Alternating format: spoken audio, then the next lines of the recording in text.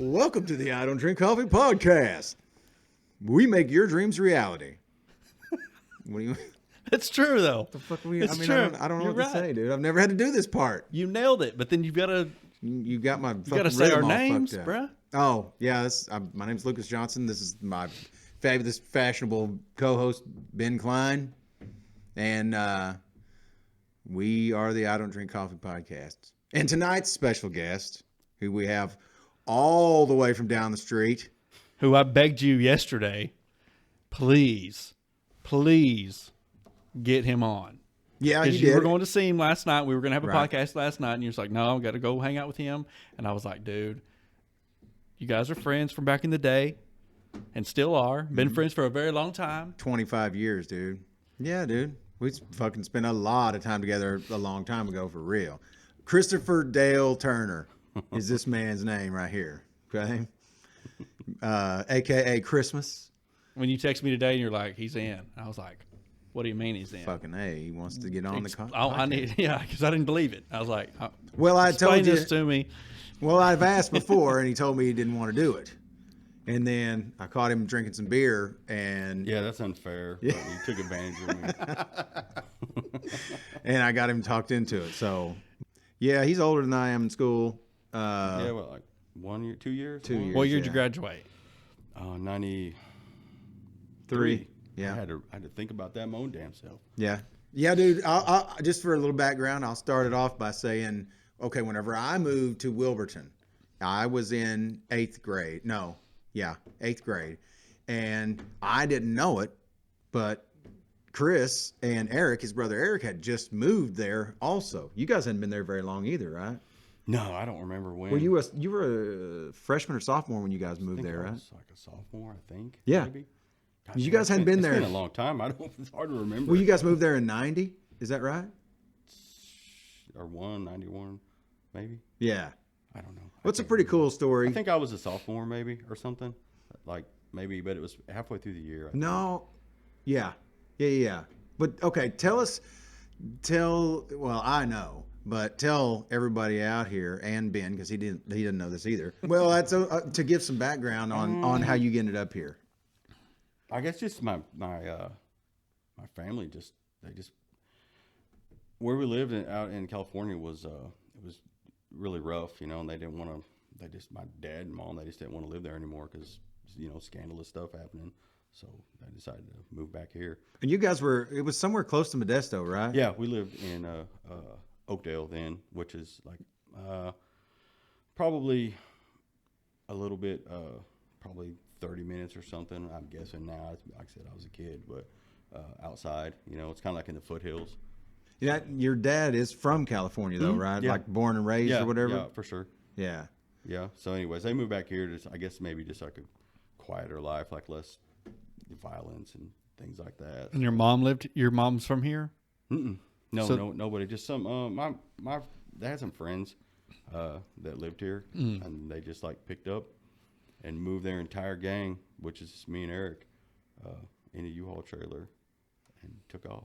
That had to be a huge change. Yeah, it was. And were you and Eric excited about it? No, I was not. I didn't want to be a part of any of that. I mean, dude, I'm like 15 or whatever, Right. I want to leave, you know what I mean? It sucks. Especially you got to, I'm sure, coming from California, and that being what you always knew. And then whatever you've heard about Oklahoma, which is always some bullshit about there's Indians and teepees and there's nothing to do. I did remember people saying that, like, you're going where there's nothing, like motherfucker. people live in teepees there. That's what I remember people saying that. I had no idea. I didn't have any preconceptions of what it was or wasn't going to be. But You just didn't want to move. Well, not then. Like I said, I was a kid. I was 15 years old. Like I didn't, you know what I mean? You pretty much don't have a choice in very much when you're that age. So when you did land here, when you did get here, like the first, I don't know, month, 2 months, 2 years, did you like it then, or did you not like it, or did you hate it at first? I don't know. I guess you just You're like, this is my life now. cope. You just do whatever. It was fine. I mean, I don't know. We were poor, man. I was just doing whatever. We lived with some friends for a while, with my family's friends for a little bit. We didn't have a house for a while, which was terrible, by the way. They have any kids or anything? The people? I don't even know Yeah. who it was. I don't Yeah, honestly you don't remember know. Jody Thatcher? Yeah. Yeah, it's her family. No shit. Yeah. See, I just learned that. I didn't know. So I didn't anyhow, know. yeah, that. we lived with them for a while, and you just got a whole gang. I mean, I love them. They're great. It's nothing bad about it. You just got a whole gang of people living in like a beer edition house. you Yeah. know? Right. Like it's A lot of fucking people jammed together. yeah, man. I mean, there's 2 full families, living in a beer edition house, and there's a bunch of them. I say bunch, like there's let's see, maybe 4 or 5 kids. Oh my gosh. And Damn, then, dude. and then the adults as well. Right. And then that's plus me and Eric. So that's, That's a Damn, lot of dude. people in one yeah, house. there's a lot of folks sleeping in the floor. You How know what long? I'm How long saying? did you guys live there? I don't remember. It was a little while, a few months. Mm. Well, that's what I said. I was trying to remember. You guys didn't even whenever you moved out of there, though. You didn't immediately move out to where you guys ended We up. lived in a beer edition house for a little bit. I remember that. Yeah. For a little while. I don't know, maybe a year, maybe less, something. Yeah, and for anybody that doesn't know what the Beard Edition is, that's kind of Wilburton's. What would you say? Is that low income housing? I would say it's low. Yeah, low I haven't rent even housing. been. I haven't been to that place, and I haven't even driven out there in probably 20 years. No, I haven't been out there in a long time. I have either. heard it's like really bad. I don't know. It's been a long time since I've been out there, but I know that the last time I'd been there, which was like when we were early 20s, like out drinking and shit, and people would be out there. I mean, it was like really in sad shape, Yeah. all the houses. Like, Well, there would always be some college kids that would come out there and end up qualifying for a Beard Edition house, so you go out there and party. We Sure. went out there and partied a lot with those kids. sometimes, yeah, you do that, or just, for whatever random reason, you'd go out there to, I don't know, pick somebody up or who fucking whatever. I remember somebody getting in a fight out there. We heard about it, and we ended up driving through. We were driving around the fucking Beard Edition like looking for these people. And I didn't know who we were looking for. You know what I'm saying? We're like, This is a terrible idea. dude, in the dark. You know what I mean? Like at night, like fucking 2 o'clock in the morning, we're driving through, and there were I remember there being a bunch of little kids out playing like outside. Yeah, like probably. running Oh, around yeah. out there, just fucking Oh, yeah. running out in the street, Yeah, throwing like I said, rocks at each other and shit. Low income housing stuff, like people out there poor, Yeah. When we say we lived there it might have been a year, probably less. Maybe I don't really know. Now, your grandma though lived with you guys. Did she move out with you guys originally when y'all moved they out came here? later Okay, is that after you guys moved out? out there. Yeah. By on High Bridge or whatever. Yeah. Yeah, and then we bought that little bitty house. It's tiny too. I want to say it was like, man, that house probably 800 square feet maybe. When it wasn't Yeah. very big. Yeah, Anyways, 'cause- and they lived there too. Our grandparents both did live with us too. Me and Eric. Yeah, and now, because I remember when I moved there, I was still in junior high, so I didn't know you yet. Now I met Eric pretty early on because he's just a couple Yeah, of you years guys younger are- than me. Yeah, you guys would have went to school together. I would Yeah, he was assume. in junior high with me, and I didn't know him well, but I knew who he was. Of course, it was a pretty damn small school, so I mean, you're gonna meet. That's what it's funny about Gavin going to school up here in McAllister because I'll see some kids that are pretty close to his age, and I'll say, who you know that dude? And he's like, I've never seen that guy in Because my there's so life. much people. Yeah, and I'm like, holy shit, you don't know people that go to Yeah. school? They'll have a McAllister like shirt on or some shit. He's like, I don't know that guy. Because they don't play ball with him or something. He didn't fucking know. Well, him, because you it's know? a lot of people. What is McAllister, like 5A or something? Yeah. Yeah. Yeah, there's like a lot of kids. Yeah. Whenever I was, when I was in like junior high, when we lived in California, like that's the junior highs that big. Yeah. There's Yeah, it'd be thousands of yeah, people. there's just you have like 2 separate lunch periods and just like thousands and thousands of kids everywhere. 'Cause Do you have any friends from back then that you still? oh no, Stay in I haven't- contact like I said, with? I was just a kid. I don't remember any. I don't even remember any of their names. To be honest with you, Really? we moved a lot. So I don't. You kind of just learn to. It's like bags of bricks. You just set them down. Well, now, and your dad was a CNC operator. Where, When you guys lived in California, that's what he did, right? Because that's No, basically. he's a maintenance guy. Is that what it was? Yeah, he worked maintenance for. I think he did that most of his life, actually. If I think about every job, he worked for Hershey's. That's right. That's right. Now, I talked to him about it one And then time. before that, if I remember right, he worked for Gallo Wineries. You know the Gallo Yeah. wines? Yeah, he worked there. Hell yeah. And then we moved here, and then he worked at National Oil Well, like basically until he retired there. After Yeah. we moved here. So Yeah, I remember what's funny about. 30 years or some crazy shit. But he knows how to do a lot of things. Oh yeah, Right. That's I've Dale's- always heard that about dude, him. Dale knows at least a little bit about a bunch of shit. And dude. you working in auto body, and then Eric starting his own for a while. The Indy was open. It's closed now, because Eric's doing the nurse thing, which is great because I don't know that Indy was hard to make work, with because people here don't have a ton of money and they don't like turning loose of it, So, they want you to do stuff, but they don't, I'm going to say they're just tight. They don't want to pay. I just think maybe they don't have it, so. Yeah. Since, it's just the way it is, Well, and your dad having that kind of background was neat because, I mean, he evidently has some kind of machine shop background. I mean, Sure, man. You have to if you're working like any kind of those factories in the maintenance department, you have to like fabricate. Things on the fly. If you got a problem, you might not be able to get that part like at all, or maybe it's a time thing. Like if it's on, if you need a part for a machine and you got to your lead time is going to be 4 months before you can get it. Well, like, man, that's costing that company a gang of money. Yeah. So we got to sort something else out.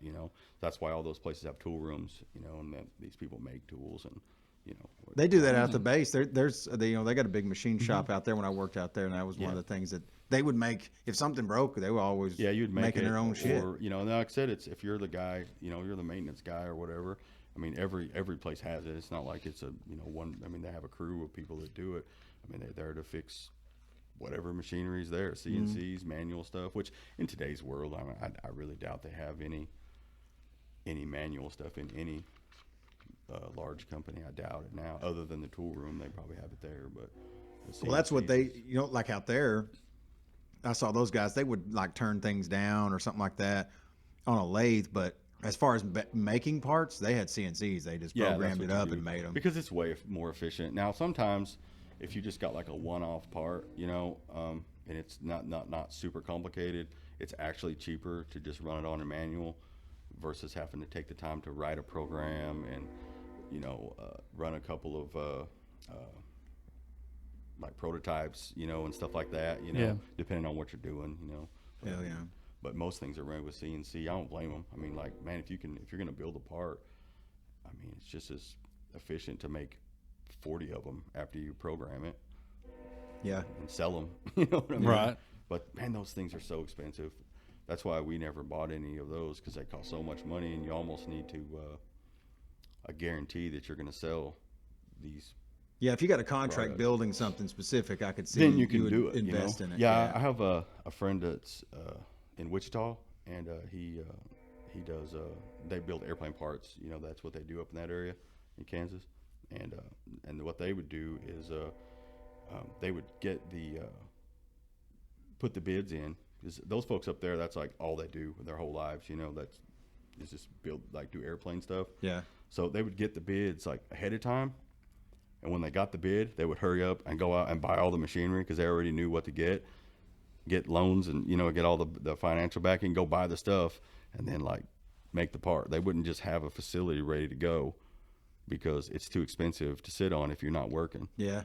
So makes sense. And then if you lose the contract or it goes somewhere else, or out of country, who knows, whatever this scenario is, why then they just sell off the equipment and start over. Go back to doing the shit. Yeah. Yeah. I think the idea that you're going to have these businesses are just going to be open, for 40 years. Like, I don't think a whole lot of that happens.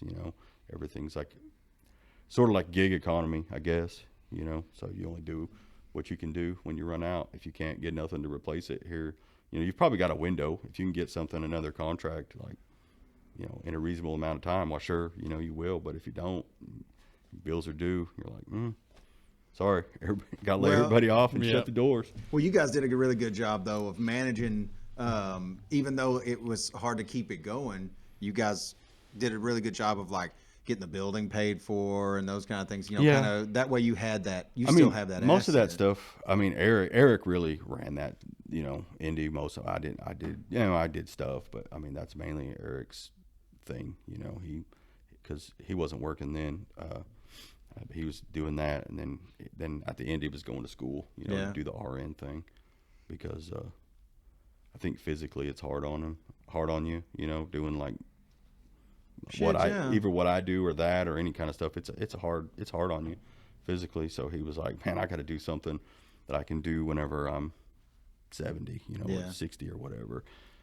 So that's why he's doing that CRNA thing now. So well, I worked for you guys a couple of times. Oh, actually, 3 times I think. Yeah. Because if I get out of work, like in between jobs. yeah, I get out of work like, you guys need some help. I'm like, hell yeah, come on down here. They'd have me cleaning up parts or first one thing or another. And it was good work, man. It kept me going. I mean, dude. Yeah, actually, Eric hired several folks just because they were in between, jobs or needed some income to carry you through to the next, step in their life, or just whatever. Oh man, and that's the thing that I think is sometimes maybe overlooked about Eric. Well, your family in general, I'll say, because I've known all you guys so long. Like Dale would be down, especially after he retired. Even before he retired, he would be down there working on stuff on the weekends and stuff like that. And whenever I would come in there, I just hit Eric up. Hey, you got anything going on? Anything you need some help with? And he's like, yeah, come on down. Well, then if Dale was there, Dale, obviously him and Eric were in real close contact all the time about what was going on with it. So he would know I was going to be there. So Dale would come in there and he'd be like, what's up, fucker? Or whatever. And yeah, because Dale's very fucking cool. I mean, like, well, I don't know, but he's definitely that guy. He's like having another, for me, having another dad. I mean, he's literally, he is a lot like SL, I guess. Yeah. I mean, I was right at home with him immediately. And he's a lot like my dad. Yeah, let's say so. I remember we lived in that little bitty house. We were helping. I don't remember if you was helping us. I mean, it was Keith Dill was helping us too, moving a gun safe up the stairs. Had the narrow stairs that goes up there, and I was on the back of it and had slipped, and the safe fell on me. Because when you're going up the stairs, and I was slipping over there, and you would think like my pops, he's supposed to love me. He was like, "Oh, you all right?" He's like, "Get up, pussy! Don't scratch the damn safe up." Damn, what the hell are you doing? I'm like, all right.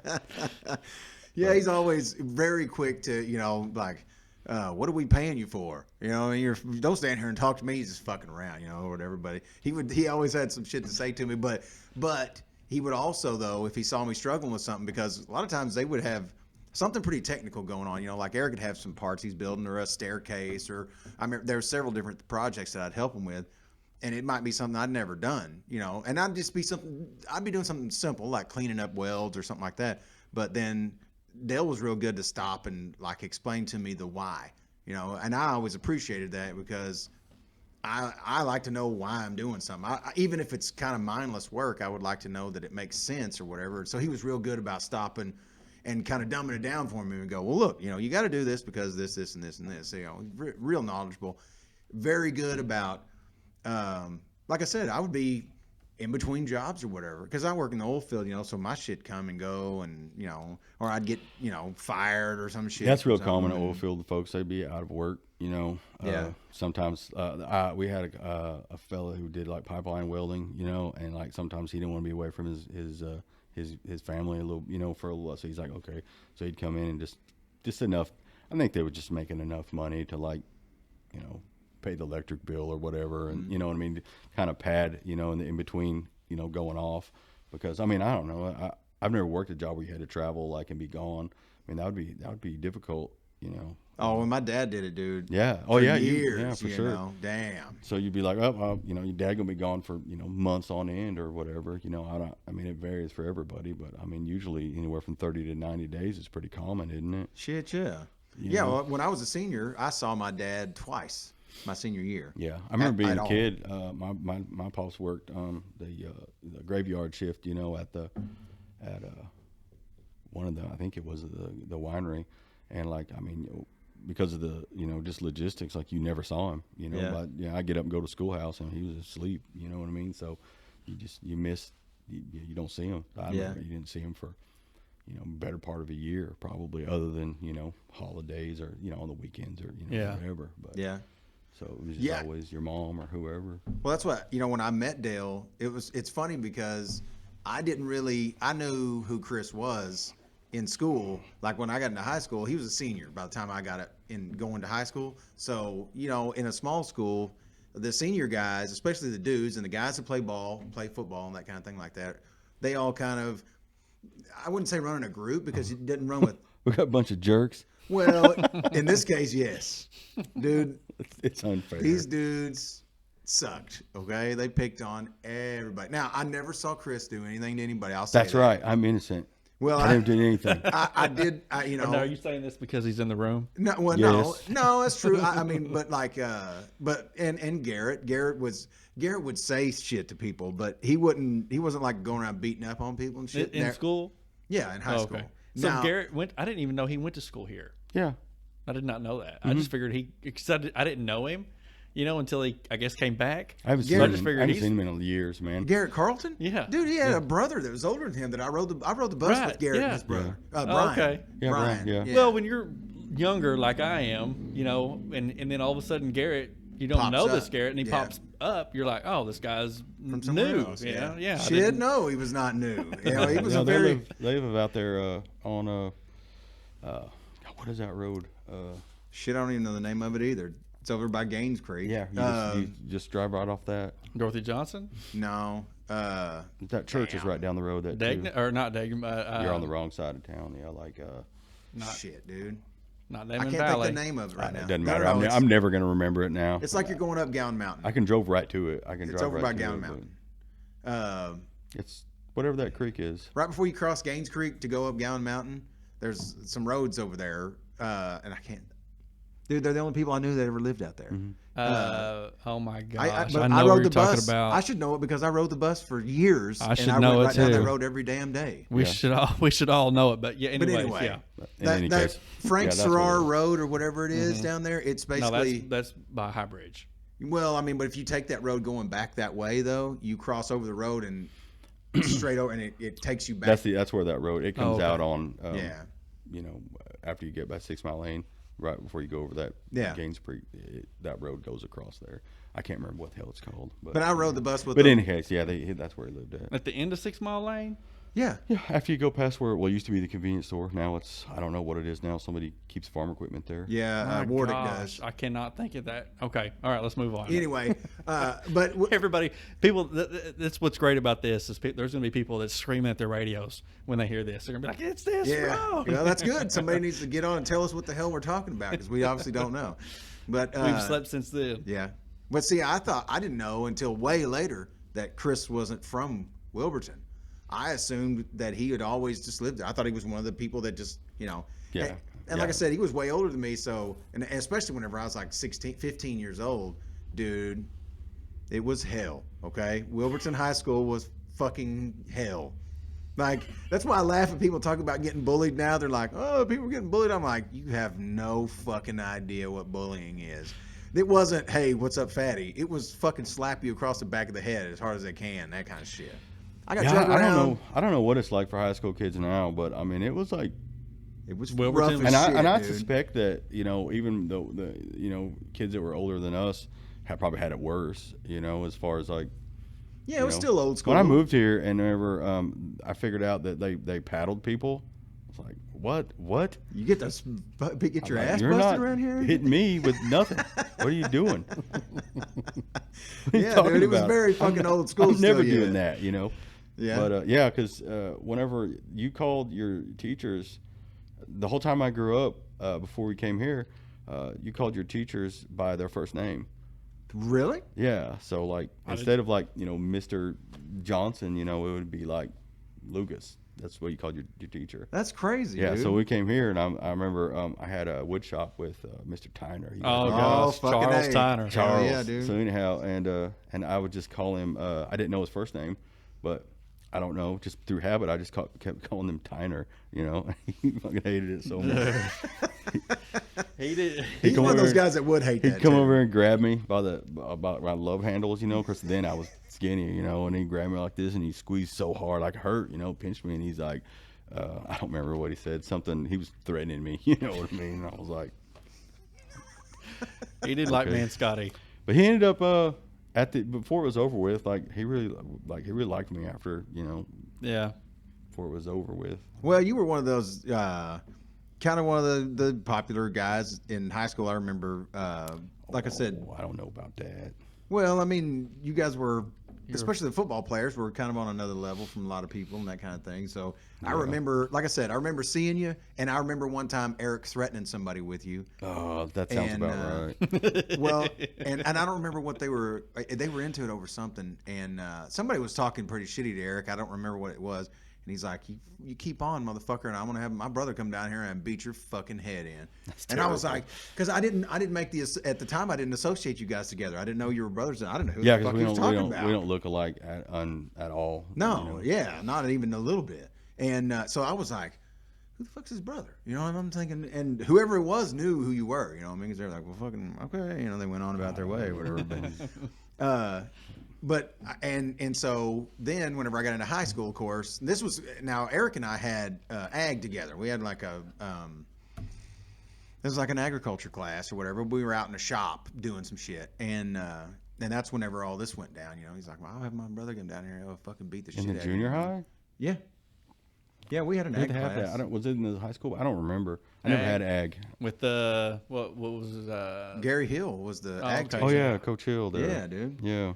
And which, you know, this was, of course, Coach Hill wasn't, he was doing something or whatever, but you know, we were always being non-attentive. Yeah, we were always on our own in fucking in ag, you know what I'm saying? No one ever told me that part, you know. Dude, everybody dipped snuff. I didn't even know I had the option to go to ag. And that's the truth. I didn't even know I had the option. only reason everybody took ag is because you could fuck off. You could do whatever you wanted. No one told me that, man. Oh yeah, for sure. I'd always heard that. I never had it, but I always heard people. I went to Mr. Tyner and he was like, you got a pencil? You had to have a pencil. Did you have to have a pencil every time you entered the classroom? I don't know, probably. I don't know. He was probably fucking with you guys. Yeah. Well, he didn't like he would Scotty, I don't know. After a while, he would let me just do like, and a few people just do like whatever.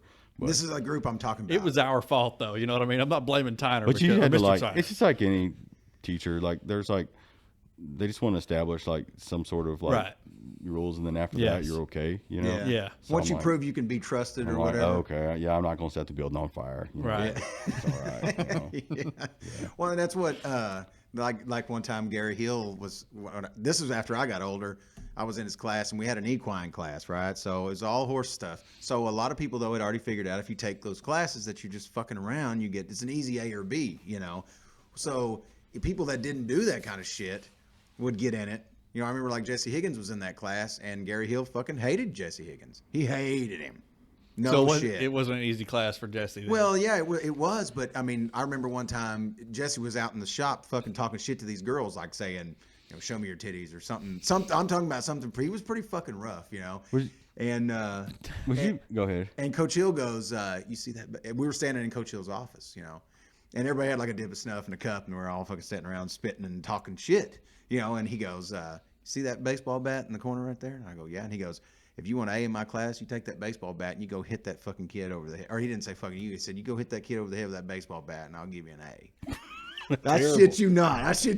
And I was like, I thought about it. You know what I mean? Because Jesse was a fucker. You know what I mean? He like always fucking. But doing didn't you think shit. maybe you're going to get an A anyways? Didn't everybody get an A? Yeah, but I mean, I thought about doing it just because it was cool. You know what I mean? I was like, just because the authority figures like do it, you're like, oh, okay. Yeah. I'm like, so I could do that, and you don't give a shit. Fucking A. How many people can I hit before I get in trouble? You know, but I didn't do it. But you know, that was ag, dude. It was a fucking back in the day. It was very relaxed. It's definitely a different world. I assume. Like I said, I have no idea what it's like in high school now. You know, obviously, but. Well, that's definitely a big difference between you and Eric. That was another thing that I would draw, because Eric was really like a heavily agriculture.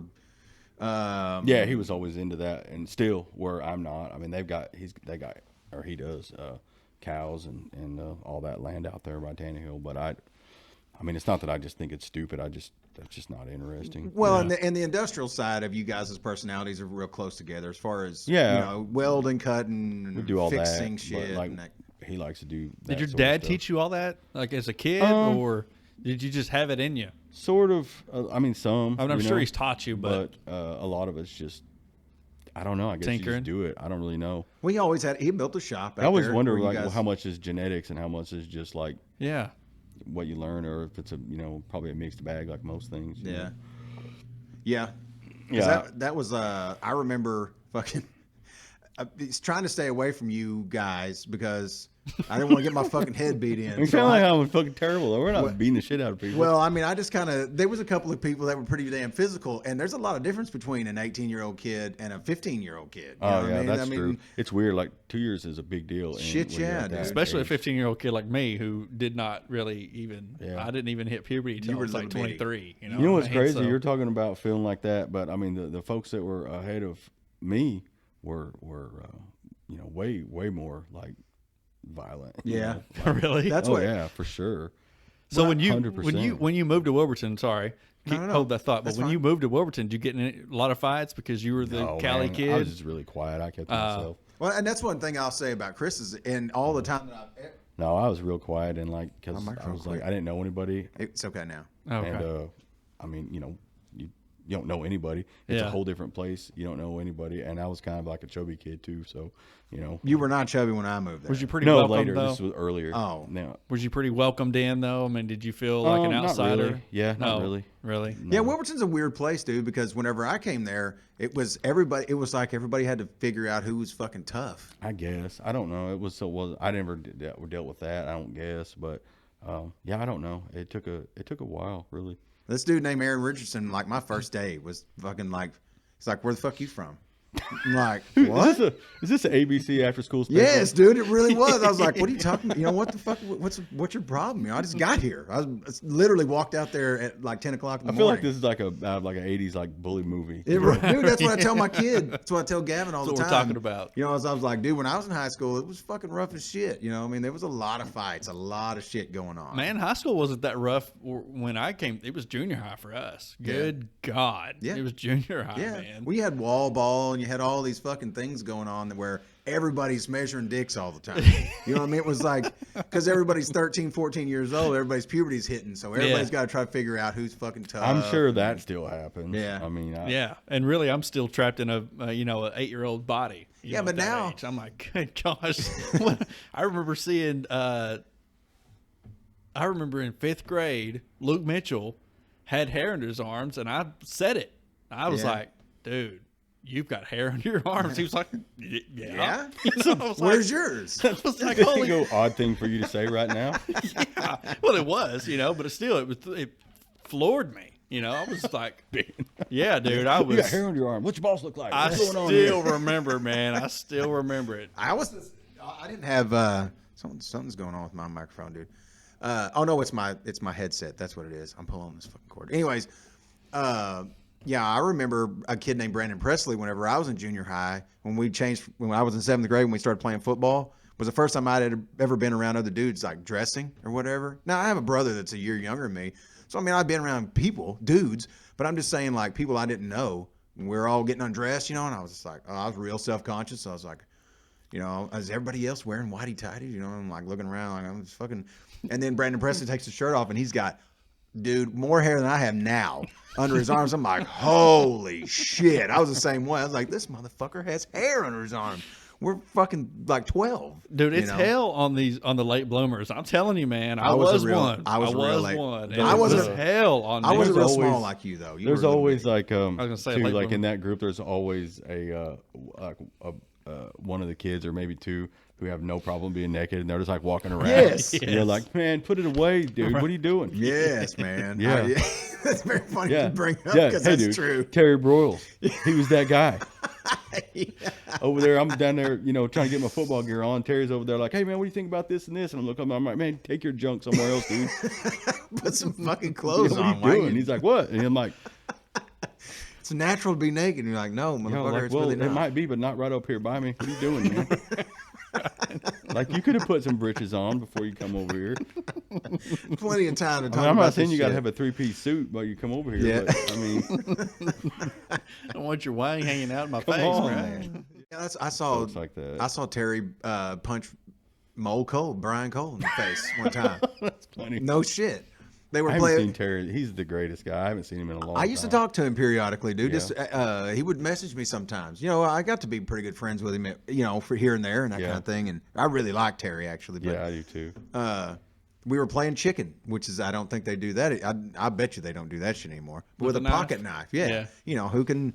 If hell nobody knows what we're You're talking playing about chicken out in the in front, high school, yeah, in the front yard, yeah. You know, right there in front of the high school, we'd be playing it out there. Fucking A. Dude, are you kidding me? Well, we got to tell Cops people will be called today. we got to stop and we got to tell anybody that might be listening what chicken is, because you have a pocket knife and two people are playing, usually two or three, and you're sticking the knife in the ground close to somebody's foot. No.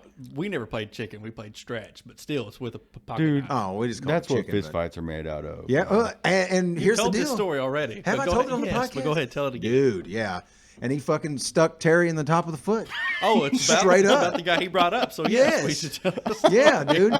It stuck like a Terry movie. Punch him in the face. Terry goes, he stopped and looked right at Mole. But he's playing the game, and I think I said this before. He's playing the game, so But you're not nobody supposed to hit him. expects I the think the gangster idea love. is you're supposed, if you're playing, you're supposed to be competent enough to be throwing it that you don't. You're stab getting him. close. You're getting as close to somebody's foot as you can. don't You don't stab your friends. actually, yeah. It stuck in his shoe. I'll never forget it.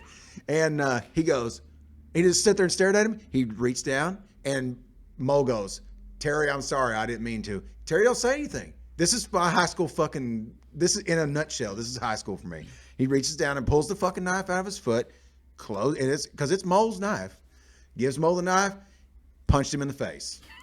I shit you not, Pam. You know what I mean? And Mo's like, I had that coming. And I'm like, what He the said fuck that? just happened? Yeah.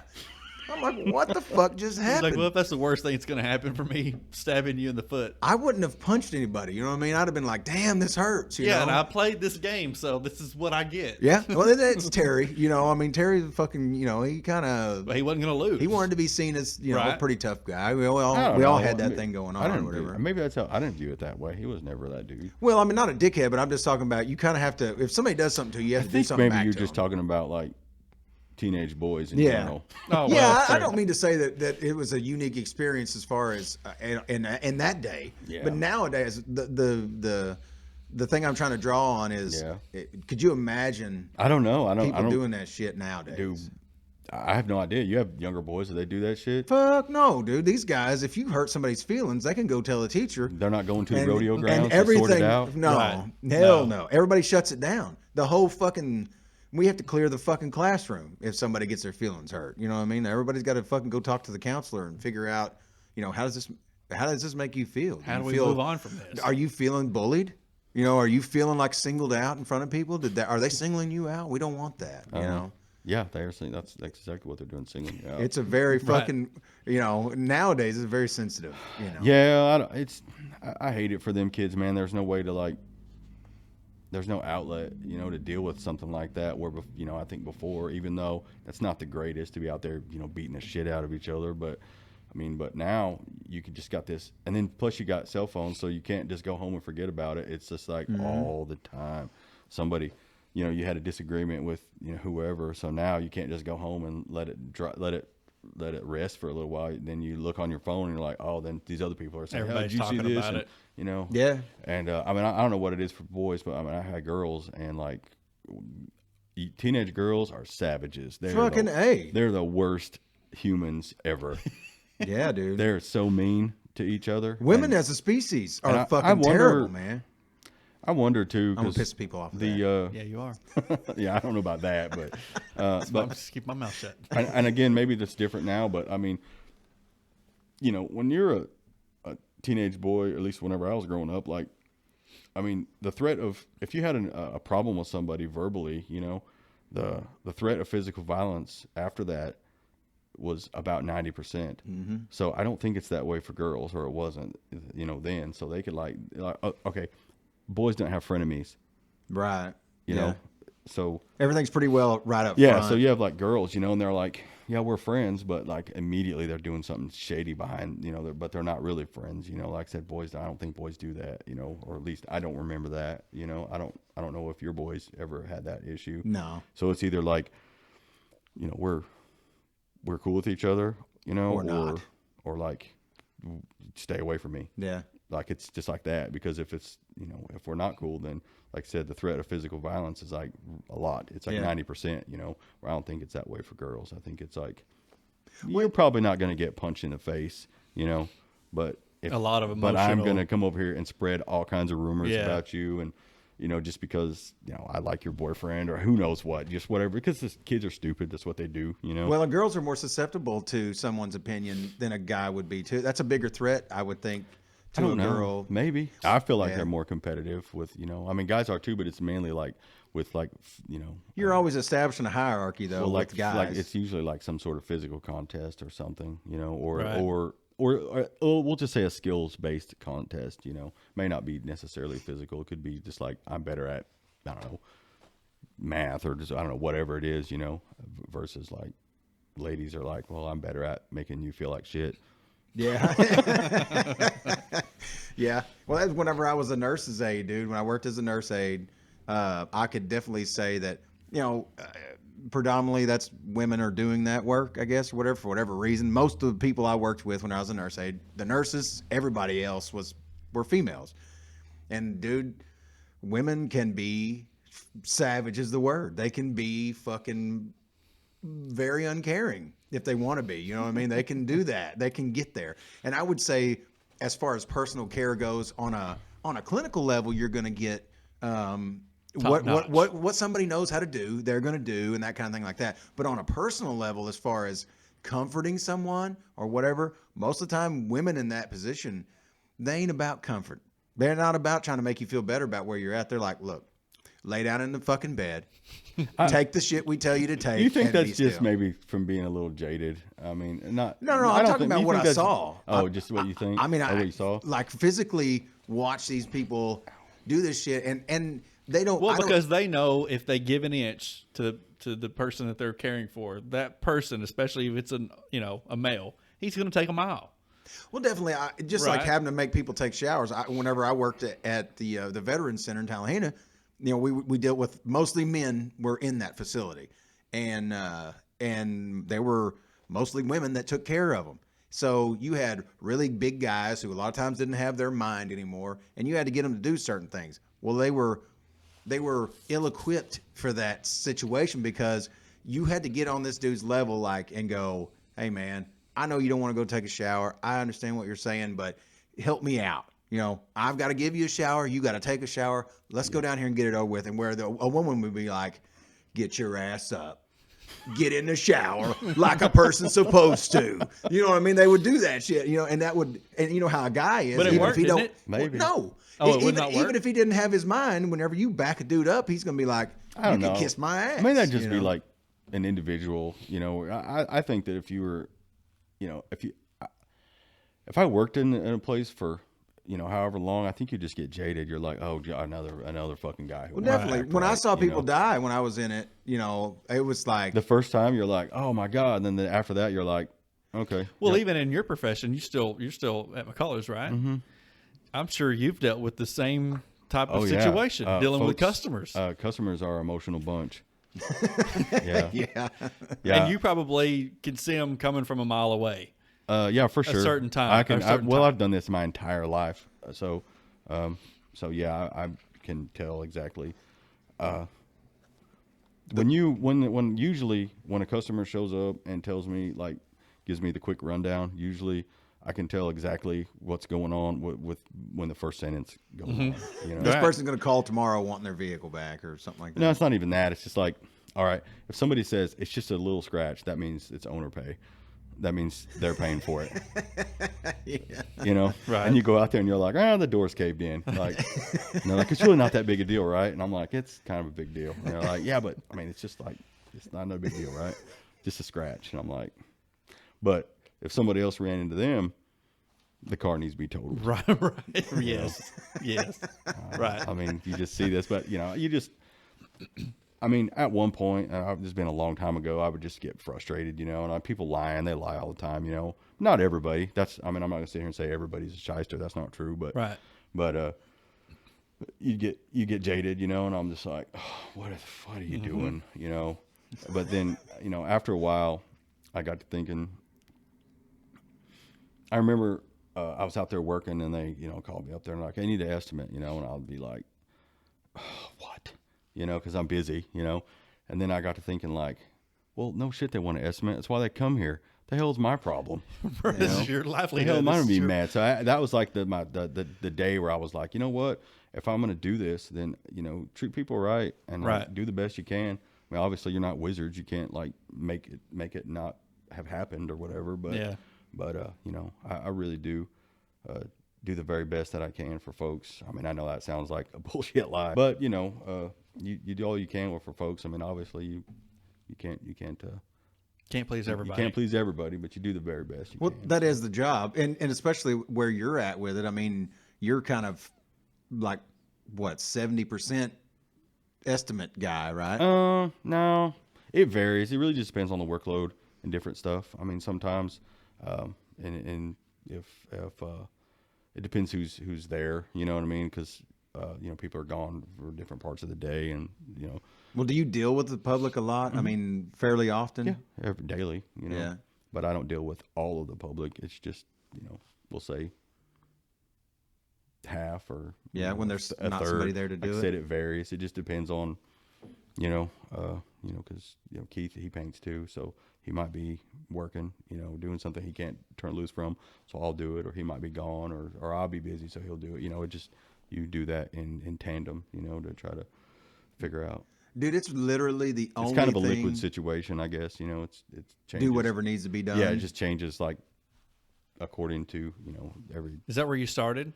Was No, I started. in Wait, what do you mean? body? Yeah. Auto body. Yeah, I did that. I started work for the first person was Ben Fields. You ever seen that? Was that in Haleyville? Yeah, Hawthorne? it used to be. God, I can't remember his first name. David, I think David Benfield. That dude, he's crazy as shit, dude. But anyhow, I went when I decided I wanted to do this. I don't remember. I was working. I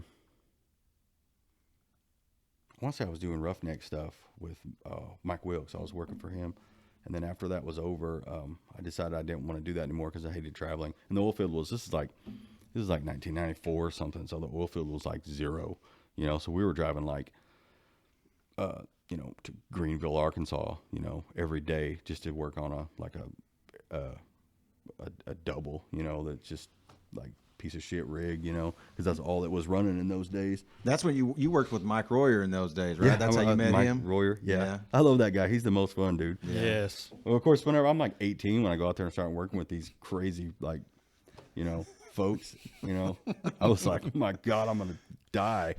I wish I was getting bullied in high school again, Yeah, because there was no kids out there then. It seems like it's been a while back. This one younger guy was telling me about how much he makes being a roughneck, and I said, well, I was making I remember my paycheck every 2 weeks was $602, Damn, dude. and I remember thinking like, my God, I've never seen this much money before, and this is then, and that kid was telling me there ain't no way that I'd work for that much money.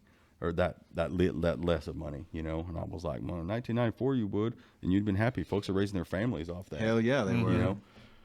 And that one, they didn't have like power tongs. They didn't do any of that. You had to like throw chain and do all that sort of stuff. The old school roughneck. I only stuff. did that for about a year or something like that.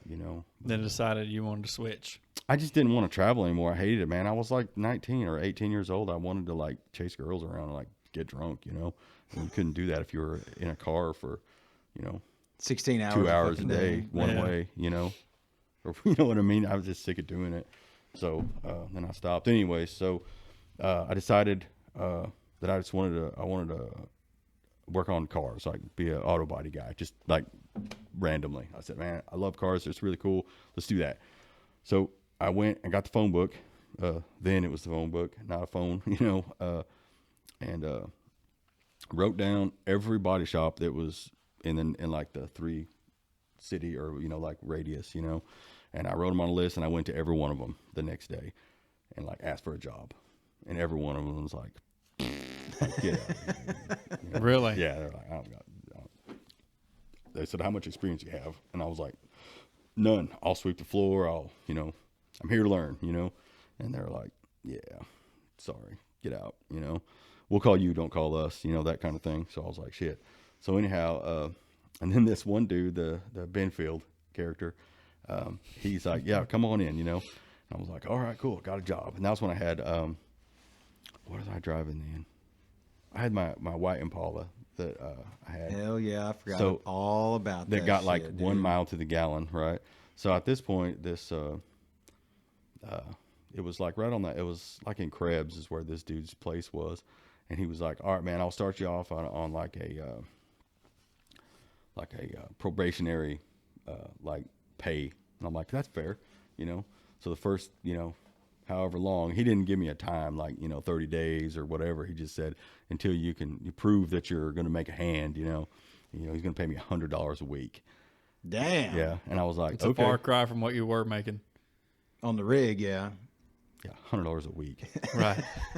I'm driving basically to McAllister from, in my 64 Impala that gets like 2 miles a gallon, So, but I was willing to do it because I was going to do this, So I went over there anyways. So I worked with him. He paid me $100 a week. The next week, he said, well, son, I don't have the money to pay you. We'll have to just get you next week.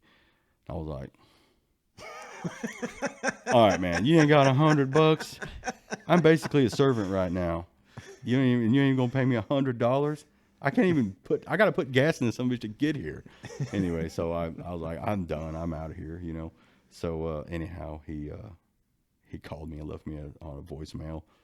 This is why kids like you aren't gonna make it in the world because you're lazy and you don't want to show up to work. And I was like, you wouldn't pay me, man. What the hell is wrong with you? So anyhow, then I went to work for Helmert actually. So you never went back? Hell no, Okay. man. He can pay me $100. Did he ever pay you? Hell no. Oh. Stabbed me, man. He didn't give a shit. But anyhow, then I worked for Dave for quite a while actually. Long fucking time, dude. Yeah. Several years. Well, that's whenever I got to know you because Worm introduced us. Okay, I knew who you were. Yeah, that's right. Whenever we in that across from the college, that little building that he had that place in there. Dude, I remember the first time I ever and I don't know why I remember this shit because there's not very many people in the world that I do remember this kind of stuff. But I remember the day Worm said, "Hey, I'm gonna go hang out with Baloo," which I did not know who that was. He goes, We haven't even established where that came from. That's a nickname he had for forever. I don't even remember where it came from, to be honest with you. Yeah, I don't know. I don't have no idea. I didn't know that I don't remember. I didn't know it was your nickname. I didn't know who the fuck he was talking about whenever he said it. And because Worm hung around with a lot of the group that I was talking about that Chris was a part of, Worm was kind of a part of that group too, even though he was my age. They all kind of like accepted him or whatever. And so he's like, well, I'm going to go hang out with him, blah, blah, blah. And I was like, I don't know who that is. Who is that? Because this was right after I got out of high school. And he goes, just come down there, man. We're supposed to meet at the car wash here in a little bit. And we'll just go hang out. And I was like, okay. And so we're down there hanging out or whatever. And then Chris comes driving up. And I go, oh, okay, I know who this dude is. But I don't know him at all. So I'm like, I remember shaking your hand. Like he goes, like his old school introduction, I'm like, oh, hey, how's it going, And then Worm left. And you and I got left sitting there together. We didn't even know each other. And Bolt started bullshitting or whatever. And then we fucking hung out. Yeah. It seemed like every day for fucking years after that, That was, I remember that day. And I can't say, I don't even remember the day I met you, Ben. I really don't. But for some reason, I remember the day I met Chris. I don't know what the fuck that's about. But Thank you. But I remember thinking, I wish I had known I had so much in common with this dude a long time ago. We could have fucking hung out or whatever because. Oh, he'd have been picking on you. Well, a lot of that. Well, he didn't do anything to me. I have to honestly, I can say he didn't do shit to me. He laughed at me a lot whenever I would get picked on, But like when I got drug around, by my underwear and shit, he thinks that shit was funny. I never did that. Well, I don't think I did that. You didn't do it, but you laughed. Yeah, I did. I'm sure of that. I'm sure of that. But anyway, no, but man, you were terrible shit. The time they tied up Clint Cannon in his underwear. Oh yeah, they hog tied him in his underwear in the weight room, and then they left him there. It was EC and them, and then I got done that way all the too. cheerleaders came in. Oh gosh. Yeah. Now they didn't do that to me. And Clint was like, "You like cool as a cucumber as usual." Hey, what's up? Yeah, he always was. Very true. Very Act like true. he wasn't even tied up. He was just like, "Yeah, what's happening, Yeah, man?" how y'all? Yeah. Well, that I remember I got attacked and tied up and got left in the locker room, and they turned the lights out and left. No shit, tied my hands and feet behind me Football? with a jump rope. Yeah, and I couldn't like EC like held me down and tied me up, because EC was like a fucking grown man, dude. When I was 15, 16 years old, I couldn't do anything with Yeah, him. that dude was exceptionally strong for Yeah, a dude I mean, his age. It's it- really bizarre. It was he could do whatever he wanted to, and he just and he didn't do it mean. He laughed the entire time, and Cody Brown sat there and watched him do it. Yeah, because that dude's like that too, man. Yeah, that's what I'm saying. They all laughed, and they tied me up real good. I seriously could not get out because after they left and turned the fucking lights out, I was like, okay, I gotta get out of this shit.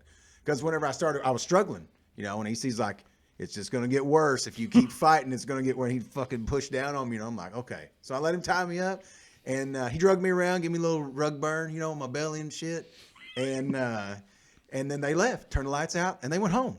No shit, I heard them drive away, and I'm sitting there in the dark. This is after school, dude. This is fucking, And I'm like, okay, now it's time to get untied. I think people be in prison. prison now if Right.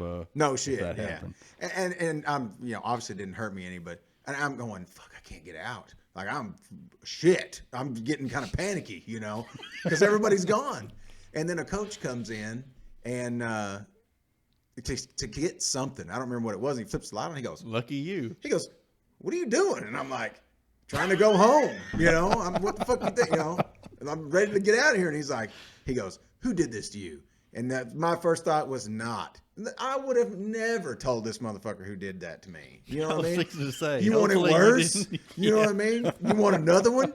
It's kind of like that deal. So he untied me, and I never told anybody. I mean, until I was grown, who the fuck done it or whatever. But who gives a shit? But in the moment, I was just like, I thought I was gonna die. You were just like, "Hey, bro, can you just help me out for a second? Yeah, just untie me so I can get the fuck out of here. I don't want to get. This is humiliating enough. I don't even know. They could come back.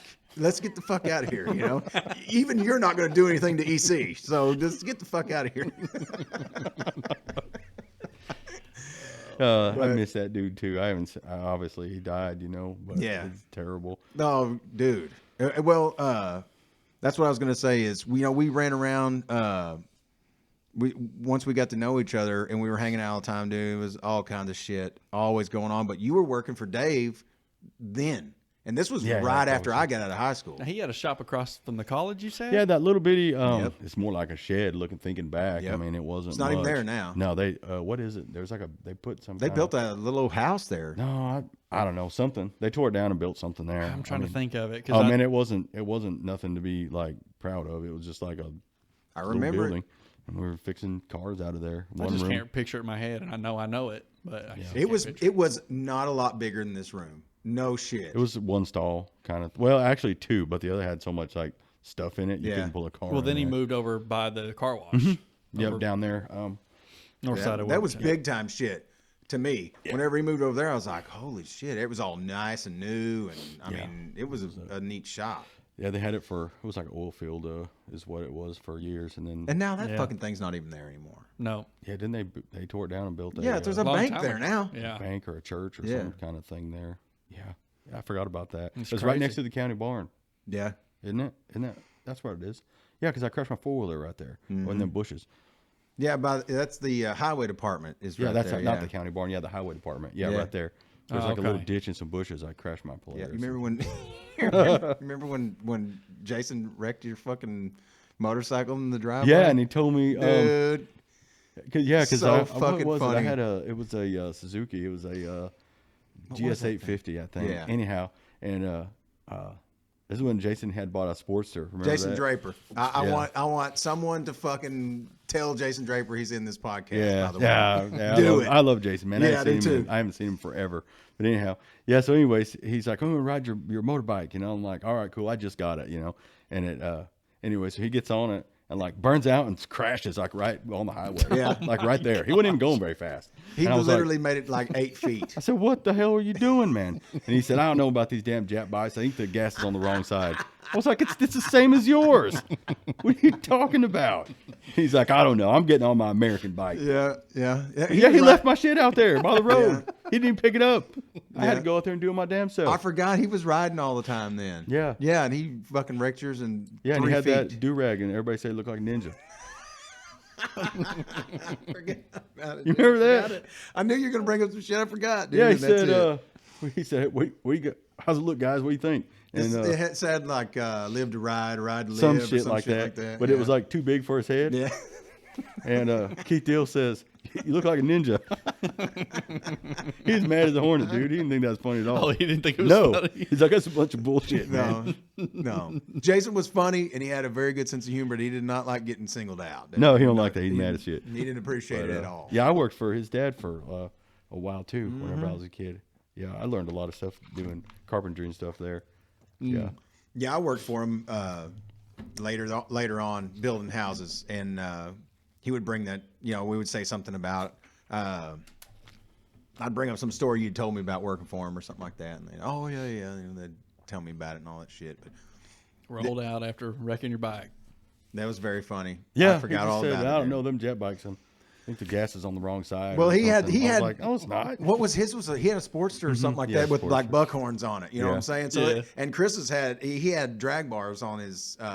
So that was the thing that I have no idea. Honestly, was talking about. I He's like, think it's that different. I think he just crashed. You know Yeah. what I mean? Oh He yeah, was well, like- I mean, yeah.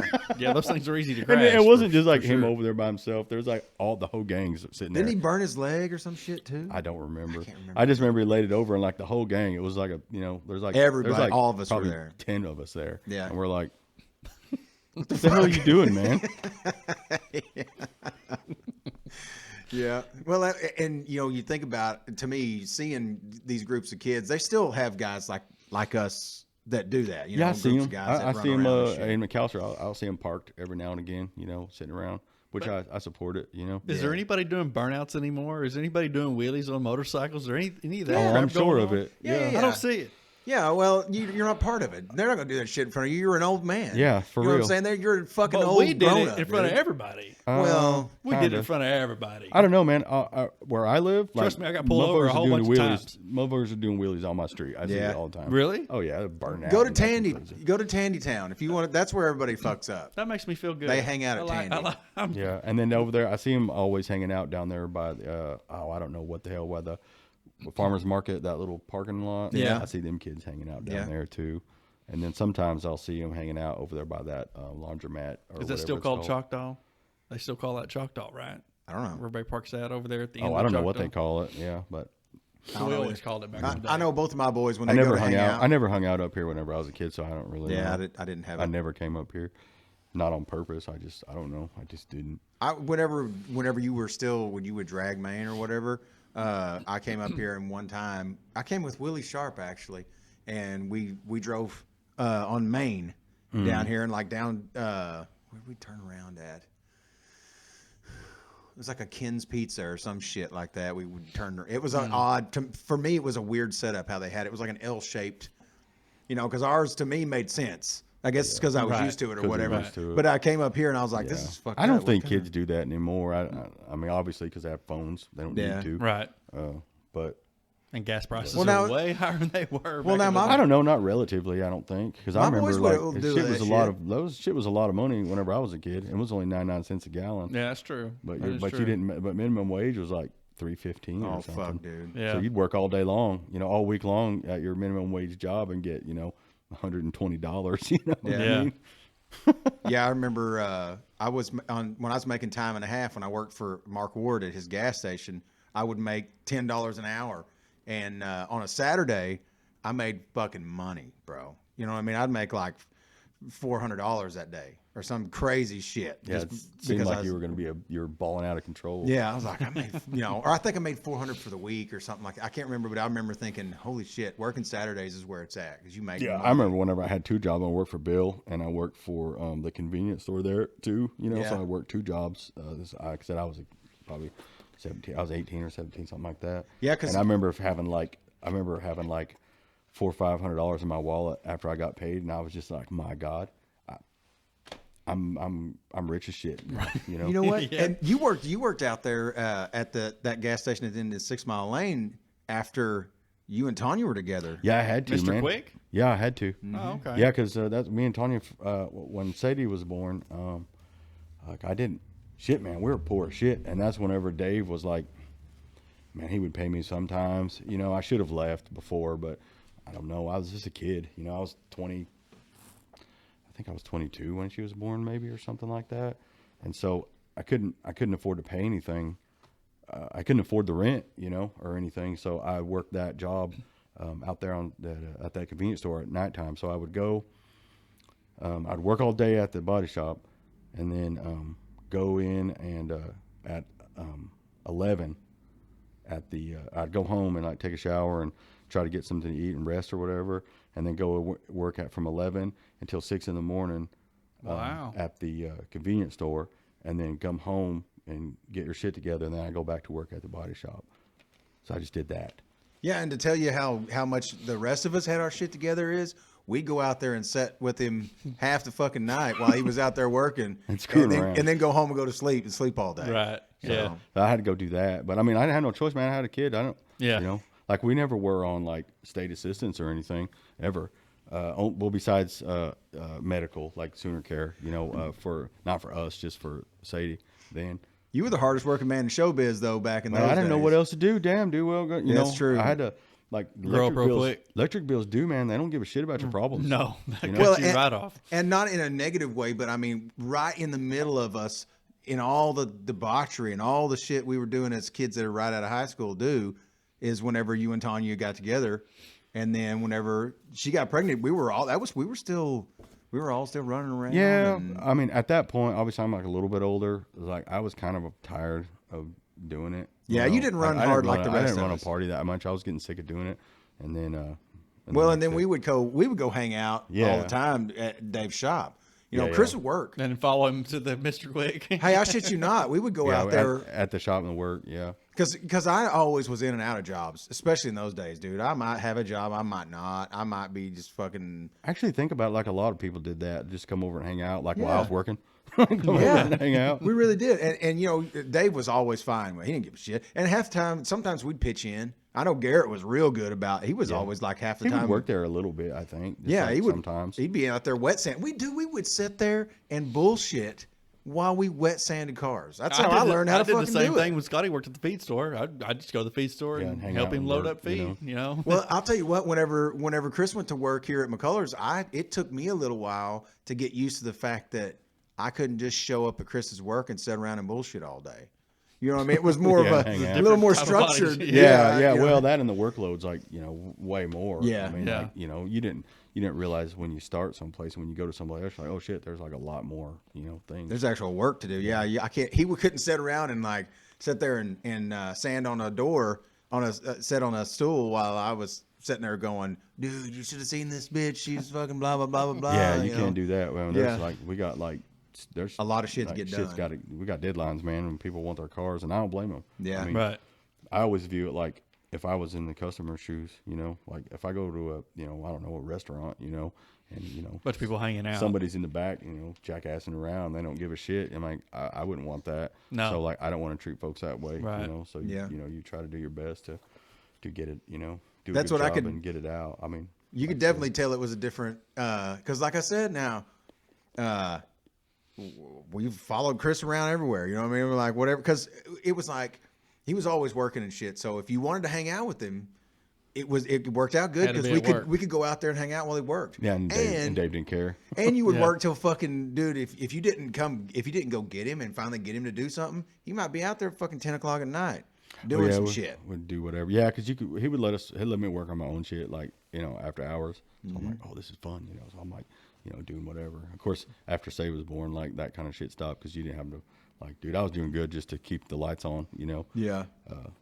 You know, with all that. But in the day though, back before all that started, yeah, though, yeah, before that for sure. well, you would show up like say if I worked all day, I'd go home and maybe shower, maybe not, and maybe just come to town, and I'd go straight to Dave's shop because I know Chris would be there. Well, he might be out there if it was summertime. He would be out there taping off his engine bay, and he's about to paint it. And you just fucking show up, and he's out there while he's, we're all sitting there going, we're drinking beer and talking about girls and all this shit, and and Chris would be laughing and joking, but he'd be working on his shit. You're like, oh yeah, and he's putting tape on something. Oh yeah, hey, hand me that. And you're like, okay, and you never stop. You're just fucking talking and you would think that with all that shit that I would have like more stuff done, but I don't know, man. It seems like it's all atomized, and I don't know. It's terrible.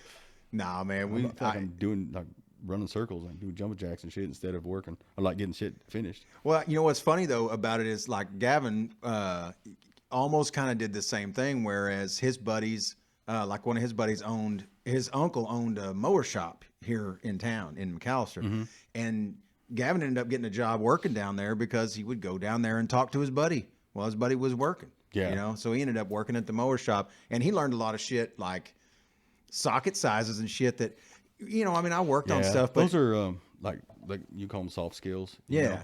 Things that you learn, how to deal with folks. Like if you like working at a convenience store, which it's a terrible job to have. Nobody gets treated worse than those people that work in those places.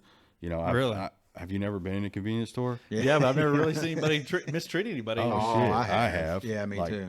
Wow. And I've been that dude. Obviously, I was a kid. I was, 18 or 19, 20 or whatever. Unless you're Dino, like whenever Dino worked out there, and try to Dino fight like, motherfuckers. well, get the fuck out of here then. Yeah. What did they get mad about? I don't remember. People are jackasses. Yeah, that's true. They're mad because, Yeah, what I'm do you sure mean you've you been ain't in a got store- $8 in quarters, motherfucker? I need my money. Yeah, or something like that, or like, I'm sure you've been in like any store whenever, somebody's, berating the fucking cashier about how much something costs, like they have anything to do with that. Very true.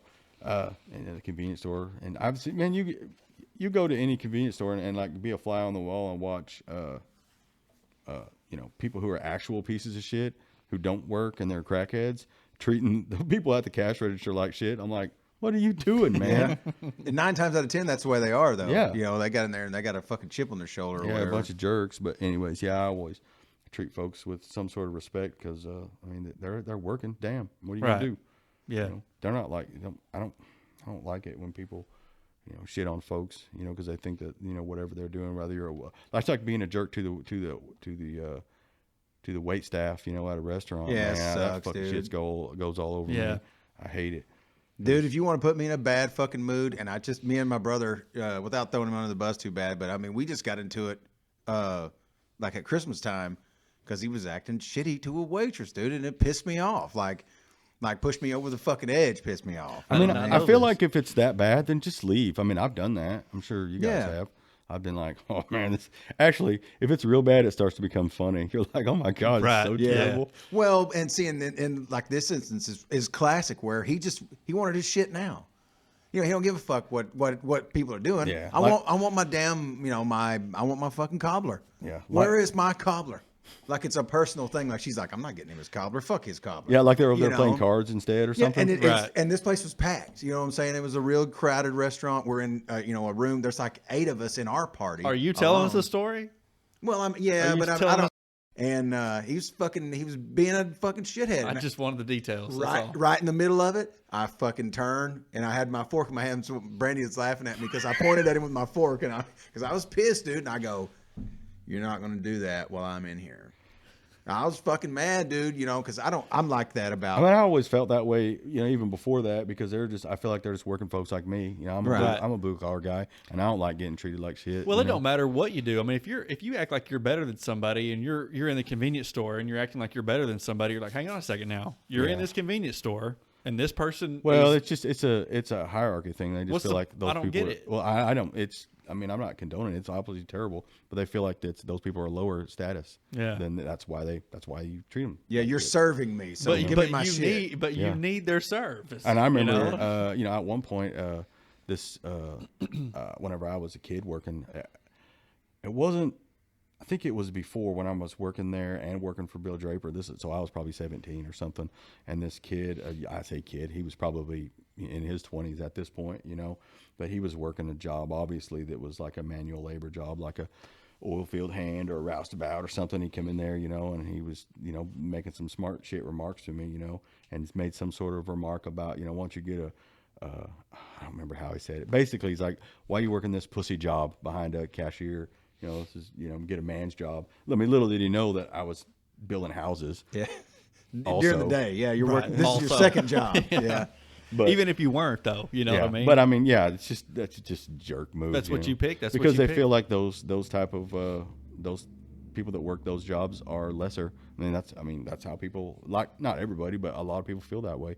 You know, well, who are you? You're just a fucking, you know. You're a cashier, motherfucker. Yeah, you're a whatever. What do you know? know? And I always felt like you shouldn't, you know, treat folks bad. Like I said, the wait staff, you know, and then after Say was a waitress, you know, for you know, quite a while, you know, and A good one too, by the way. and then she so she would come and tell me all that, like, She got mistreated too? of course, Yeah, Wow. dude. of It's- course. And, Yeah, and people don't, and she'll tell. That's going to offend some folks, but it's real talk, man. Every restaurant establishment or the wait staff, nobody wants to work on Sundays. yeah. Because when the church crowd comes in, if you'd like to get treated like shit and do not get a tip, that's the bunch that's going to do it. Wow. Every time. Hell yeah, dude. That doesn't surprise me. Yeah, not even a every little time. And I remember she said that every restaurant she worked at, the wait staff would be like, I don't want to work Sunday. Can we trade? I mean, Now you would think that would be the best day. You no, know? because they don't tip. They're mean. Wow. Yeah. bit. Oh yeah, they're fresh out of church, bruh. They got their new fucking. I'm feeling good about the Lord. And the Lord I don't loves really me. know. I don't really claim to know why, but I mean, that's how it is. It's the facts. And she yeah. worked at several different restaurants, and every single one, she's like, the church crowd comes in. Everybody hates Sundays. It sucks. It's terrible. You know, and treat you like shit, and they're wanting their shit before they ordered it, and you know they're just mad as shit. You know, and of course, if you're the wait staff, you're not cooking the food, Right. so you're at the mercy of the, you know. Yeah. So if the and I've never worked in a restaurant, And if ever. you're busy, it's going to be Yeah. a while anyways, you know? So, I mean, I've never worked in a restaurant or any kind of food service. I've never done that. I don't know what it's like. I'm sure it looks like a shit ton of work to me.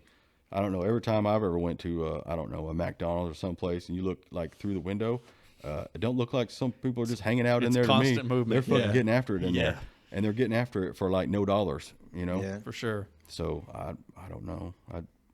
I was always afraid I'd want to eat the entire time. That's why I never. I bet worked you there. wouldn't. I don't think you got time.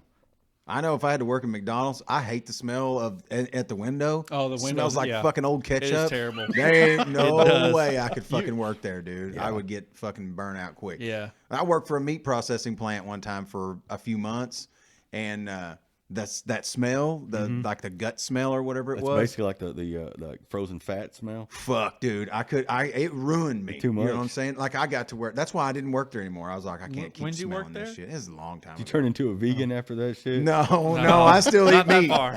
But I didn't want to be around all the guts and shit because I got tired of that smell. You know, it's like you couldn't, no matter where you went, even when you went in the freezer, it was still that cold guts. It smelled like flesh. Like it was, I can't explain it, but it was a bad smell and it was everywhere. You I know love what mean? McDonald's What if you just fries. get used to it, maybe, or something?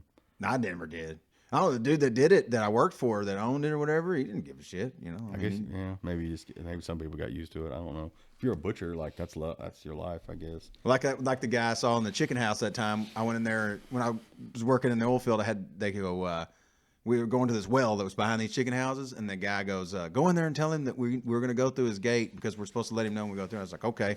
Well, so I walk into the chicken house, and it stinks like ammonia, dude, like overpowering ammonia smell. I was like, "Oh my god!" So I pull my shirt up over my face because I can't hardly breathe. And I'm looking for this guy, and I walk in there, and he's in there. And he told me later he's walking chickens. And what it was, he's looking for dead chickens. There's hundreds of chickens in his house, right? And he's got dead chickens in both hands. Yeah, that's what you got to do. You got to go through. Is it every day or every twice a day? He was don't doing know. it like 2 times a day. That's yeah. what I always.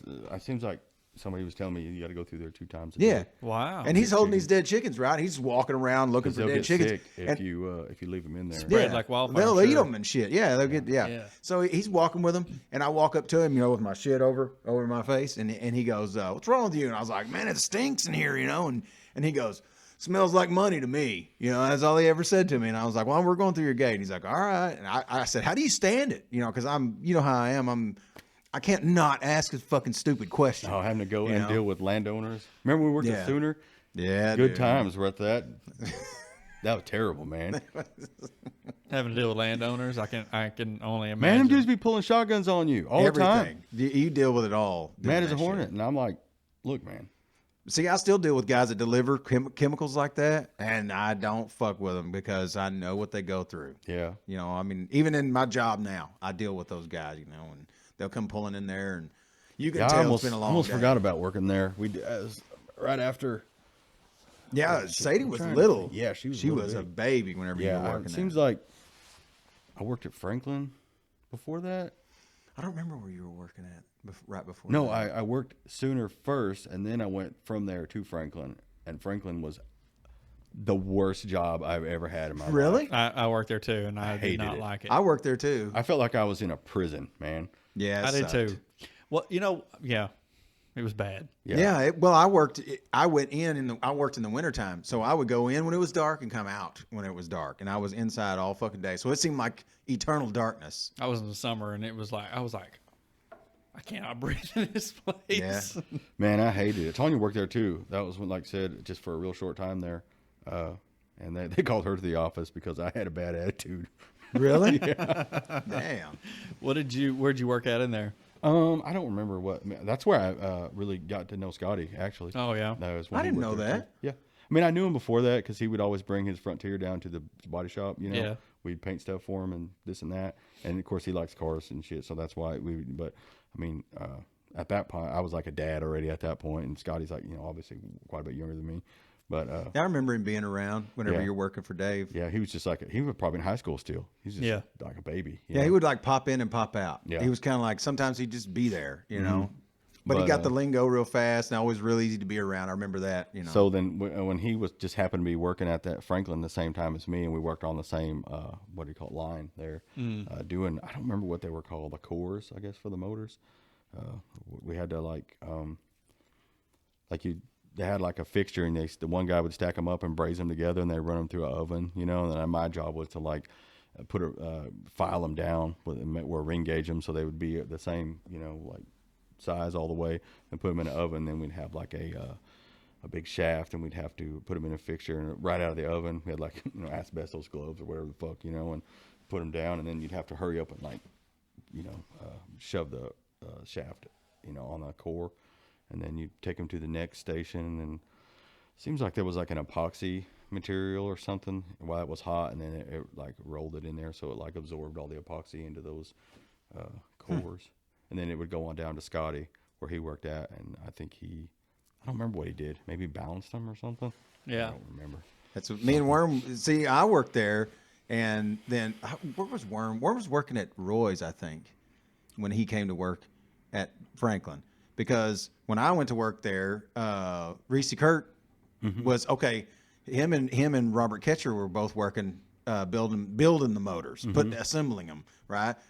And I didn't know them at the time. I knew who they were, but I didn't know them. And I got to know them. Well, Robert left right after I started. Robert doesn't even remember. I've asked him about it. He don't even remember me showing up. Sure. And but Reese's the one who taught me how to do it. Well, then Reese had been there building motors for like 8 years or something, a long time to me, it seemed like. Well, when he left and they were going to have an opening, I told Worm, I was like, dude, come down there and build motors. It's fun, I mean, we'll race, because we would race building them and all this shit. So Worm came to work down there with me. And so we had to get there butt early, and I always sucked at being on time. I was never on time. Yeah, because you were out all night long. That's why. Yeah. And Worm was always good about being there. You know what I mean? Like, he would drive that fucking Roadrunner to work. You know what I mean? He was always driving some badass car, and so he would show up, boom, boom, boom, boom, boom, boom, pull up in this badass car. And I'd pull up in this piece of shit gray Chevrolet truck that was cow-bellied, and I'd lowered down myself. It was a fucking piece of shit. We'd come in there early in the morning, and we'd race building motors, okay? And then one day I decided I was going to quit. Oh, I remember this. He's mad as a hornet, dude. Yeah, I quit Because at you had lunch. to finish your shit. Yeah. See, we had a quota, and we had to build so many, and I left at noon, and I said, I'm going to go down and see what Chris is doing. So I went down to Dave's shop. And That's right. You said, I'm not going back. yeah, we were sitting I there remember that talking. now. We were sitting just like this, sitting there talking. I was like, I'm not going back out there, dude. And you didn't. I don't think you believed me, And I was like, I'm just not going back. Fuck 'em. And Had you gotten into it with them out there or something? No, I was tired of doing it. And that's the guy I was. Right. That flaky. Yeah. And That's not the first time. yeah. And so when Worm got off work that night, Yeah, he was mad as hell he was like, because he had to work over. yeah, he had to work like 2 hours overtime. Dude, that's one of the reasons why I didn't stay out there either, because all the daytime people were leaving their motors and I was just testing them, right? I was at the end. I was testing them and then putting them in the box or whatever, dude. Like you said, for me, it was easy.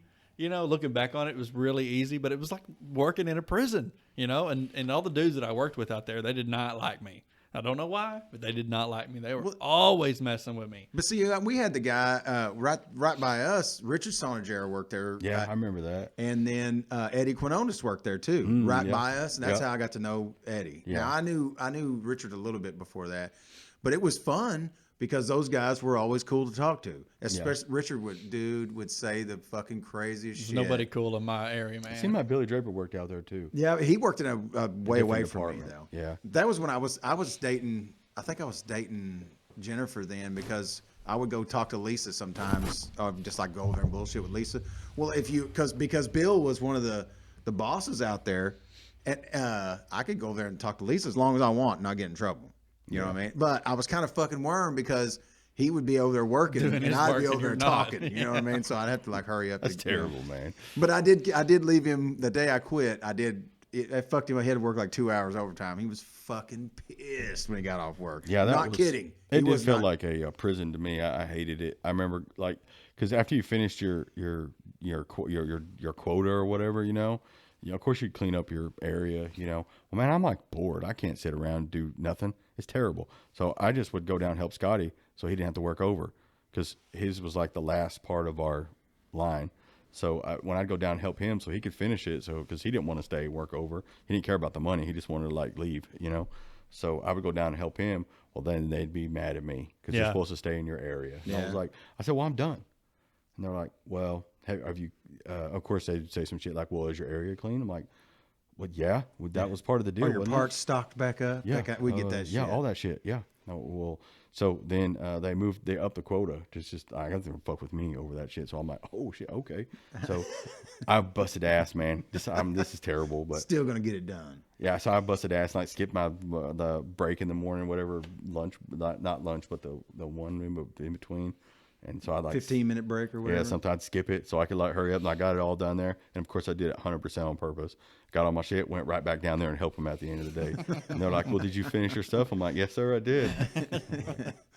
They moved me to a different place after that. They're going to teach you a lesson. Yeah, to make me work on a gun drill, and which is the most boringest, miserable job you've ever been a part of in your life. It's terrible. You just, okay, man. The gun drill, it can only go so fast, so you'll break the bit because it's so long, and so and it turns real slow. Well, so by the math, you can only do so many shafts a day because there's only this. I mean, the machine won't run any faster. And then that's all you can do. Well, they run that shit right up to so you're always behind. What you're supposed to do. Well, you can't work any faster, and if you turn it up, you break. So you're just sitting there waiting on this fucking thing to do its thing all day long. Damn.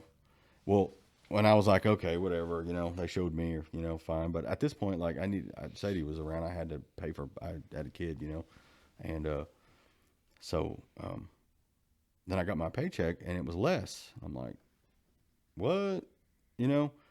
Well, I don't remember what the scale was, but there's a pay scale, 1 through 10 or whatever it is. They moved you to a different pay scale. Yeah.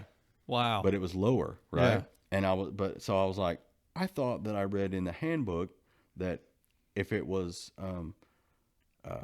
you couldn't be demoted if they had to move you around for a manning issue, you had to keep your same pay. They had to keep your same pay, So I went in there and told them, and they're like, what's the problem? And I was like, well, this and this. And so they said, yeah, well, that's the job you have. And I'm like, yeah, but look, this is what your deal says. And they said, anyway, so the HR guy, he's trying to be a wizard, and he's telling me all the stuff. And he goes, well, listen, here's what I can tell you. He said, I can't promise you that this won't never happen again, but I can promise you, if you can just get through this, then you can still have a job. And I go,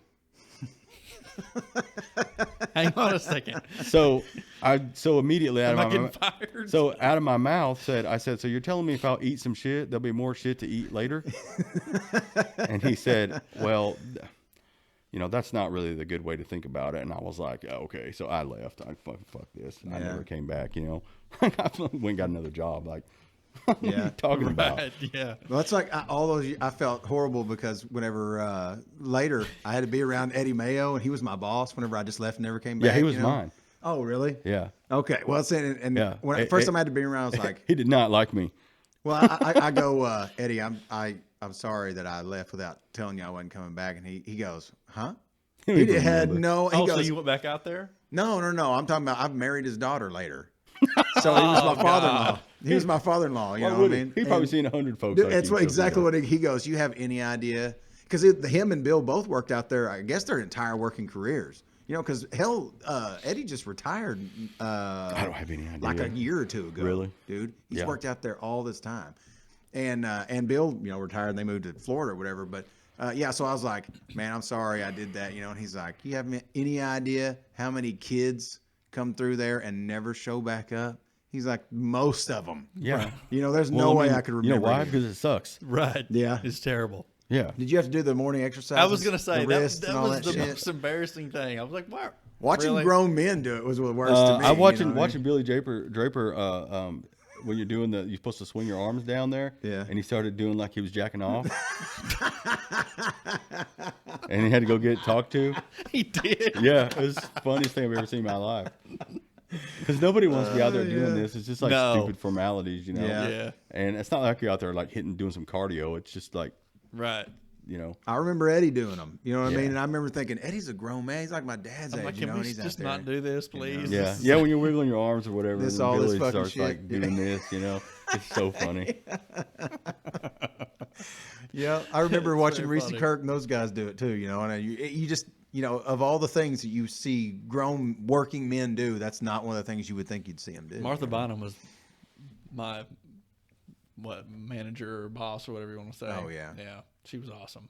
I never, you know, one thing I didn't do is walk around a lot out there and see other jobs. I always was told, a lot of people told me they're like, you're really in one of the better jobs as far as not being bored. So you can look around if you want, but your job is going to keep, and it really was. It was pretty engaging. I mean, you had to stay busy. Well, my to get area all was your- right there as you walk in. It was right there by the canteen. Yeah. Not very far from the canteen at all.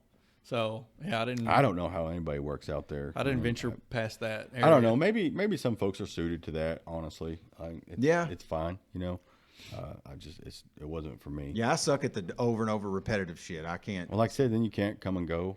Like, you know. Yeah, you got some ball games or something. Yeah. Hell, dude, and the lunch is, what is it, 30 minutes out there, like hardcore 30 minutes? Like something like that. Like people walk outside, smoke a cigarette, come back in, and it's time to go back to work. You know? Just like I said, it feels like a prison, man. I can't. Like I said, I want to be able. I'll do my work. You know, if we got jobs to do, let's just do work. But like, what's with all the formalities? What are we doing? Mm-hmm. Right. Know? If our main goal here was to get, you know, these parts to this, you know, finished state, then let's do that. Let's do it. know? Right. Let's make that happen. Yeah. You know? I remember getting in trouble out there for working over, and then the next week you get, you know, 2 hours a week or something. Yeah, because you got to make up for that overtime. Oh, sorry, man, we don't have the material. I'm like, yeah, okay. You know. well, we would handle the stators by hand. You're supposed to have a winch to move the stator from the tray, you know, because it all came in looked like a lunch tray. You take that stator and put it on the stand to start building it. Well, you were not supposed to handle it at all. Are you building the big motors or the smaller ones? And all of them. Both. I mean, Okay. it depended on what they were building at the time. So you're you probably know? right there where I was at then. Right up front. I don't Yeah. know. Yeah. Yeah. And because that's what Richard was doing, was testing the Was motors. it 254? Hell, I can't remember now. But that I got in 210 trouble. maybe. 210, I think Yeah. that sounds right. But I got in 254 trouble is for moving them by hand because it's faster. Dude, the fucking winch was incredibly slow, and it had like this. You had the little gun, the little I had a button thing. Pick Yeah, it up. Yeah. Go over, hold it. You had to make Yeah. sure and hold on to it. Well, so it didn't only picked swing. up the top of it. Yeah, and Yeah. it was you could do it twice as fast as grab the fucking thing and set Right. it in the stand and latch it down, and you're done. You know, and I'd get them, even the big ones that were pretty heavy. I was like, fuck this, you know. I could get ahead of Worm because Worm wasn't as strong as me. So I could outrun him if I would do them by hand. And then they'd come over there and be like, don't handle those by hand. I don't want to see you handle them again by hand. I'm like, fuck, dude, I can do them faster, you know? No, if you smash your finger or something, then you know, everything's about it's safety, liability, everything. Oh, the oil field's that way now, but I mean, at the time, you know, I remember when I first got a job out in the oil field, like they were just making people wear safety glasses. Oh shit! Really? Yeah, like because they were having a lot of problems with people not wearing them because they're so used to not wearing them because you never did that before that, and they were just like, and the idea of harnesses when you're climbing up on shit, like nobody did that. Oh god, dude, you already work there now. It's more than you can People imagine. out there in the night getting stoned and shit all the time. Yeah. Oh man, it's a different. Yeah, I don't. It's not like It's that. a lot I different. remember telling some. I mean, like I said, I'm just a kid. I'm like, hey man, I don't want to get my arm chopped off or some dumb shit because you guys are stoned. Can we just like wait till after we trip this? You know, Like, that's the dumbest idea I've ever heard. This ain't cool. Yeah. You know? Oh yeah, when I worked on the rig, my driller had, I guess he had hurt his back, so he was taking a lot of shit for his back being hurt or whatever. And so, Yeah, I bet he was. so dude, he would be He's fucked like, up. I got to have those tabs, man. Yeah, that ain't no shit. Like if you were tripping late in the evening, it was like, you know what I mean? You could tell he was fucked up, you know, swinging heavy shit around and all that. I'm like, God, dude, that fucking sucks, you know.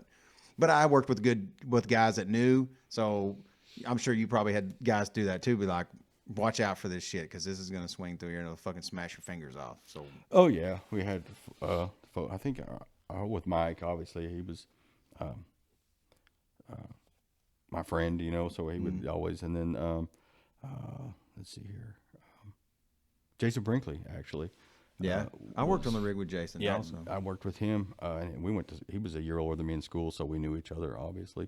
So he was always like helpful, you know, looked out for me or whatever. Another ridiculously And strong. he had done human that. being. Yeah, it's crazy, like how strong that dude is, or was. And I mean, is. But so he would always. But he had been done that shit like since he was a kid because his dad was, you know.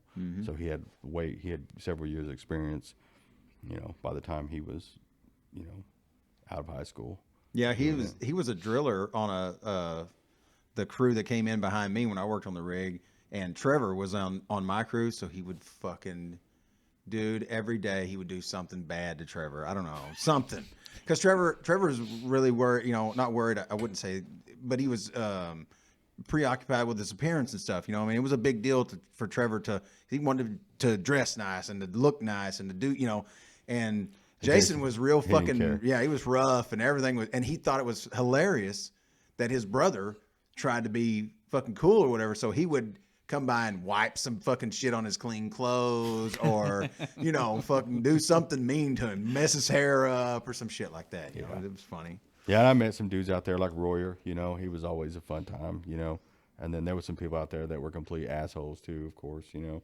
Now, see, I work with Rick Royer, Mike's brother. Now he's like he's our they call him his crew lead or whatever. He's like over all the guys that work in the field or whatever.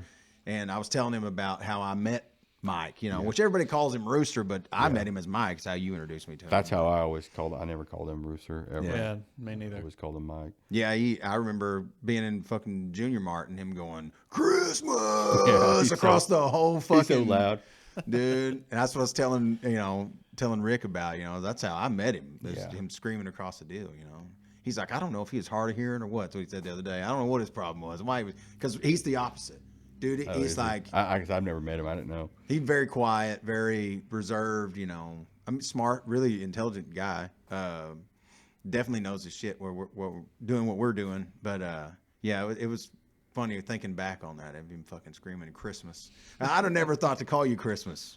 You know? Well, he would always, because again, back to being bored. Like I can't just sit. It was terrible. So I would go and like clean subs or you know, like you dig like drainage ditches, you know, a lot to try to like get, you know, the stuff so it wouldn't just be mud underneath there because you didn't want to walk around and, you know, if you could keep from it. So you would dig like little ditches, you know.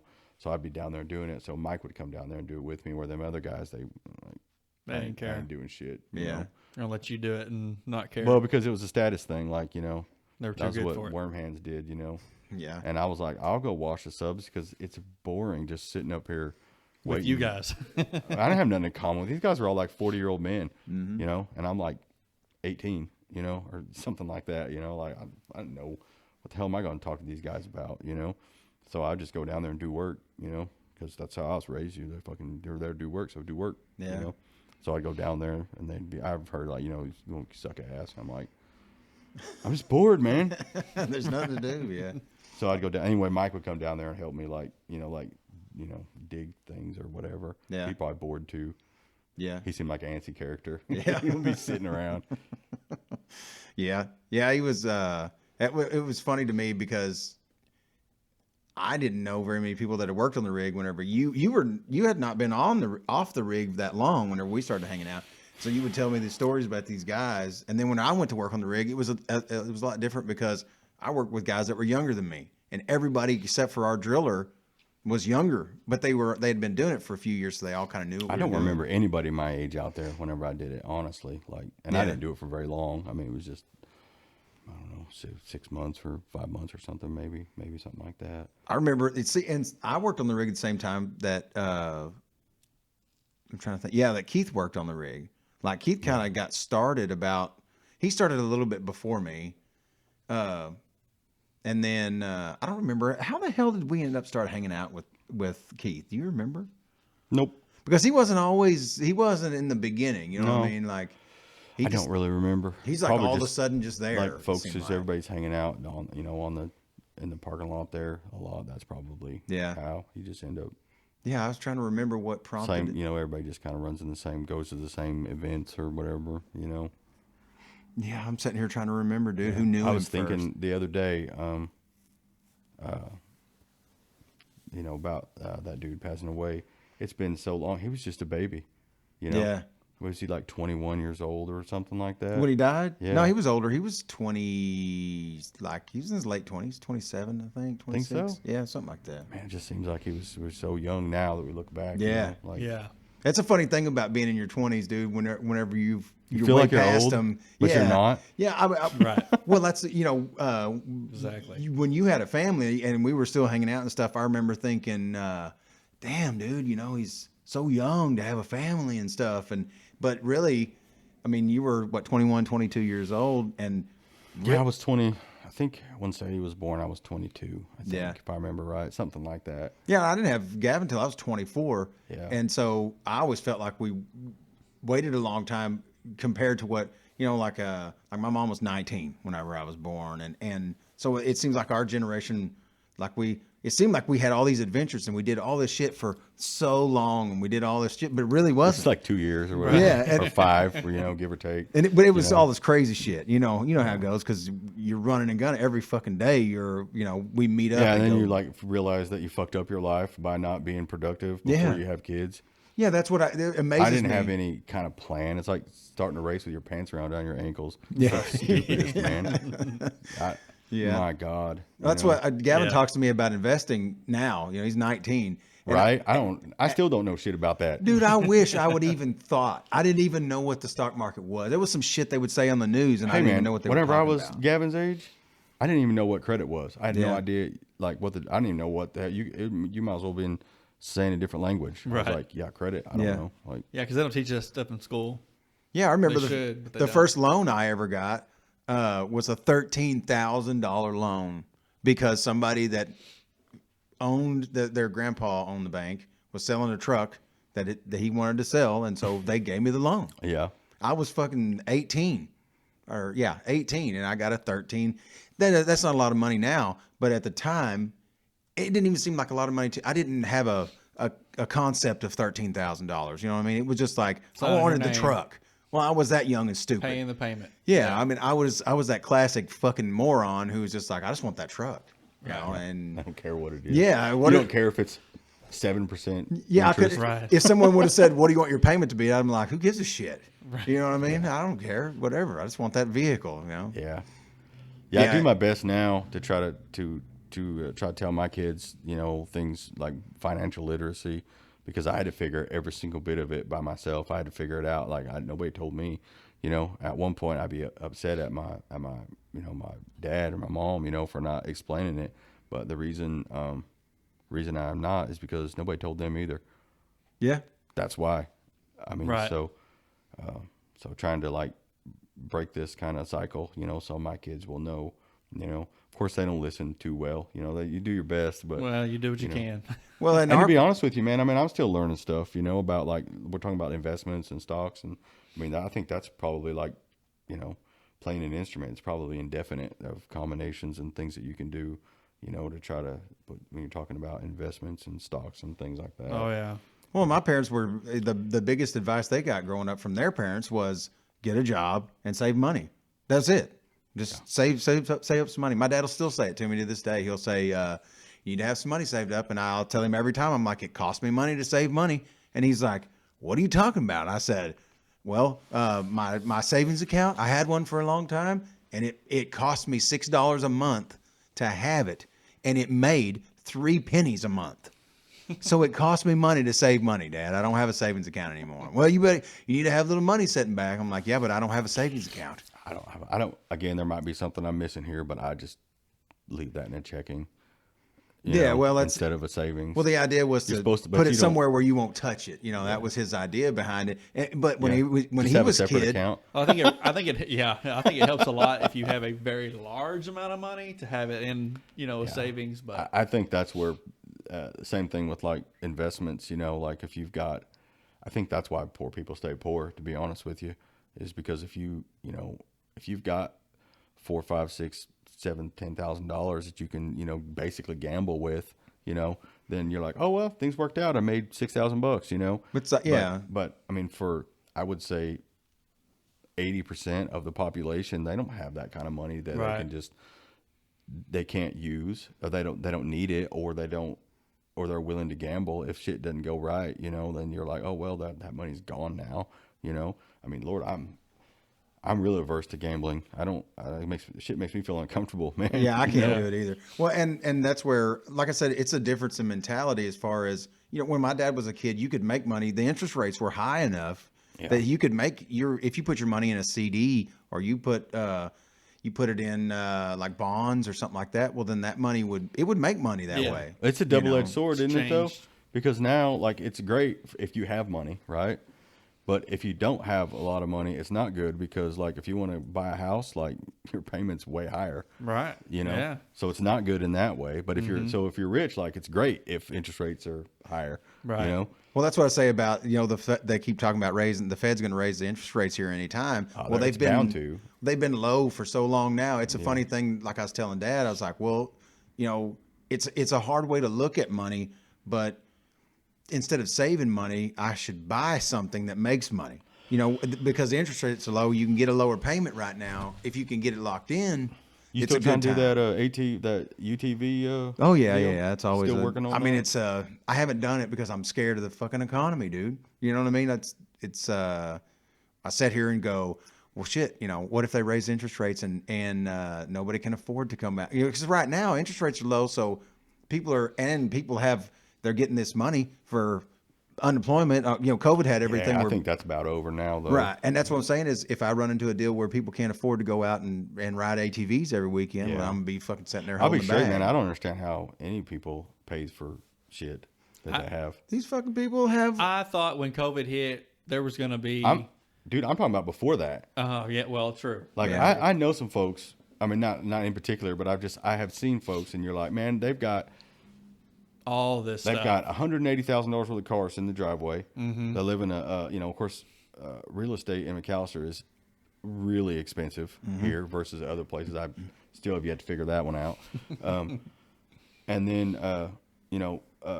they got a $160,000 wakeboard boat also, and a $40,000 UTV. Yeah, so I'm like, how? And they go, well, you just finance it, and I'm like, well, you still got to pay the You payment. got to pay the payment. Yeah. I don't. Am I missing something? I feel like I'm. I feel like I'm missing something too. Like the forest through the trees, And I'm like, I know you don't make $1 million a year, dude. I know you don't. Unless they've got. Now, some people have like royalties, and we will call it generational wealth. That people, their families are paying for stuff or whatever. Maybe that's how it works. I don't know, but Well, you think about how few. I know I don't have that. I think a lot of it is status symbol, and people are Well, I know they do that. But I'm saying how you pay for it. right. I've had, dude. There's a lady that I know that works for like how do you say it? Like not a check cash in place, but like you can go down and get a loan on your paycheck coming or payday whatever. loan places. She goes, a lot of people that you know in this town, they do that. That are rich.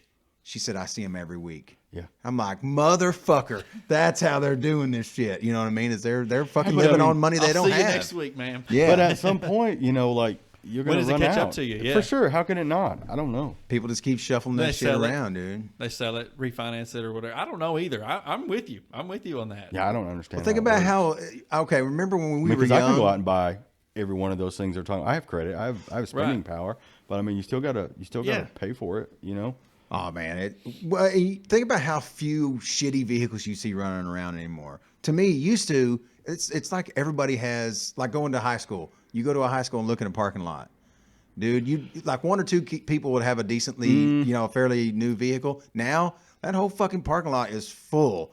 I think there's a lot of different things going on there. One, like when we were kids, this place was exceptionally poor.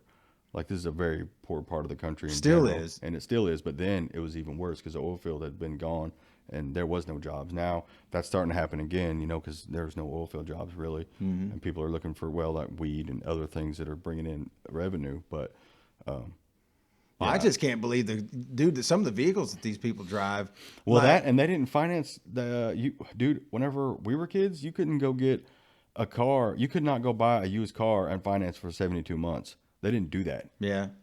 They just didn't. Well, I drove. Yeah, but also people don't believe in letting their kids, drive a beater. Yeah, they don't believe in that. Part of it, I think, status, and the other part of it is just logistics because most families are busy and they don't have time to be messing with, Junior's broken down truck.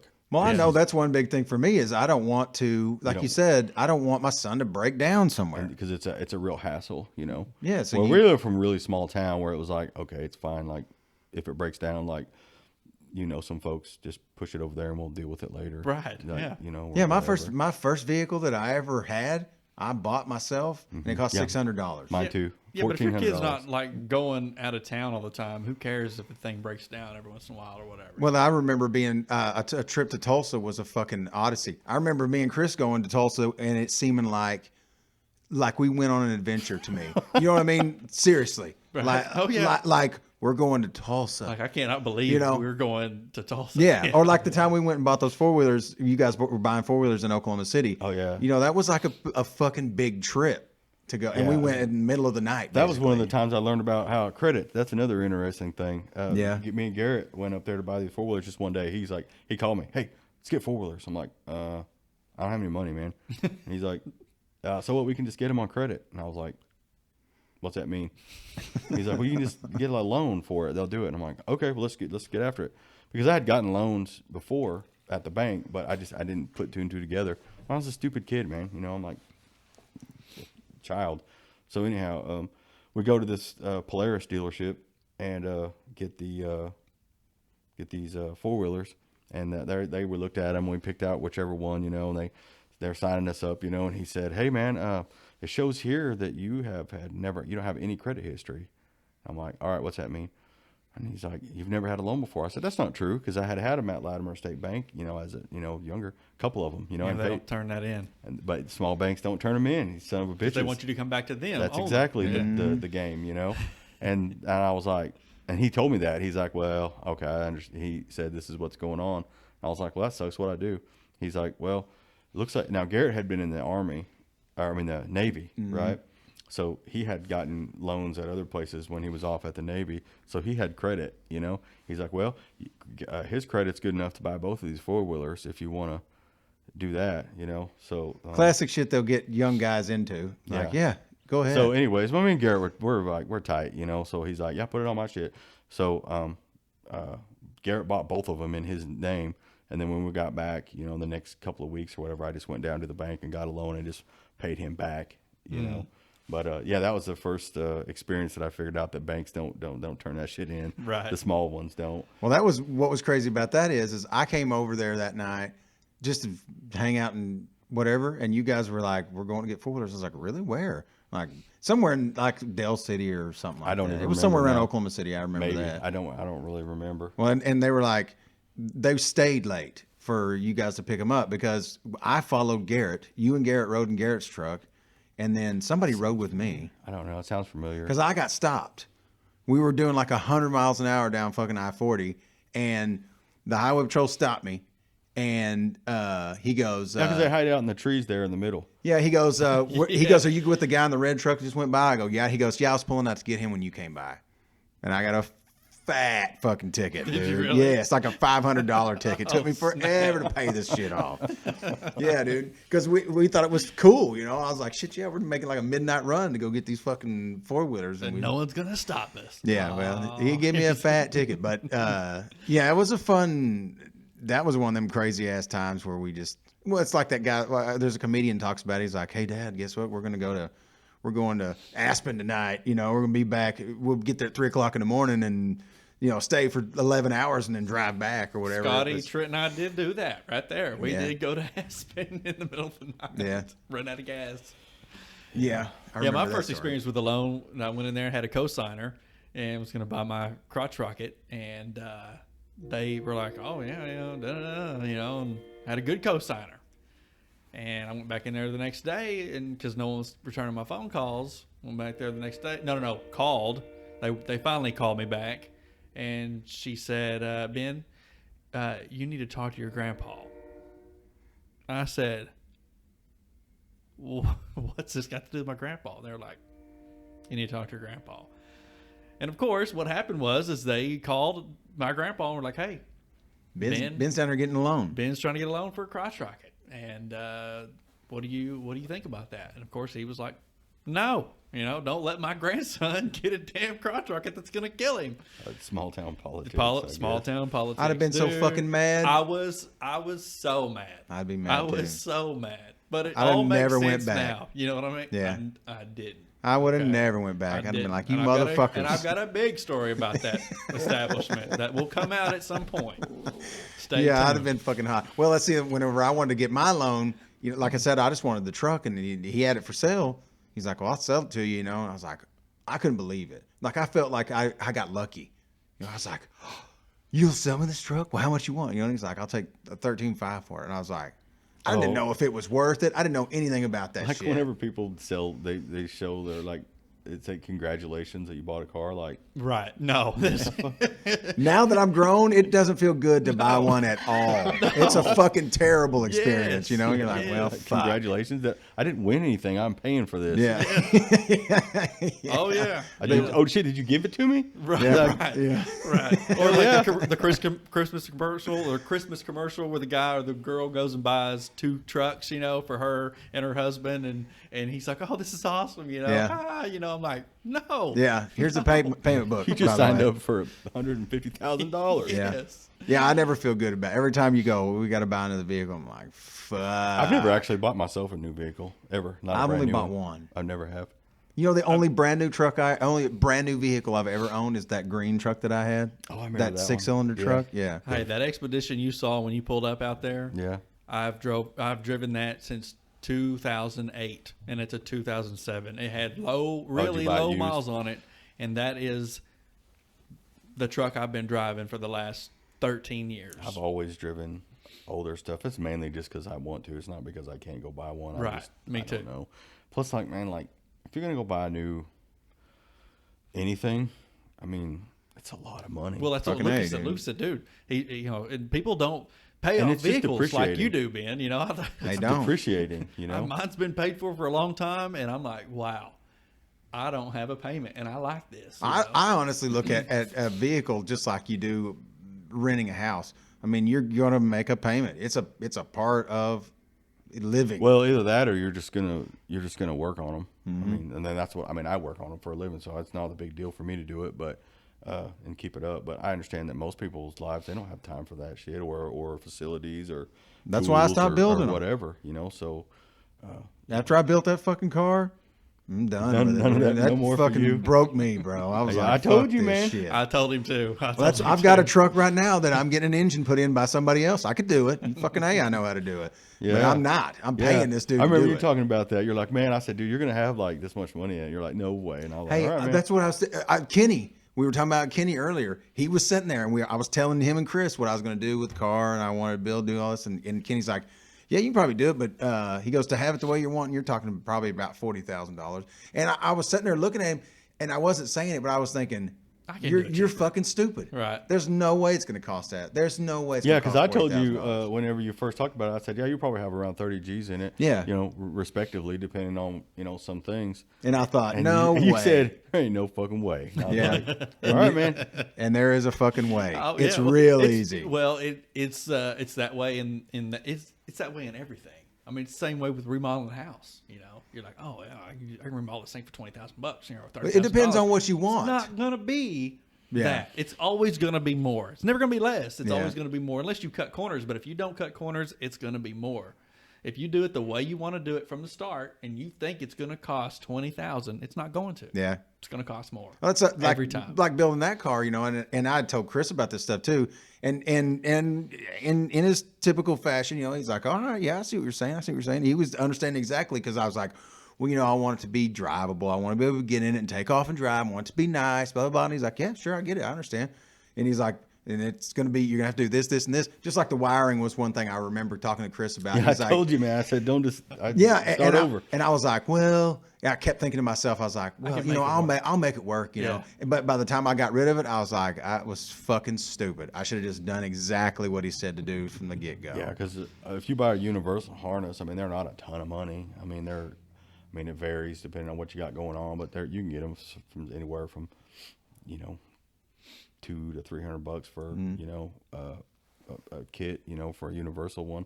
Well, in classic customer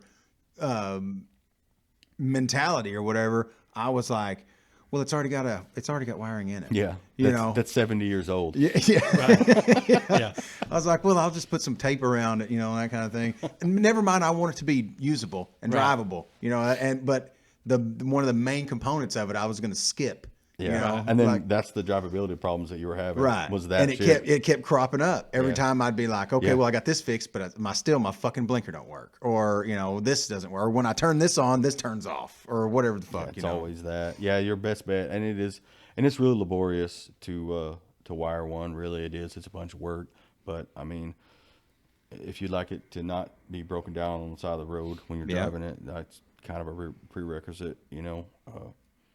Yeah, I did my van. Well, I'm almost done with it.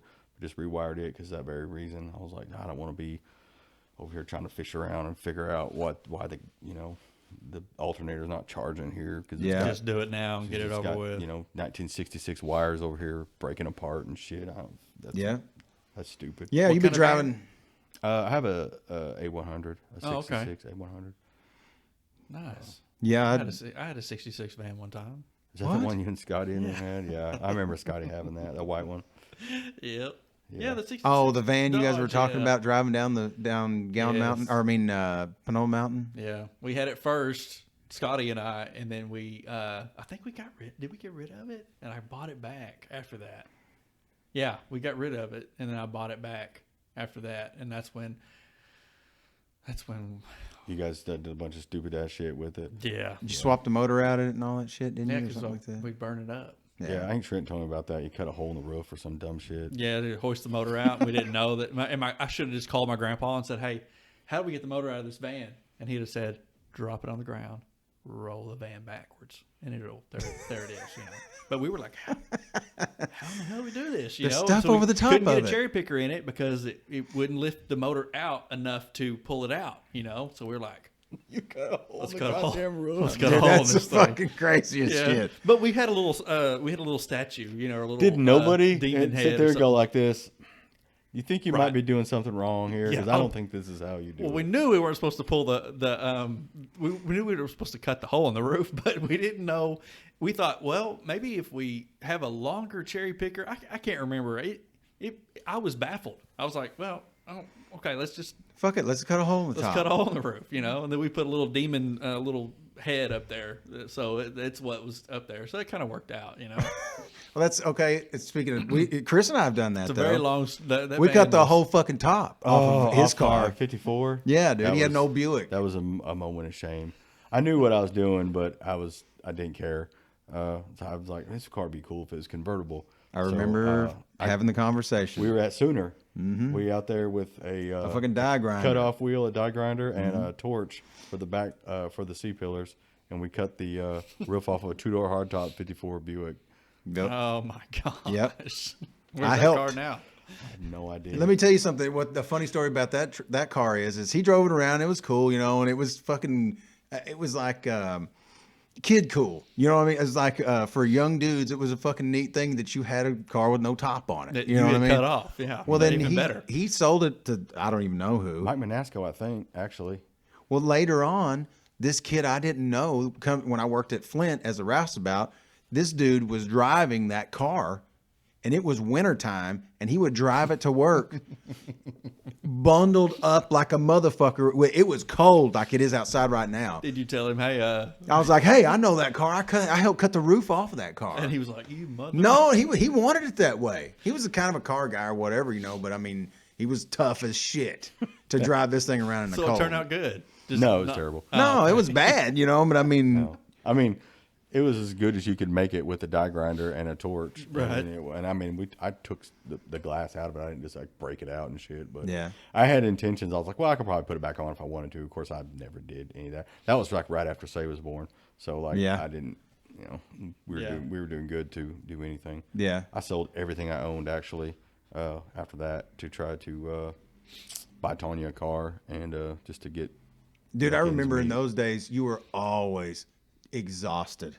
Yeah, You were I was working your Well, obviously. fucking ball. Dude, he was working nonstop. Yeah, and I was still poor. What the hell was I doing wrong, man? Yeah. I remember, dude, you coming out there and showing up to work, and you could tell, like, fucking wrung out. Like, his hair would be all fucked up, you know, like he just got up because he'd worked all fucking Yeah, it was night not a long very night. dignified time in my life. I was Dude, on the struggle bus. It bro. was just like, and he would come out there and do his fucking job. And meanwhile, all the other dudes were out there fucking off, you know what I mean? Just like half doing our jobs and shit.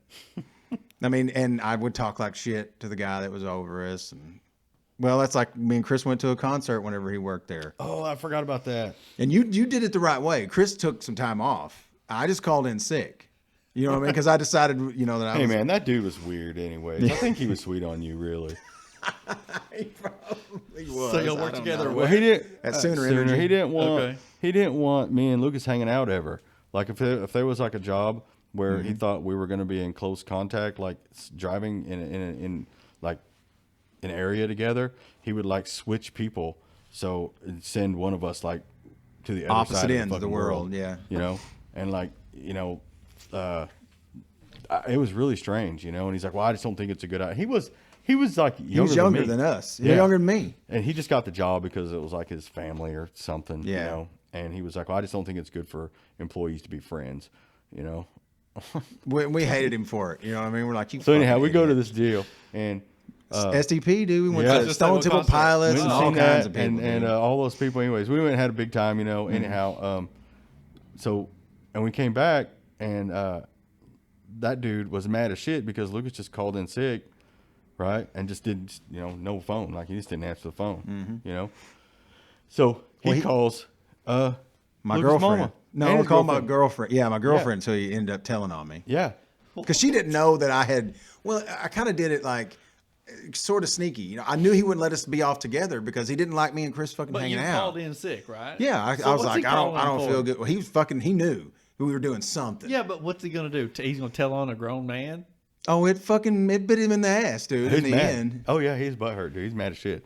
So, anyways, after this, he calls your girlfriend, and then I thought he called your mama too. He may have called Anyhow, my house. so the yeah. next thing, I was we go back to fucking- work Monday or whatever. Lucas gets out of the truck immediately and goes in there and kicks open the door of that little like Davis building where the office was. Boom! Hey, listen here, motherfucker! Yeah. You know, and he's cussing this dude out, and that dude's just sitting there like, you know, he was afraid he's gonna get beat down. But Yeah, I gave him the "Don't you ever." You know what I mean? Don't you ever fucking call my girlfriend and ask me Which where that's I was a really at. bizarre thing to do. Yes, that's Yeah. that's what I'm saying. So anyhow, Well, he tried to get it over on me. He's like, yeah, I know you went to a concert. Yeah, that's right. I talked to Amanda, and I'm like, well, good for you. don't you fucking ever call my girlfriend and ask where I'm at, motherfucker. You know, and all this shit. And Chris is like, he was standing there and he goes, he just turned around and walked out. He's like, fuck this shit, dude. I was having a moment, you know. Did he apologize? He just sat there. He didn't say anything.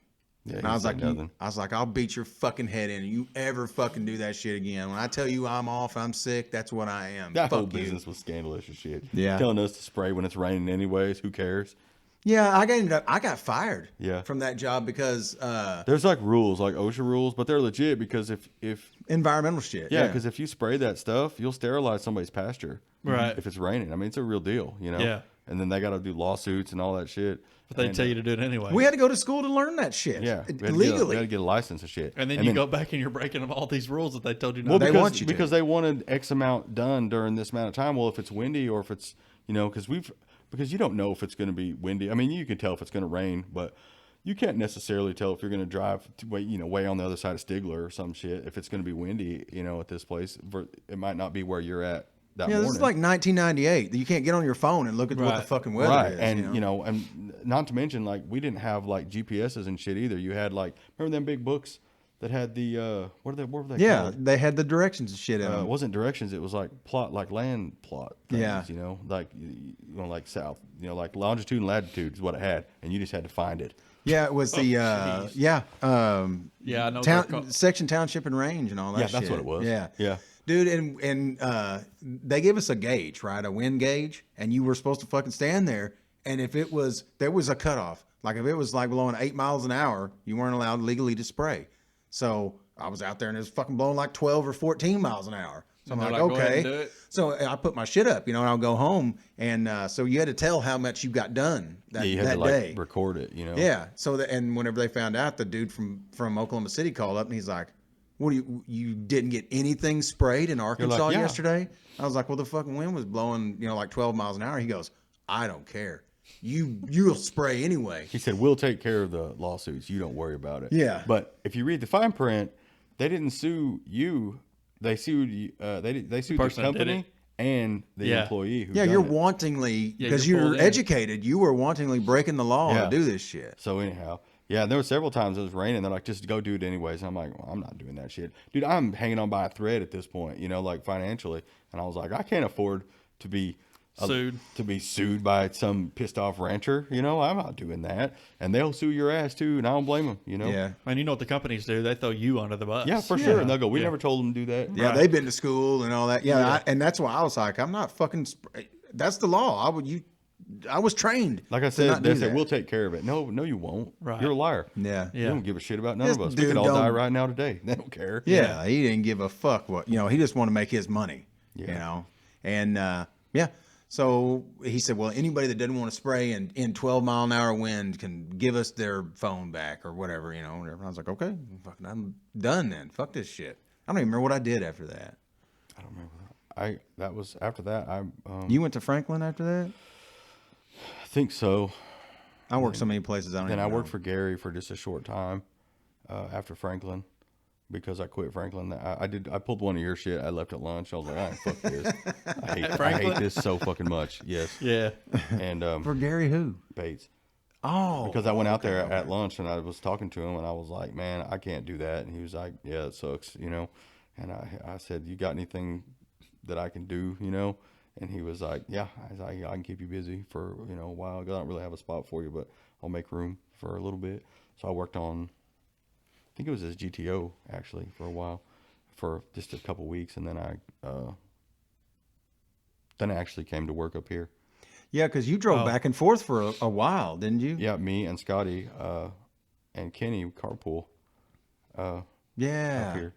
Yeah, that's right. Yeah, dude. because me and Scotty would drive. We would switch like cars, you know, every other week, and then we would go to drive to Hartshorn and pick Kenny up, and then drive on into McAllister, and then work, and then drop him off, and then us go back, you know, and then we would all like team up and buy like put our funds together. So all of us were poor as shit, and and put our funds together and buy like lunch meat and shit so we could have like food to eat out, during the week, so we would like collaborate on that.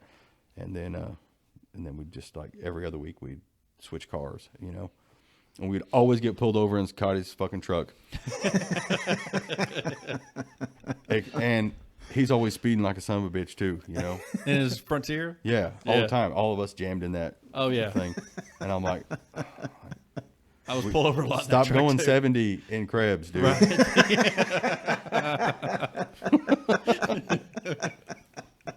I was in Tulsa a couple days ago, and I told Amy, I was like, man, Scotty and I got pulled over right there in that parking lot by cops on horses.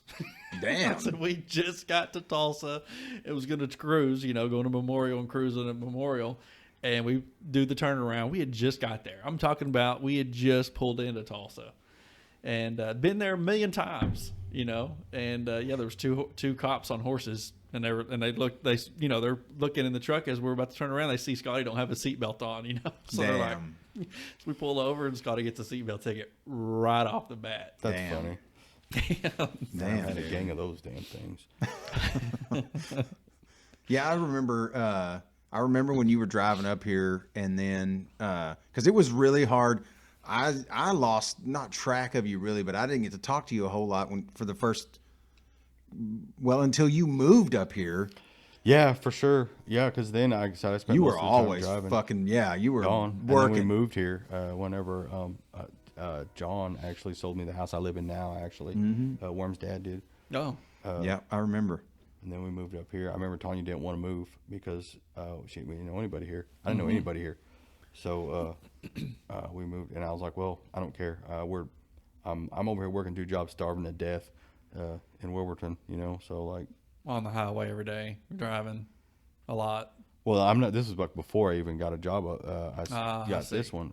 I didn't. This is just trying to work down there, and like I just, like I said, I was working 2 jobs. I was, working every job, and like it just sucked. And everywhere you went, it just sucked. Because like I said, in those days, like, man, like nobody had any money. There was no jobs. I think people think they almost forget. I mean, think if you go down to like drive downtown Wilburton now, it's like it's a pretty nice looking little town. Think about what it looked like in the 90s. It was like pretty shitty, man. Yeah. Like a lot of boarded up buildings, and like, I mean, it wasn't nice like it is now, or nicer. And see, the jobs I worked were always these fucking, like I worked for Greg Cecil, just like as a hand or whatever. Mm-hmm. It was always something like that, I mean, I was always doing I was always somebody's like hand, Well, it was really hard for even a business back then to make it too. Yeah. So for you to work for another business, like you said, you work for the one guy and he didn't pay you. Yeah. Like Greg Greg could worked, afford to pay me $100. Right. well, that's And either maybe he could really, or maybe he couldn't. But there's a lot of people that are trying to make it. Just Hey, can't. man, owning a business is the hardest thing you'll ever do. yeah, I've never owned By one. far. It is very difficult. And anybody who says, well, everybody, they're rich or it's easy or you're just making all the workers do the work, like it's very difficult to run a business. I mean, we could go on for hours of why, but anybody who says that it's not, like, just open one and you can tell me about Right. Yeah. Yeah, I remember Eric spending a lot of time dealing with just stuff with the business whenever Independent was really blowing and going and everything. And when I would work down there, he would be on the phone with people like trying to get. Yeah, and that's just one part of it. Yeah, Right. yeah, A small part of it. That's what I mean about like he had his day scheduled out. Like I'd be out there grinding parts or whatever, and he'd be like, "Okay, look, I need you to come with me. We got to get measurements at 10:30 at wherever." So I can come back and we got to build this shit. But the truck's going to be here back at 11:30, so we cannot stay out there very long. We got to get out there and get the measurements and get. I mean, it was like a. Yeah, you got to be that way, and I mean, it's like that. It's like that at my job too. I mean, like you don't. I mean, there's like windows and stuff, and you have to do it. And if something goes wrong, you're like, okay, back up and punt. You got to start over. Like a part didn't come in, or I don't know, whatever. There's somebody. One of the guys that work there might be sick, or they have something going on with their family, or like got to be gone, or whatever. Has COVID bothered like people coming to work and that kind of Keith thing? got it, and it like killed him. Yeah, it was really hard on him. Oh, really? He was in the hospital for about a month. Wow. Yeah, I did not know that. Yeah, he was maybe longer than a month. It was quite a while. He really, like we were really concerned, like he wasn't going to make it. Really bad. Dang. He wasn't on a ventilator, but he was on the. Eric was telling me what it's called. It's like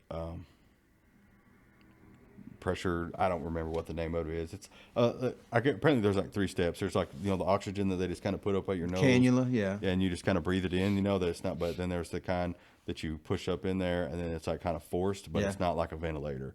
So it's pushing it into your body a little bit, but it's not the same as like your ventilator breathes for you. Mm-hmm. Where this was like, it's like the second, it's like pre-ventilator.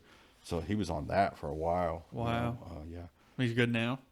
Yeah. I mean, it was kind of a slow road for him to get loose, remember, but I mean, he's in his early 60s at this point, so yeah, it's, that stuff's hard on older Oh folks. yeah. Yeah, for sure. But I mean, younger folk, man, my wife got it, and again, it like killed her. I was really concerned there for a few days. Like, man, shit, man, she might not make it. I might just start thinking like, did she get pretty sick? Hell yeah, dude. Oxygen level down to 78 and shit like shit, that. Yeah. Couldn't go to the doctor because uninsured. And then they didn't have beds anyways. This was like last year, like last February. Or March, right in that area. Not? I thought she was Choctaw or something. She can't go to the Indians. Nope, we're just white folks. Ain't got none of that. We know you're not Indian because No, sir. you're straight out of California. Yeah, well, I'm just not. I'm just a white trash dude. Oh man, hey, and nobody has a better appreciation, especially since in the last 10 years, I'd say for sure, for how much help it is to have like health insurance through through the native. Yeah. Deal. Oh yeah, dude. Man, I've had several debates with folks over this, and they're like, well, it's not all it's cracked up to be, and I'm like, well, it's better than zero. Yeah, it is, dude. And they're like, well, the problem is if you've had that, you've always had it, so you don't know what zero's like. Yeah. I've like I said, I'm currently uninsured even because it's really just the cost. If you don't work at a place that provides it, then which usually has to be a pretty large place in order to get any sort of a rate discount that's feasible. Mm-hmm. It's because there's no competition. I mean, I can go off for hours about this. I'm sure you probably heard me talk about it before, but so if you are an independent in Oklahoma and you want to go and purchase health insurance, there is one place there's only one place that you can purchase insurance, Blue Cross Blue Shield of Oklahoma, and that's it. No other insurance company will sell you insurance as an independent in our state. Period. Just to like walk off the street and get it. You're saying if you don't work, if you're not employed at a place, if you just want to purchase insurance, I might be able to help you. Not legit insurance, not Aflac or one of them type of things. So there's only one place, and I've looked and looked and looked and tried to sort this out. Well, they make laws. That's where they were trying to make laws where buying across state lines and all this. It's such a stupid ass idea that your insurance is tied to your employer. It's the stupidest idea ever. Could you imagine going into a store and saying, "Hey, I need to buy that loaf of bread," and they go, "Let's see, man. Where do you work at?" What? Yeah. What does it matter? I just need the fucking bread. Yeah. I think they've changed it though. I think now you can. So, then the last quote that I got for the three of us, just would be me, Emery, and Tanya. The last quote that I got from Blue Cross Blue Shield was $2,300 a month. Damn. And I'll just be straight about it, man. I can't pay that. Right. And Damn. That's not like, and see, also as an independent, you don't have access to their whole catalog of insurance plans. You only have access to like 2 categories and then three plans out of those categories, like the silver. I don't remember. You know what I'm talking about. You do insurance, but anyhow, it was like $2,300 a month, and that was for like a plan that was like 80/20 and with a like $3,800 deductible, per person, et cetera, et cetera. And I'm like, Jesus, man. At this point, it's shorter. It's shorter to keep on swimming and go to the other side of the water, instead of So I just have I have a account, and I just act like I'm paying insurance, and I just put it in a bank account, and then I just pay cash. Now it's uncomfortable because when you go to the doctor, if you have to, which I don't go to the doctor very often, like very rarely, but if you do, I mean, you just get a bunch of dirty looks, and they treat you like shit because you're as far as they're concerned, you probably won't pay or something like yeah, that. for sure. And I'll tell them, like, I'll bring my checkbook, and be like, hey man, how much is it? Like, just tell me how much it is. And they're like, well, this is what's annoying about our medical shit. It's like, they don't know. No, right. Yeah. They don't know. Could you imagine bringing your car to me and I go, how much does it cost to fix this? I'm like, I don't know, let's drop it off. I'll let you know later. Yeah. You're like, oh shit, that's a lot of money. You're like, yeah, pay me or I'm going to ruin your credit. Right. Yeah, that to me, that like my wife doing home health, she runs into the kind of the same thing where it's all done by the government, right? So it's almost like everybody takes this hands-off approach. They're like, well, that's set up by somebody else. Sure, they don't know. Most people too who work at a job that provides insurance, if you go ask them, they don't even know how much it costs. Well, they don't want to tell you because they can charge the insurance way more than they charge the regular walk-in. So they just try to keep it for whatever reason. I'm guessing. Because I'm like, how come you can't tell me how much this costs, but you can bill the insurance this much money for it? So how come? I'm sure it's more complicated, to be fair, than just that. I know they have coding and there's a whole mess of that stuff. You'd have to probably visit with somebody who works in an industry. They could probably tell you exactly how it works. I don't know, but I know that. I guess ultimately there's two different ways that we can have healthcare. We can do the free market variety where you could just buy, just like if you want to go buy car insurance, man, you'll trip over places to buy car insurance. Like how many? You're not going to have a hard time finding a place to buy it. Try to buy some health insurance. You're stabbed. It's not there, So, if it was free market, then you could just go anywhere, just like you can life insurance, any other type of, because insurance is a product, just like a steak or anything else that you want to go buy. So it's silly to me that if you can't purchase this product unless you're employed at a place, like I said, could you imagine going into a store and saying, well, if you don't work at the base, this loaf of bread not for you. What the fuck? Well, I've sold. I've recently got into health insurance, and I've been life and health licensed for 12, 13 years or whatever. But I recently have sold some policies, and if you make no money, then you can't hardly get coverage. But you'll be eligible for Sooner Care. But if if there's a window, then you can get subsidized insurance through Blue Cross Blue Shield or through you can get insurance through the ACA, which here's the debacle that I run into that because I was like, okay, so they passed, and whenever they passed that, was that 2008 or something, whenever Obama was president, I think. So I was like, all right, well, let's, I'm a really nonpartisan person, so I'm like, all right, well, let's see what this is about instead of just running it down or living it up either way. I'm investigating it. So that year when that happened, so I got on the website, and of course they don't just give you how much it costs. You got to put, I don't know, enter stool sample here, every fucking thing in the world you got to put in there. So I filled this thing out for an hour, going back and forth. So basically, but I'm sure obviously they didn't think that I did this, but I had already called Blue Cross Blue Shield and got a quote, right? Previous. So just me buying it straight from them. So what I ended up doing through the ACA is now the ACA probably works. As a matter of fact, I know it is. I know people who currently, they don't hardly make any money, or they've got a gang of kids or I don't know, whatever their situation is, but they don't, because Sooner Care, if you're going to get Sooner Care, you got to make zero money. Right. But if you make it over that space in between, the ACA will cover that, Right. So, but you can get health insurance I know people that's getting it for $50 a month, I wrote some $0 plans. There you go. A lot of them lately. Okay. Well, I don't qualify for any of that shit, but I don't make enough money to afford $2,300 a month either. Yeah. So anyhow, what it come up after I did the research, I got the quote from Blue Cross Blue Shield, buying it as independent, filled out all the ACA stuff. What they did is mark up, whatever I don't remember how much it was, but from Blue Cross Blue Shield, but basically the ACA marked it up $1,200, $100 a month, right? Marked it up. and then but I didn't have to pay it. Yeah, he don't have to pay it. The government does. We all do. Well, but not that. But whenever my tax return came, then they would just take my tax return. I see what you're saying. Yeah. Damn. And just so they can mark it up and make their profit off. Yeah, they marked it up. It'd be like, let's just say it was $10,000. I don't know, just for easy math, right? Well, they marked it up, $10,000, $1,200, right?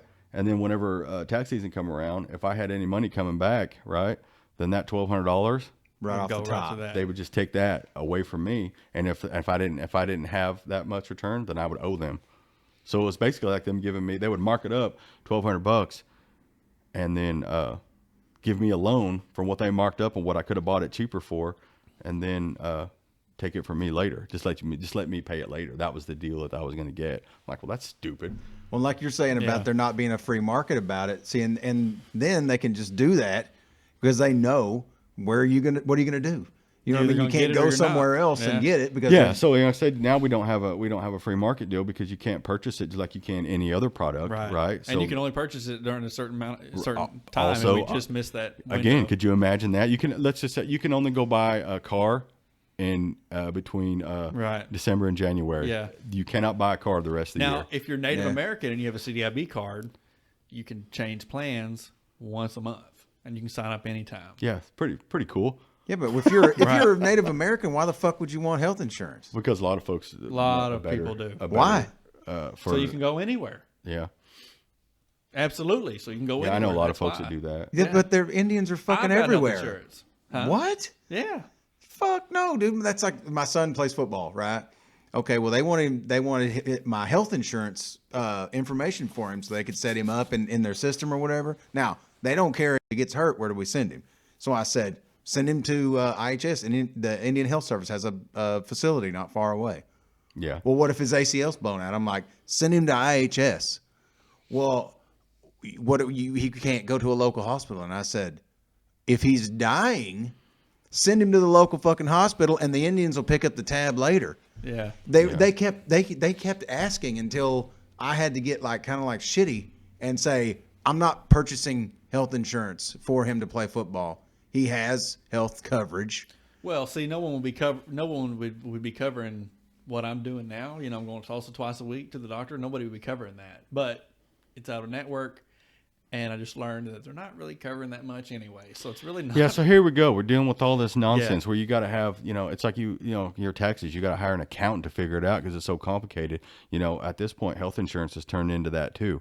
To be fair, a lot of folks they don't understand what's going on. Have you read the policies? They're this big with all kinds of loopholes. There's too much money and nonsense in between there. And if it made sense, it would there'd be way less money for them. So they have to make it complicated. So and you can't go to this doctor, and you can, So anyways, the free market variety, but they would have to loosen a bunch of these regulations that they have in order to do that, right?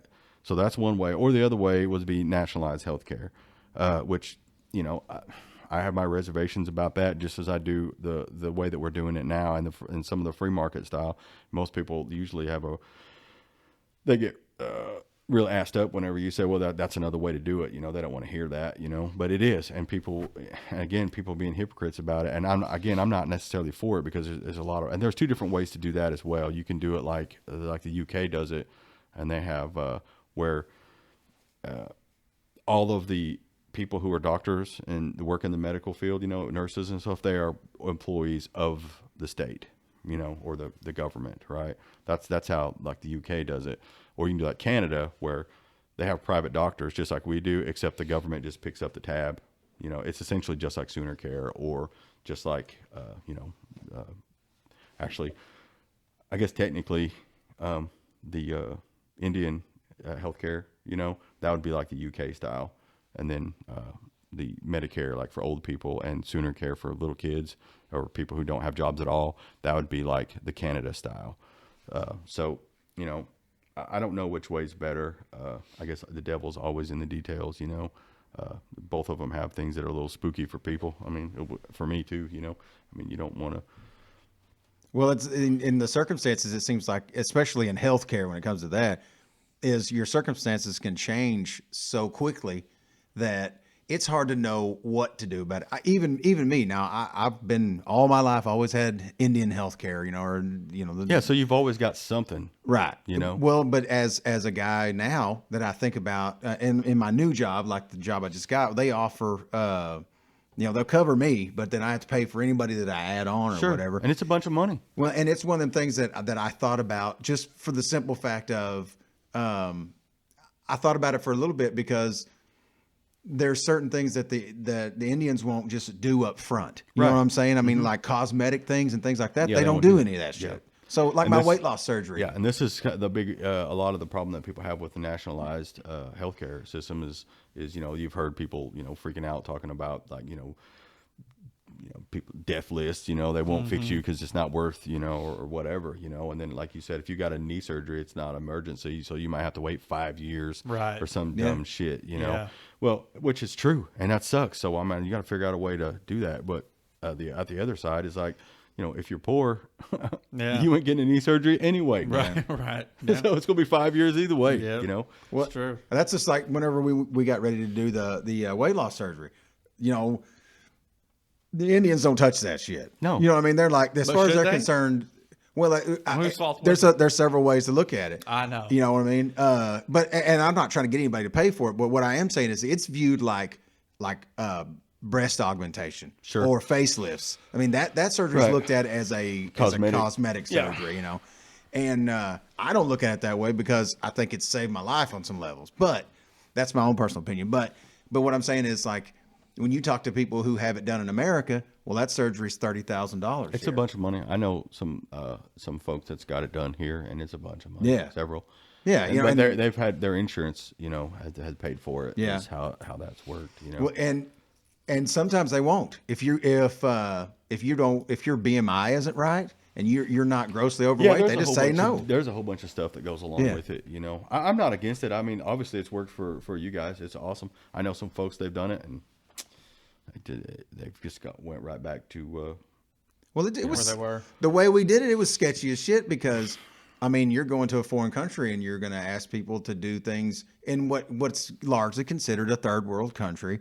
You're going down there and you're asking these people to do a fairly complicated surgery that could kill you. You're definitely putting your life in their hands. Damn right you are, because they put you all the way under, just like they do anywhere. I mean, you got an anesthesiologist, you got the whole thing. Well, truth is, man, you're doing what you got to do because you're, I mean, I know people have varying opinions on if that's a good thing to do or not, but I don't know, man. I've wrestled with being around most of my life and lost the majority of it. It's definitely genetics has a lot to do with it. Not everything. It's not, I always kind of liken it to be like, it's like a default setting, like if you have a steering wheel and your alignment's like this way, like you can hold the wheel straight, but if you let go, you go right back there.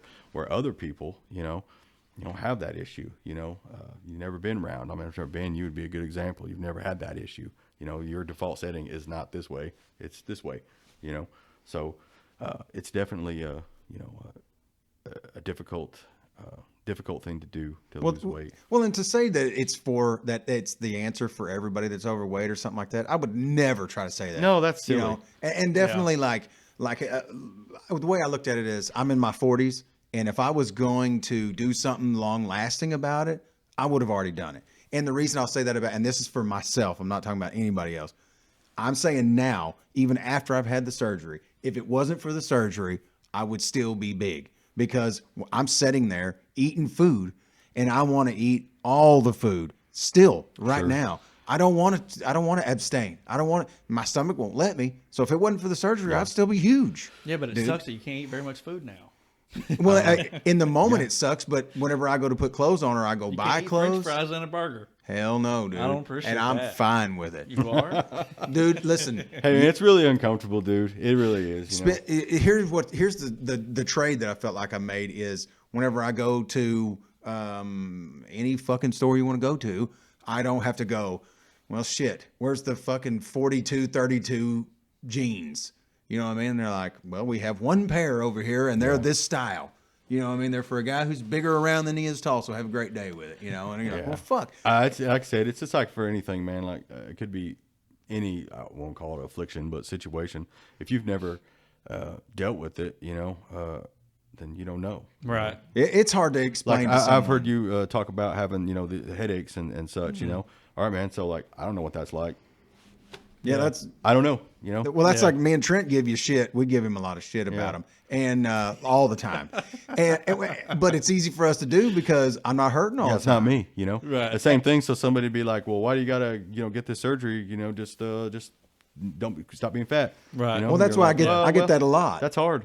Yeah, it's not. It's fucking simple as don't eat. Now, to people that I don't know or whatever, I wouldn't say that because I totally get it. It's same with having a family member that's had a drug problem. I know about that, and so when people talk about that kind of stuff, I'm just like, man, it's back in the day, I'd be like, Well, don't do drugs, don't do motherfucker. drugs, it's da-da-da-da. But when you live that before, you're like, it's a little different. Like I said, outlook. man, and the weight loss thing is exactly the same way. Like, I mean, it's similar to the drug addiction. Actually, it's similar, not the same. We'll do that. It's like that may be like sort of your default setting is to do that, but that's but you're still in control of your life. It's still a choice. I don't blame. I mean, I could blame genetics for being overweight because that's a large part of it, but I still have autonomy. I'm not a victim here.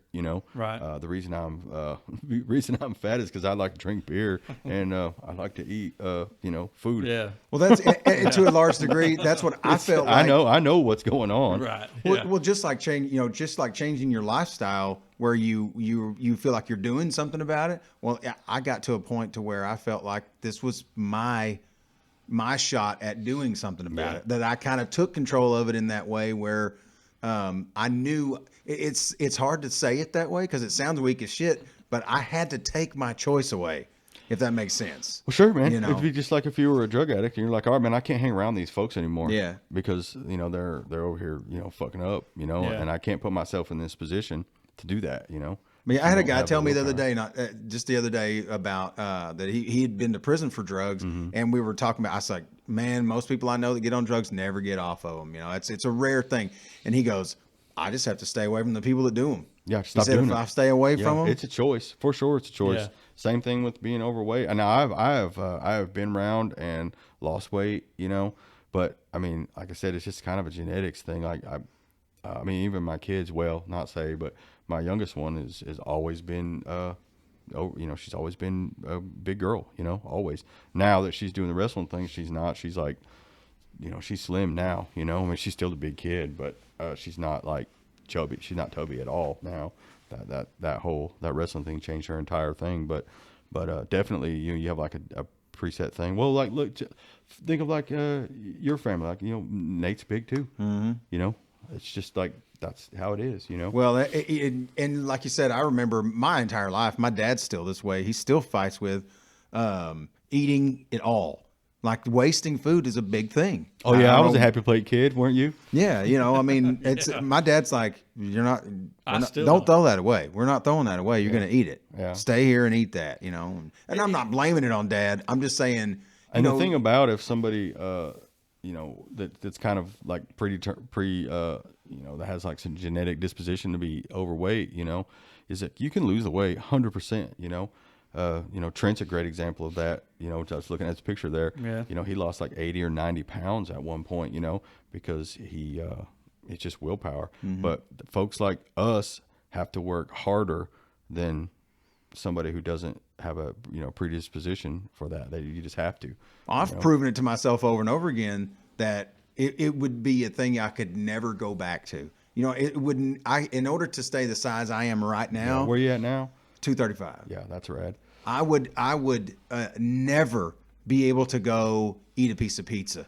You know what I mean? I could never just go, today we're just out hanging out. I'm going to go. I would have to stop eating that stuff altogether because like a drug addict and hanging around somebody that does drugs, it's kind of the same thing where, dude, I can't just go fucking sit down in a room full of pizza. Well, that's why simple. this thing that I've been doing here, this fasting thing, has been working pretty well because I don't have to just eat a piece that's of bad. chicken breast and Yeah. water every day in order to get it done. I can eat whatever I want. It's just once a day, and it seems to be working pretty good. I've done it in different ways. Well, I'm sure initially it's hard. I've done it, and initially it was a little bit hard. A little bit. But it did get better.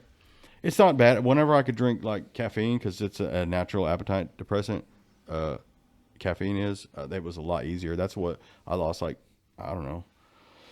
It's been 2 years ago now, I guess, give or take. But I lost like, right at 50 pounds probably. Yeah, and it's because I could just kind of replace it with, cups of coffee, if I was feeling hungry, and it was fine. But now I can't do that. So I got to find a different way, Yeah. So Yeah, let's take a second here, because there's two things you've talked about in the last 2 minutes that I want to talk definitely about. want to circle back around. To Well, it, well, for one sure. thing though I want to get to before we talk about Emory, that's definitely something I want to cover for sure. But I want to talk about, if you'll talk about it, what's going on with you and caffeine, because he doesn't know that. Oh, okay. All right. Well, it's kind of this isn't super common, and I didn't figure this out until, well, I guess it's been about a year or so, maybe a year and a It half. goes along with what you were just saying about Yeah. your weight loss and that kind of thing. So with the I have caffeine. this, it's a condition. It's, it's not nothing like complicated. It's called a venous angioma. It's basically, inside the blood vessels and capillaries in the center portion of my brain, are like by my motor skills, they're kind of like entangled. So like, if it gets like blood clots or any kind of shit like that gets in there, and they'll swell, and they'll basically they'll hemorrhage. It'll burst, so you'll bleed a little bit. And whenever it does that, it causes me to lose my like motor functions. Right. So I mean, technically they're called seizures, but I mean it's not like you got to put a wall in my mouth or anything like that, But but anyhow, so, and I had this whenever I was a kid, and I would go blind in my right eye. I'd be like droop, like a stroke type things. My right side of my body be numb, blah, blah, blah. So that would happen whenever I was a kid from time to time. And we went to the doctor, and they said you can't really operate on it because it's so close to your motor skills. If like it's the risk for operating on it is way higher than just living with the affliction. So anyhow, so I've been dealing with this the whole time I was growing up, but you just learn to, if it happens, it sucks for a while and then it goes away, So anyhow, so I went on this diet, where I was it's basically just calorie deficit. I mean, let's be honest, that's how you lose weight no matter what happens. It's just calorie deficit. Everybody has all these wacky ideas about doing this and that, but you just got to, it's less in than you put out. That's how you lose weight. So, I was doing that, and for an appetite suppressant, coffee, because I love it. It's fucking delicious, So I was doing that. So we went on vacation, and we're on the road. So driving, so I'll be drinking, cups of coffee and whatever. So and we would get there, and I'm feeling like, and the feeling that you're getting when you're having these seizures, there's like, the bigger ones are like when I talk about like the stroke type symptoms, and then you're numb. And then the smaller ones, it's more like, I don't know it's like being drunk without the euphoria. So it's like you're kind of fat headed. Your vision's kind of shitty. Your short-term memory is really bad, and you can't talk very, it's like saying you can't think of the word, like that's a hat, it'd be like looking at it and you're like, I know what that is, but I can't recall what the word is that you would call that. That's the best way that I can describe it. So it's kind of like being trapped in your own body. It really sucks. It's really uncomfortable.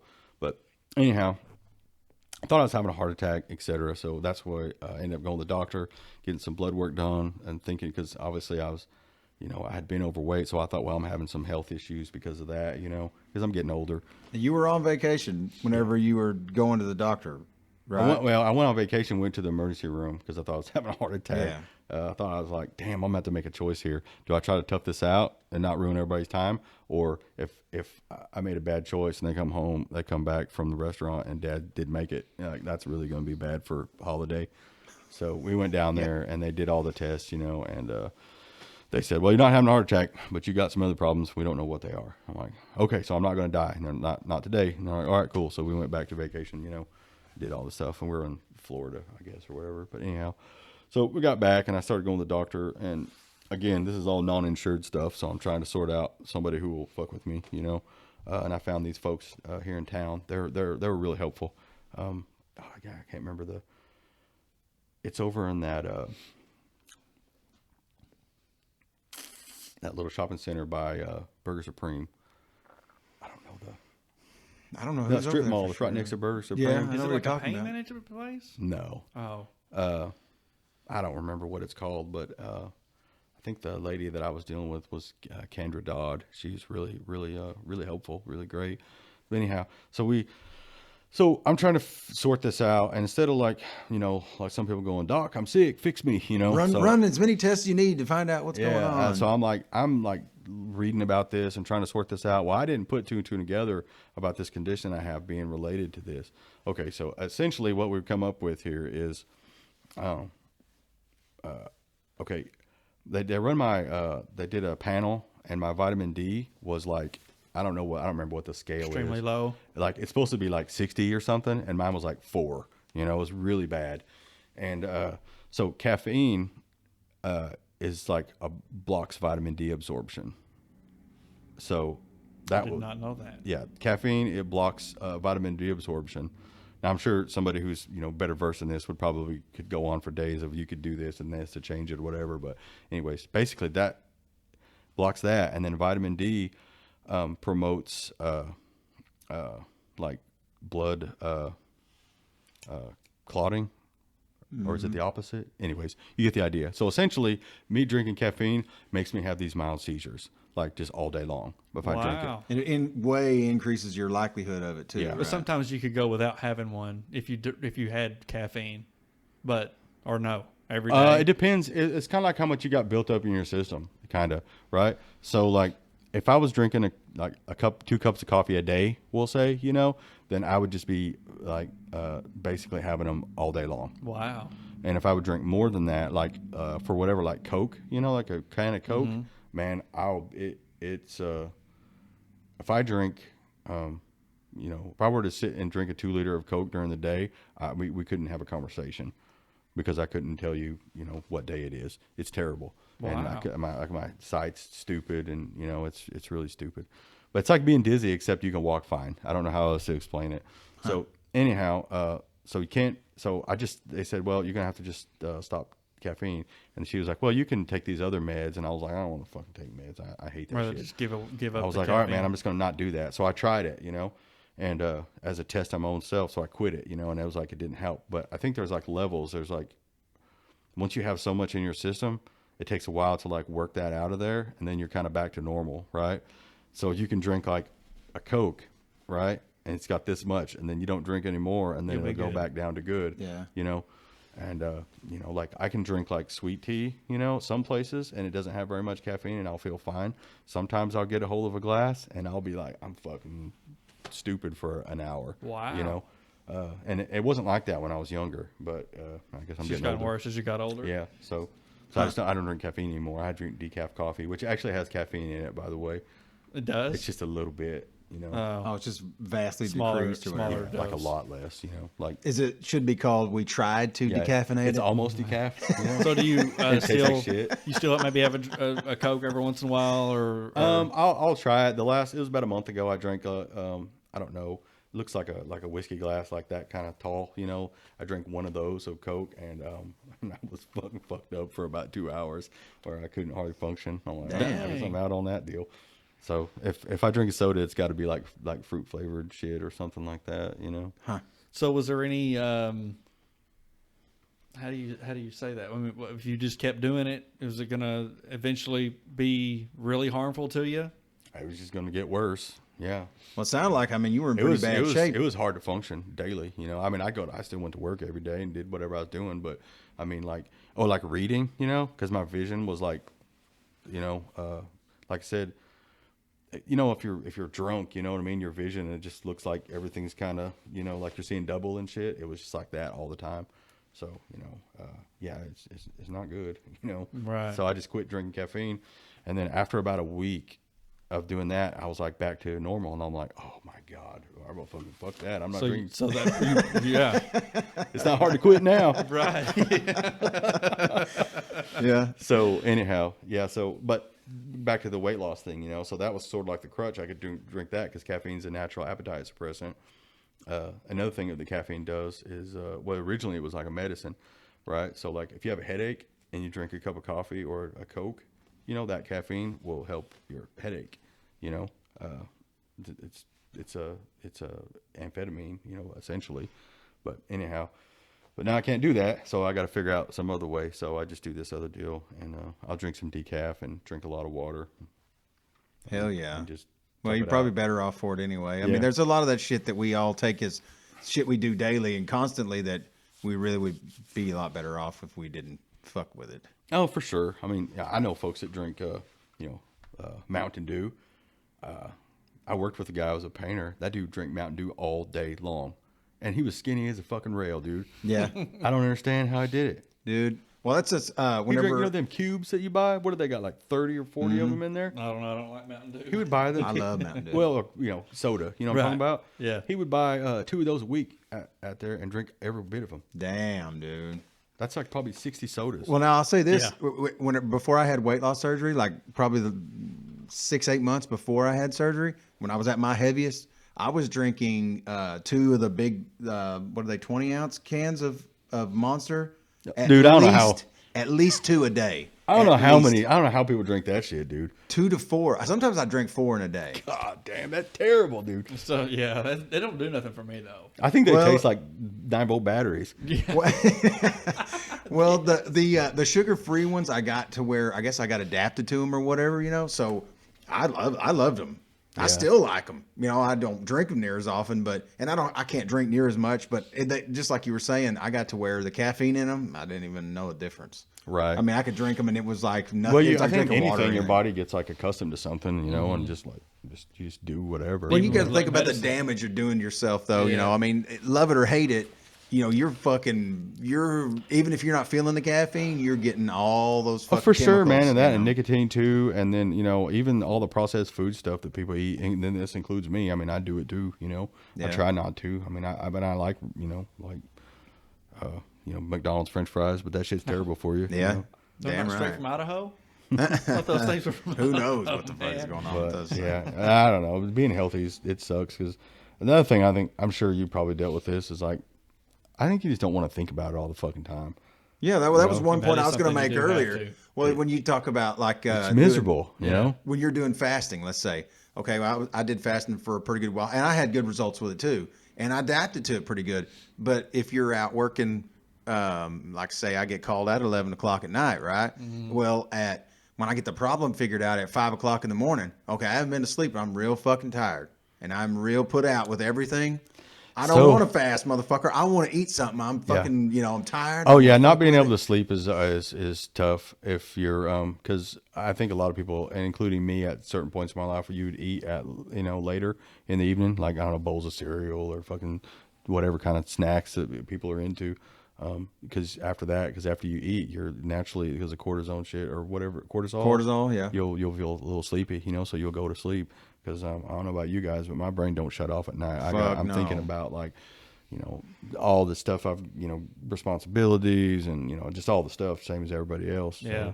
So, like, Yeah, I'm watching YouTube videos of Elon Musk at 3 o'clock in the fucking morning, knowing I got to get up at 6. yeah, doing, know. or up there, considering like, well, yeah, we could go on for days, but, so a lot of time if you would eat, I don't know, a sandwich or, something in the evening time, you feel that little bit of sleepiness right afterwards. So it's like, you'll crash, that's terrible for, a lot of people could, Worm, that dude would eat, a full blown meal after dinner before he would go to bed. Yeah. Skinny as a rail. Kind of like that too. Every day. That deal I was talking about, that painter guy, Shane, he would drink soda. If I drank that much soda, I would be on my 600-pound life, man. I can't do it, or, you could drink a couple of beers before in the evening time, and you'd be a little sleepy, and go to bed, but that shit's, it's not good for you either. Well, I'm a night owl, and we eat early anyway. So Yeah. we usually eat dinner like at 6 o'clock, 6:30. And then I'm a night owl, so it's already time to eat again. By the time I'm ready to go to sleep, and I'm like, you gotta, and me having these really bad headaches like I've been having, or this headache because it's a constant headache for the last 5 years, almost 5 years. I haven't been able to work out. And so I'm like, what's the point in trying to eat right or, whatever when you are get some fuck it going on. Yes. I mean, I feel that way. So I'm like, man, when I can start working out again, that's when I'll start. That's when I'll start getting back. Oh yeah, after I got down, like I said, I lost about 50 pounds there, and I was dealing with this, this seizure situation there, and there was a whole bunch of fuck it going on. I was like, man, I'm just gonna eat whatever. I don't really give a shit right now. Got to get everything straightened out first, and then get. Yeah, and I didn't care. So then I shit. put on like another 25 or 30 pounds after that, and then after that, I was like, well, I'm already fucked it up, so I might as well just hit the gas on these 6-packs, or whatever. Yes. So then, now I'm up to, whatever, over 300 at, and then I was like, all right, man, all right, this is grown up shit now. Get your shit together and get back on the train here. So, well, if you could, and being able to get by with it is another thing that, like my dad's going through that right now, where his A1C, which is his blood sugar, is staying out of whack, and they're trending it now because it's been staying out of pretty bad. mm-hmm. And he's always been able to carry weight like that and it not be that big a deal. So it's almost worse for people that can get by with it. Just like he smokes, he uses those the fucking like the vape things, the robot dicks. Yeah. He loves those things, right? My mom had to quit smoking years ago. Yeah, and she has that shit's COPD. terrible for you. My dad quit too. Thank God. Well, and that's what I'm saying about people that can get by with it. They just keep on fucking till something gives, Yeah. And oh yeah, you're right. I mean, that's for me too. I mean, like, for a fat man, I'm pretty healthy. I mean, they did all my. I figured my cholesterol and all that shit would just be retarded, whenever I went to the doctor and got those panels done when I was trying to figure out what was going on. And she was like, actually, other than your vitamin D level, everything else looks really great. Yeah, that's what I always got told. She did say I got a little bit of fatty liver, which is from being obese, She said it's not exceptional, but you probably need to look into doing something about it. It's going to be a problem later, Does that mean when she says do something about it, does that mean lose weight? Oh, just be healthier in general. Will it go away when you? I don't really know, honestly. You can change it. It helps it. Probably. I'm not saying go away, but probably. I mean, once you've been over 300 pounds, like you're never going to be, the same. Your body's different. Well, and the mentality it takes to get to that heaviness is, it's hard to explain, but like, if control, if being disciplined was a part of your personality, then you wouldn't ever get that big. You know what I'm saying? It's yeah. I don't, like I said, man, like it'd be like if you were to, lift up, that chair over there, except for somebody it's an issue, lifting that chair is an extra 100 pounds on there, or you have to lift 5 chairs or whatever. It's just harder. I mean, I remember whenever I was, boxing, I would go to the gym 6 days a week, every day for I don't know, 4 or 5 hours. I'd get out of there late, Tony would be upset, and I worked out and I was doing calorie deficit too because I was trying to be healthy, ate a lot of like tuna fish and shit like that, and the smallest I ever got was 240. That was it. And like I don't think that I can weigh 220 anymore. I don't think it's possible unless I'm going to be like a skeleton or some shit. Well, that's just like my surgery, dude. Okay, now Brandy's lost almost 100 pounds. She's 4 pounds from 100 pounds. I've lost down to 234 was the smallest that I've been, and that's it. I ain't getting without going on some form of a diet, without like changing what I'm eating. Like doing some serious calorie deficit. That tells you my body is fucking hardwired to be like this. And I think there's 2/3 of my stomach out, and I still can't get to 200 pounds. I mean, other than just working out, but even then, like I said, I worked out tremendously, and I was probably 28 or something then. So, I was quite a bit younger. So, I could work out hard and still recover. I can't do that shit now. It hurts. Yeah. Well, and the way we're made also is, if I were to start working out, I'm going to start weighing more because I'm going to gain muscle mass. Yeah. Half of my muscle, the muscle wasting that goes on from the surgery is not having to hoist all that weight around. That's, I mean, part of it. Yeah, and there's a difference too between folks who are obese that are sedentary, you know, and then ones that are not.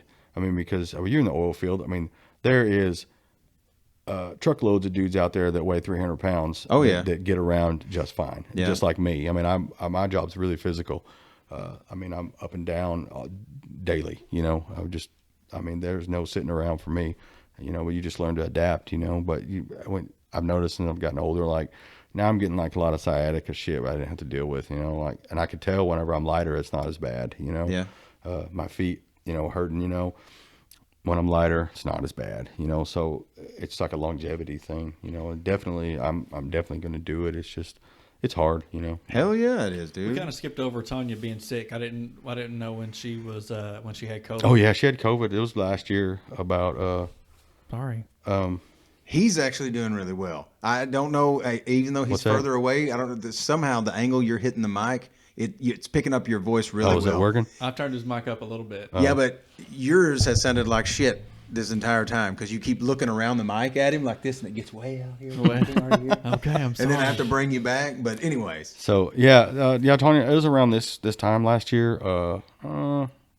February, March. You know, she got it, and it just, it just went down her really fast. I mean, she was just coughing, and she had the fever a little bit too, you know, but it was mainly just respiratory shit.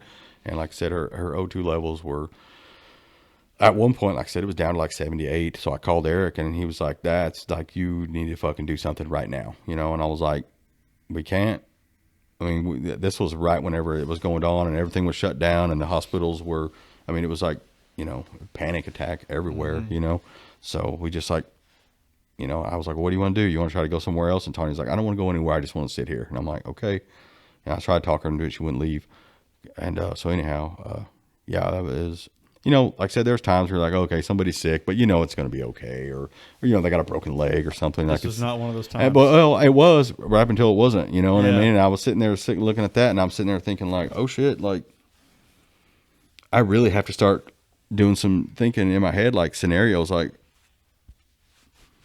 I'm going to have to tell my kids, your mama didn't make it or some shit like that. You really have to start considering that that's a possibility. You're like, fuck, this ain't cool. You're deep, yeah. Yes. So anyhow, she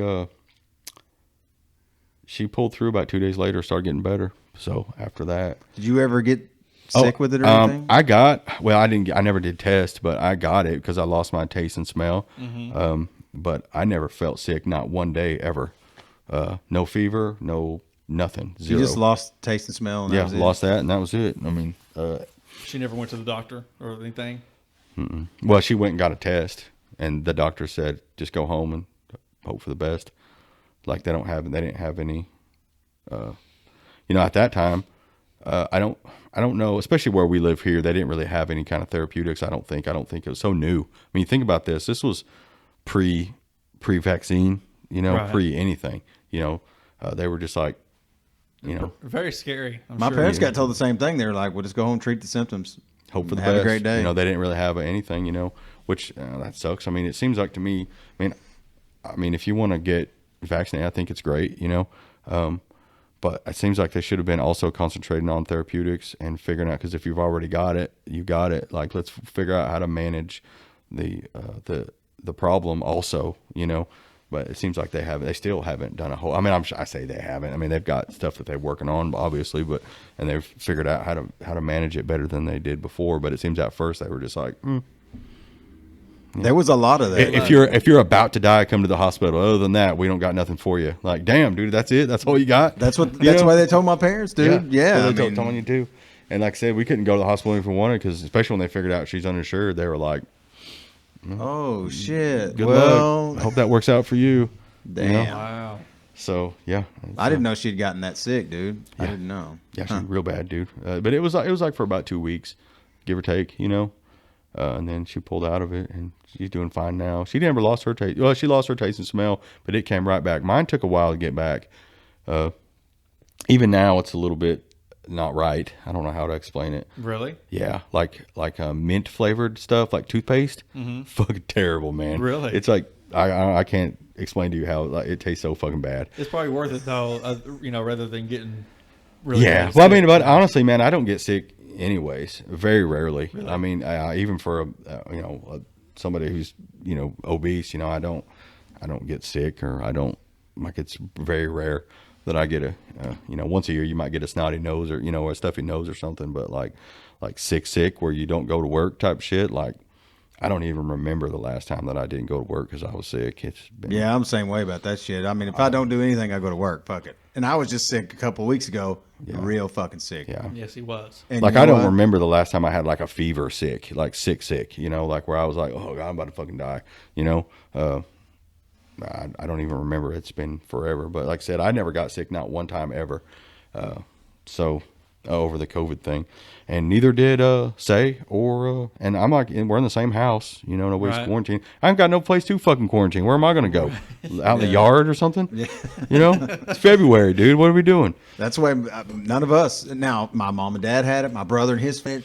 None of us, dude. Nobody lost no taste, no smell, no fever. Yeah. Nobody felt bad. I mean, we went through seasonal shit, but I'm talking about like, oh shit, that's definitely COVID. Yeah, it's Did hey you man, lock her away? Did you lock her in the bedroom and did y'all do that thing, or y'all just live life normally? I just because listen, man, let's just be rational here. If it's so contagious, like they're talking about it, which is a respiratory contagion, You're gonna I mean, get it like right then. we're living in the same house. Mm-hmm. My house isn't 45,000 square feet. I can't Right. get in it. I can't send her to the other wing, So like that's not real. So I mean, somebody's got to take care of her. Mm-hmm. What the fuck am I going to do? So we slept in the same bed and just the same like if I had the flu. I mean, obviously you're not making out at this point. I don't want to. I'm not trying to get some shit from you, but It'd be too scary too, anyways, because if you're in the other room and she needs your help, in the middle of the night or whatever. No, there's that too. There's not a whole lot of sleeping going on, because you're like, Right. you breathing over there? Yeah. You want to keep your eye on her. the Yeah, whole but time. yeah, I never felt bad. Emery, I think Emery had a small fever one day or something, but she never got sick either. And Sadie, she's a hard charger, man. It never bothered her, zero. And man, that kid don't take no precautions about none of that shit. She's like, I'm going to do whatever. Yeah. I got shit Live to life, do. man. Yeah. So yeah, but she's been fine the whole time too. Good. So I don't know. With the and I still never got vaccinated. My dad was giving me some shit about it, because he got it, which I think he needed to. I mean, he's way overweight these days, which my dad's never been a big guy, but now he's fat as shit, so he's really struggling, because we don't listen to this. He's I tell him that. It's And okay. he quit smoking too, right? Yeah, he did. He'll say it to him, dude. He'll say it. Yeah, Dale- you ought to hear the shit he says to me. Yeah, Dale will say exactly what the fuck he So thinks. anyhow, I mean, he's got COPD from all that damn smoking he was doing. So like, he's at risk for the COVID thing. If he were to get it, without, probably being vaccinated or whatever, it probably would kill him. I mean, I would.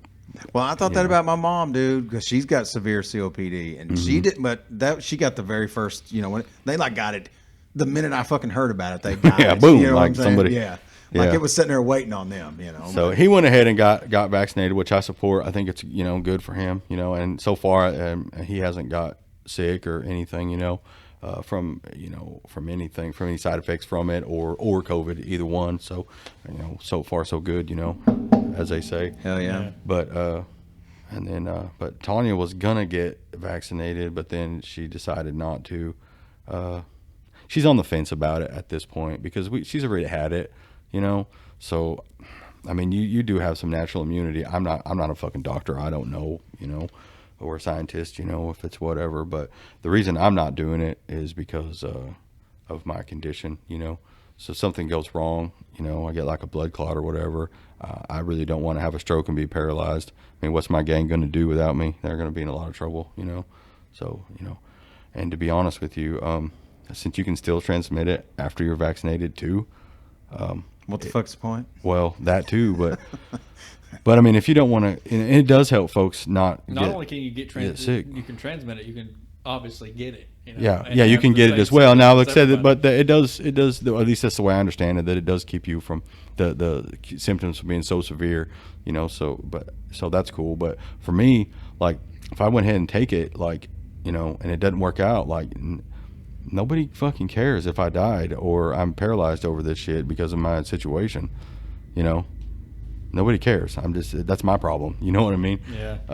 Well, that's why I've always been, you know, if someone wants to get vaccinated, which I am vaccinated, but if they do or they don't, Yeah, I why don't can't care. they Either figure way. that out? I'm You know cool what with I mean? that. I mean, I just don't think it should be mandated. You know, Yeah. that ain't cool. Word. You know, Well, just like a decision you made with it, it makes perfect sense. If you're looking at it, and you're trying to evaluate for your family whether it makes sense or not, then you should have that right. Well, it's the same with your weight loss surgery. You know, it's your life. Yeah. You live it. yeah. So you said to sort, wanna get it, you know, go to get sort it. that out. You know. Sorry, I'm not talking. It sounds into like the you're mic. in the next room. I'm buying a new mic, by the way. Well, I think it's because he's talking across the front of it, because it's a unidirectional mic. They're These the two. same mics, though. Yeah, but listen. It's unidirectional. So if I do this right Yes, here, I can hear you there. Are you kidding me? But when you go here, it doesn't pick up from the side. He's talking across the front of What it, and about right I can now? still Is it hear it. working good? No, you're talking too high. If you'll look, he's right across. His mouth is going right across the front of it. Yeah, I feel like a porn star right now.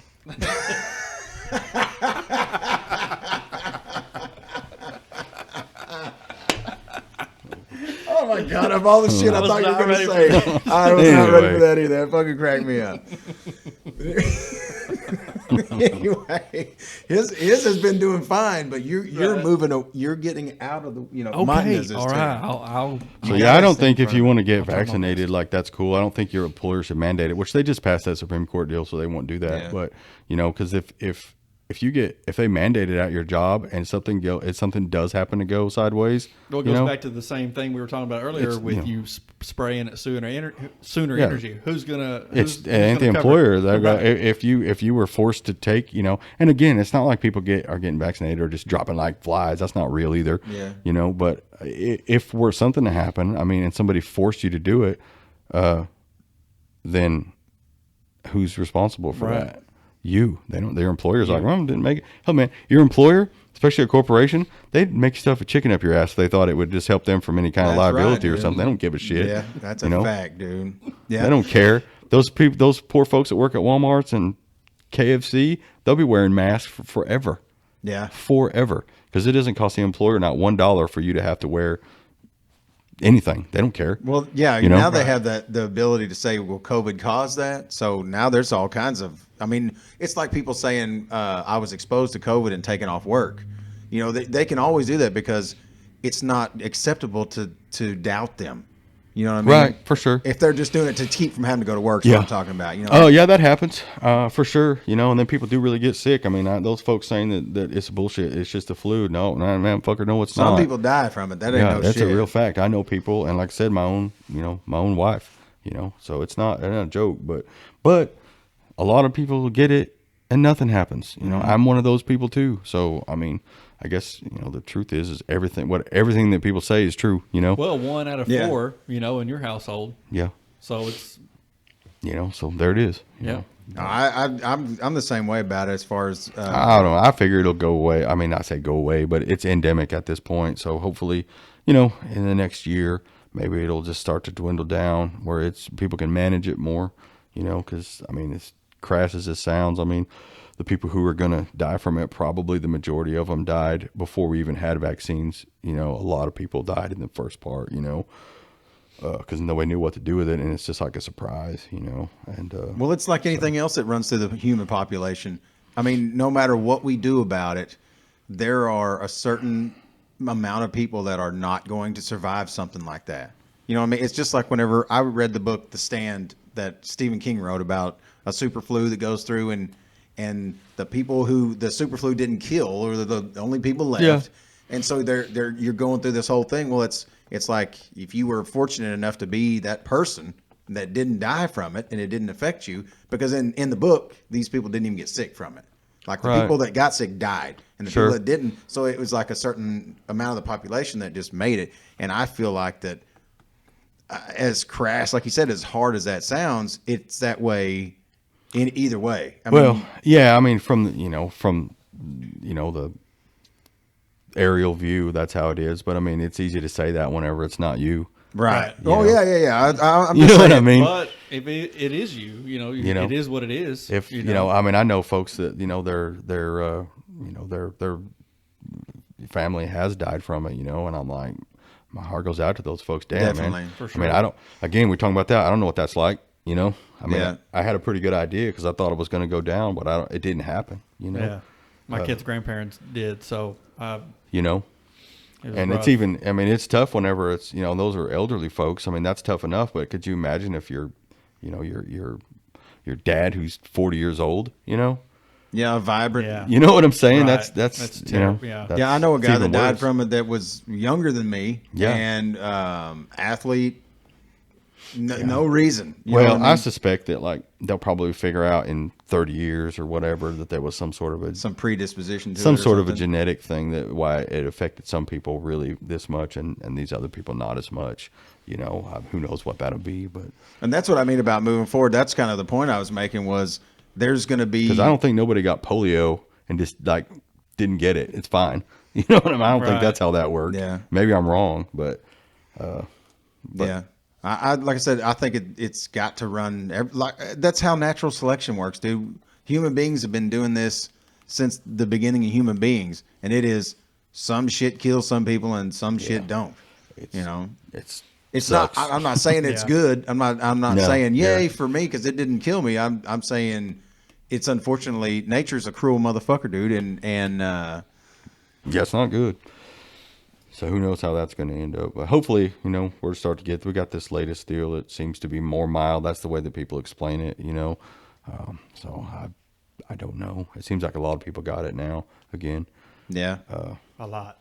but I don't know the severity of it. I mean, got it and dead from it is not the same thing, you Right. know? Yeah. So I don't know what that means. And then people are scared too, some of them, not so much here as it is if you were living different places, they're more scared, cities. But again, like there are a lot more people if you live in a, large city. Like the guy that Ben and I know from Washington, I mean, they still have like you have to show proof of vaccination to go out and eat.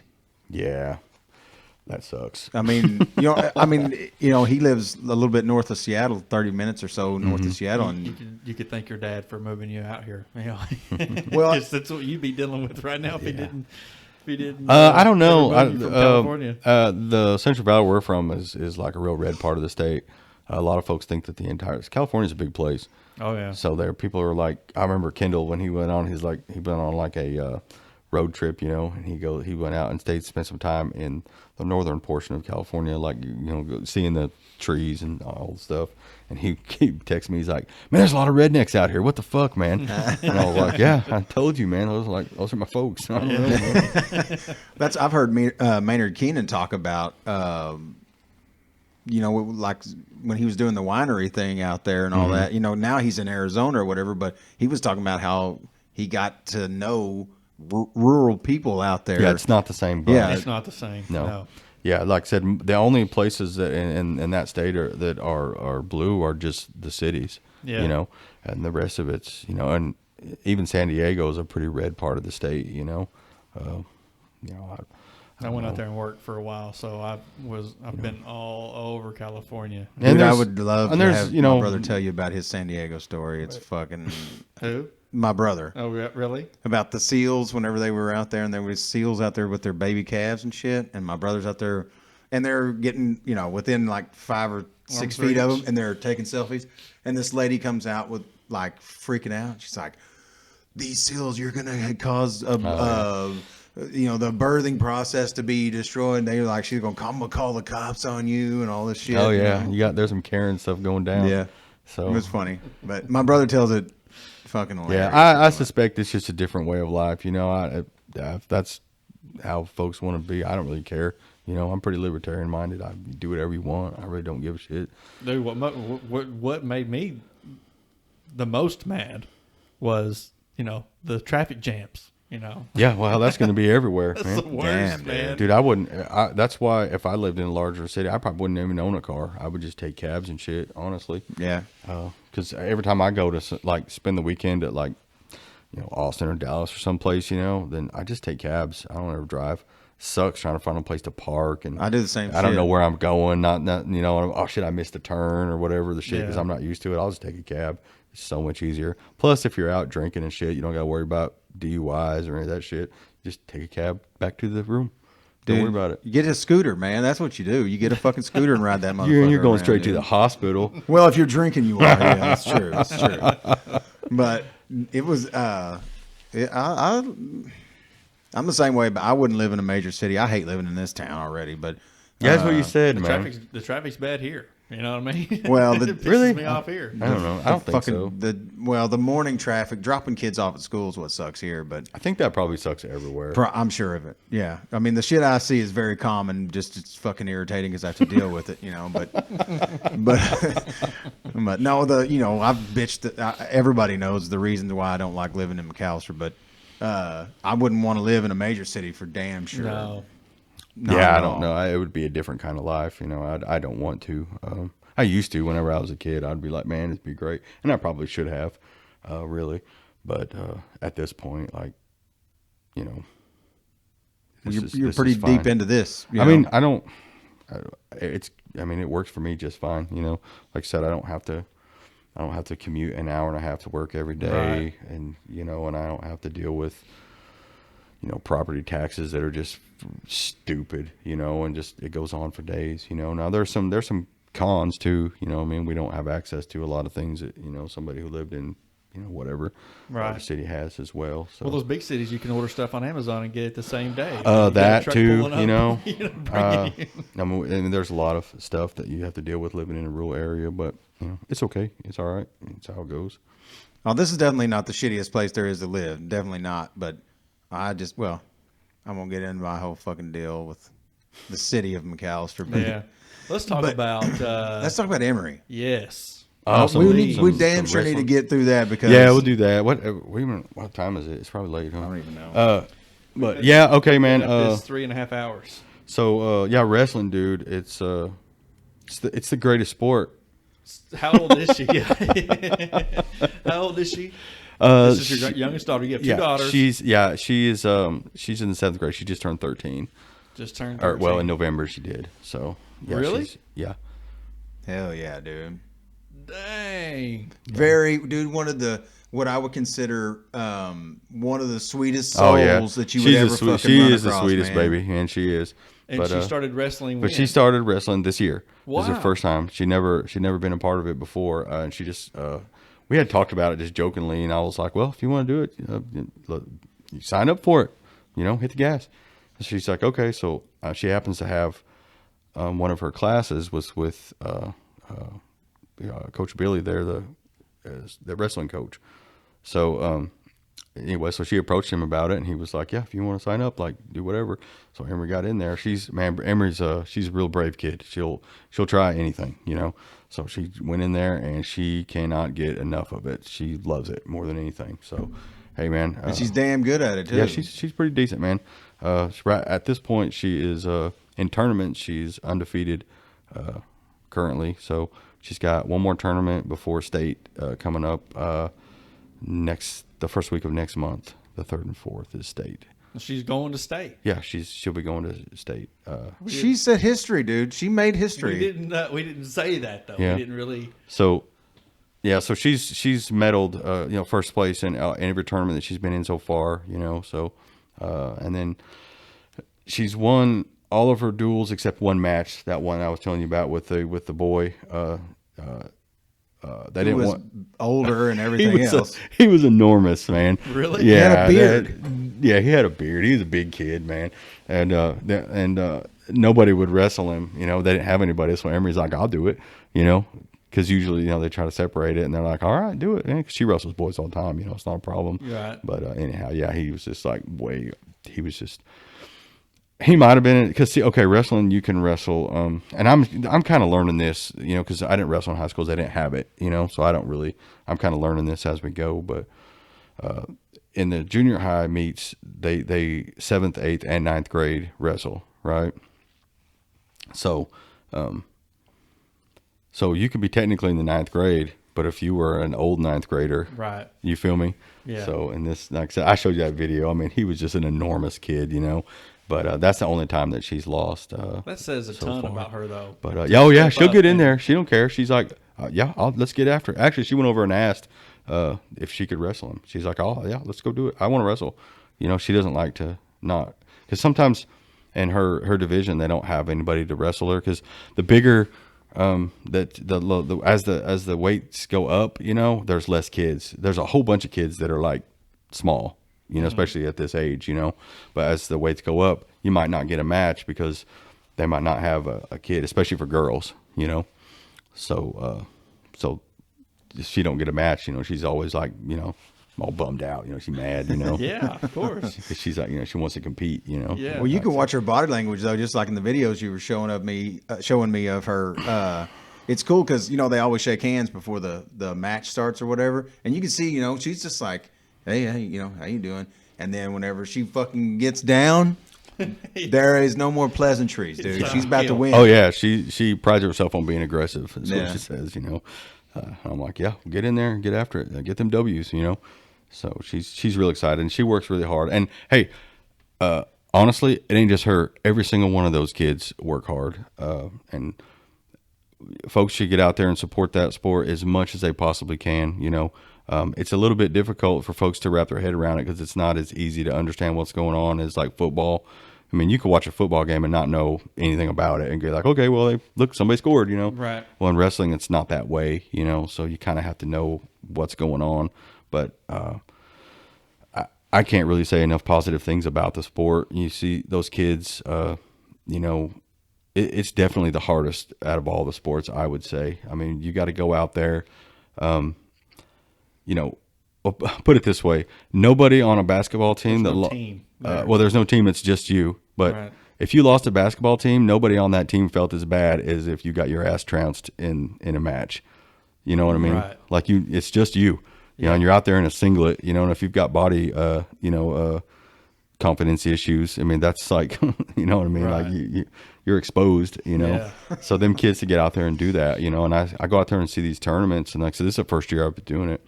And, you know, we'll say about 30% of them kids cry, you know, when they're out there because it's really hard, you know, but they always get right back up and they get right back after it, you know? I was like, man, this is the best, you know. You put these kids through something like that, and that always makes them feel better, you know, and they can do it no matter what. No, you know, everything that you would hope that you would get out of it, out of a sports, any other sports, is a requirement for wrestlers. Like, you know, the integrity and the hard work, and you're like, we hope for that in, you know, football or basketball or, you know, baseball or softball. But like if you're a wrestler, like it's a requirement. It's not like we hope that's what we're getting to. Like you have to do that, you know, or too bad, you know. A lot of kids, you know, they don't want to do it because it's hard, you know, like physically it's really taxing, you know. Yeah, there's a ton of prep. I mean, that's what I was telling him the other day. Carter even told me when he wrestled, he was like, you know, it's what we do to get ready to wrestle is a lot different and a lot harder than what we do to get ready for a Oh yeah, game. physically, Really? they're hey, real talk. There are no better athletes than wrestlers, for sure. I'd put a wrestler they're in better shape than any other athlete. I can't think of anything that would compare. And I figured that out whenever I was doing MMA stuff. If I grab a hold of a wrestler, like you can tell the difference, you know. Well, you can tell the difference in the wrestlers on the football field. Yeah, well, me and him was talking about this. If I was a football coach, I would demand that every one of my kids was in wrestling shape, because if you were in that kind of shape, then you don't get tired in the fourth quarter. You don't, because them kids are put together, man. Ready to go. Yeah, they work hard, you know. And I mean Emery talking about, you know, there's been a few days where just not from the wrestling portion of it, but just the physical, like fitness portion of it, that dude, she's cried, you know, during the day. She goes, I was having an off day, Dad. I cried, you know, and I was like, well, that's okay. You know, she's like, but she right back in there, you know, that's what you got to do. And that's what all them kids do. It ain't just her, you know? Yeah. So yeah, I guess people could, you know, support those kids as much as they can. Really not just wrestling, man, all in sports. I mean, think about it. Or not even just sports. Hell, band. You know how hard it is to do that? Mm-hmm. I mean, it's really difficult to learn how to, play an instrument or be a wrestler or, or play football or whatever. It's really difficult. I think people take for granted, what those kids have to do and what people expect of them. Because, moms and dads just want to see wins. It's what they want to see.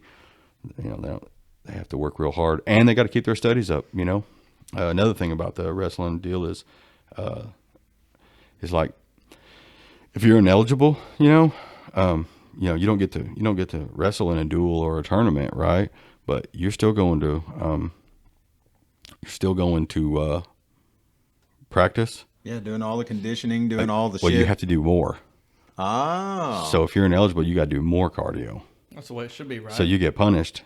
You got to keep your grades up, man. If you don't do that, well then you got to do some extra work over here, And so that's a little more incentive for you to get your shit together, So yeah, it's a good thing for kids. Like I said, it builds integrity, physical fitness. I don't really have anything bad to say about it. It's really great. It's changed my daughter's life for sure. She loves it, How's she feel like mentally as far as, knowing that she's going to state and that kind of thing like that, does she feel nervous about wrestling at that level? Or, is she just excited or? She's excited. I think, she's a little aggravated because she wants to compete like this last duel they didn't have a match for, which is nobody's fault. That's how it is. You're going to get that, so she doesn't want to go in cold. You know what I mean? And not have any. They live wrestle at practice all the time, but she doesn't. She wants to compete. In the matches. Yeah. So and then of course the COVID thing has kind of shut some stuff down. So it kind of sucks. But well, that would make it tough. She excels at it too, and so that's going to make anybody a little more anxious to get to do it. If you're doing well at it. Yeah, I want to get in there. What I mean? She wants to. All them kids do, honestly. If you're signing up for that kind of punishment every day after school, like you want to go to the fucking meet. Yeah. You know what I mean? Right. Yeah. For sure. So there's weight classes, right? Yeah. I don't really, to be honest with you, like I said, I'm still kind of learning like all of the details. I don't know if it's like how far apart they are, like if they're 3 pounds or 5 pound increments. I know I've sorted out that that the lower weight classes are closer together. Like they're like 3 pounds, like 89 and like 103 and stuff like that. But as the heavier the kids get, then they're bigger. You got like 175 to like 200. You know what I mean? Yeah. Well, that's probably because of the. And then like over 200 is like to 285. It's an 85 pound space in there you can wrestle in between. Where like the other ones is like there's like 3 pounds. When they're smaller. To make sure, I guess, like you were saying, there might not be as many kids at that higher. That's why. It's because there's not as many heavyweights. It's boxing's that way too. Heavyweight for boxing is 200 and above. Right. Yeah. Period. Yeah. So like if you're gonna be a boxer, and you don't want to box somebody who might be, you don't want to be 201. Unless you're Mike Tyson, Well, but or Deontay Wilder would be a great example. He's a pretty small heavyweight, but man, he could thump, so it's fine, But you got to work your advantages where you have them. But you can't be bitching because that's life in the fast lane, dude. You're a heavyweight, Yep. You got about 100 pounds in either direction. You got to make it work, So and then the wrestling's real similar, where you got those. What does she wrestle at? She wrestles at 182. Well, that means from 182 to 200. That's the span so that's the or whatever. Mm-hmm. Yeah, and she usually weighs at when she first started, she was because she's a big kid. She's probably 5'8" or so right now, and when she started, she was weighing a little over 200, like 205 probably or something. And then now, she's weighing like 85 now, 87, and like she's like slim, and it's just from working hard, So I don't know if we want to get her to, I don't really like weight cutting. I don't think that's good, You know, I think especially for kids. Right. I was gonna say the same thing. But I mean, you have to do it a little bit, you know. But it does teach you some discipline, you know, that, you know, if you've got a match coming up, you can't be like wrecking up, you know, peach cobblers and shit, you know. Right. But well, it's definitely a part of the high school part of it. I know that. oh yeah, you know, it those is. guys- Well, it's the junior high too. I mean, I business. I was at a tournament the other day, our duel the other day, and I just seen a kid from Fort Gibson get his ass fucking chewed out right in front of, you know, everyone Because he didn't make weight. because he missed weight, you know. And in a duel, duels are different than tournaments. Tournaments like singles, you know, like that's just you trying to get through a bracket like a softball or anything, right? Duels are like it's team, right? So you've got like I don't know how many chairs, like how let's just say it's 10, you know, right? And then they have this weight classes in here, and you sign up ahead of time, right? So if your guy doesn't make weight, you know, You're on your own. then you forfeit that match. Well, see how duels work is each wrestler wrestles, and if you win by pinfall, it's 6 points. I think this is what it is if I remember right. It's 6 points for a pinfall and 3 points for a decision, right? So each kid goes, and whoever wins, that goes up on the board for your team, and then collectively at the end, that's how you win. So if you either don't have a person in that weight class, you know, to wrestle, then you forfeit that. So they 6 points immediately. So it's like playing a football game starting for, you know, 3 touchdowns down, you know. Yeah, and that kid not making weight takes Yeah. that 6 points away from him. Yeah, I could see how that would be a big deal. So it's a Wow. big deal, you know, so you got to make weight, you know. But, you know, but I think for her, I don't, she could probably get down, to, you know, like 75, you know, and wrestle, but she would have to, really like, we'd have to micromanage everything she eats. And it would just, I at this point, I don't think it's a good idea for her. The She could age probably, too, she you would know, I probably get more matches, you know, if she was in that lower one. But, at this point, I don't think that would outweigh, the difficulty it would for her to try to stay under that, you know, at this point. So Right. we'll just stay where we're at. Yeah. So, because she'd have to weigh over 200 to disqualify herself out of this, and she's not even close, you know, Yeah. to that, you know, at this point. So That way she can still be a regular human being and still get out there and do Yeah. her thing. Right. yeah. And you know, obviously all wrestlers always watch what they eat. It's just, you have to. I mean, number one, like, you got to go out there and perform at practice every day. So like, you don't want to be eating a bunch of garbage and be sick, Yeah. Yep. you know? So it's kind of like a natural thing, you know? So you kind of watch what you do, you know? That's what Gavin would never eat. Like, you know, how you talk about people say, well, eat you a bunch of pasta so you can have your energy when you go. And If he's you like, want to throw that "Fuck shit you." up. Yeah. That's If what, you want to get sick, go right ahead. yeah, he was very picky about that kind of shit. When it was time to practice or something, he knew he was going to do a lot of running. He's like, no, Yeah. thanks. I'm hoping that, you know, that more kids, they had a lot of kids come out in the junior high thing, and I think that changing that singlet probably helped in the junior high kids. They switched to this year for shorts, and Yeah, you don't have to wear the singlet, right? yeah, they did that this year, and they got a lot more kids, you know, because at that age you're real, you know, worried about your, you know. That's the biggest fucking thing on your mind when you're 13 years old is Right. what do I look like to someone else? Yeah. I mean, everybody. So they put the shorts on. They got a lot more kids to come out. They had a pretty decent sized squad. Now they've lost about 50% of them, which is about right.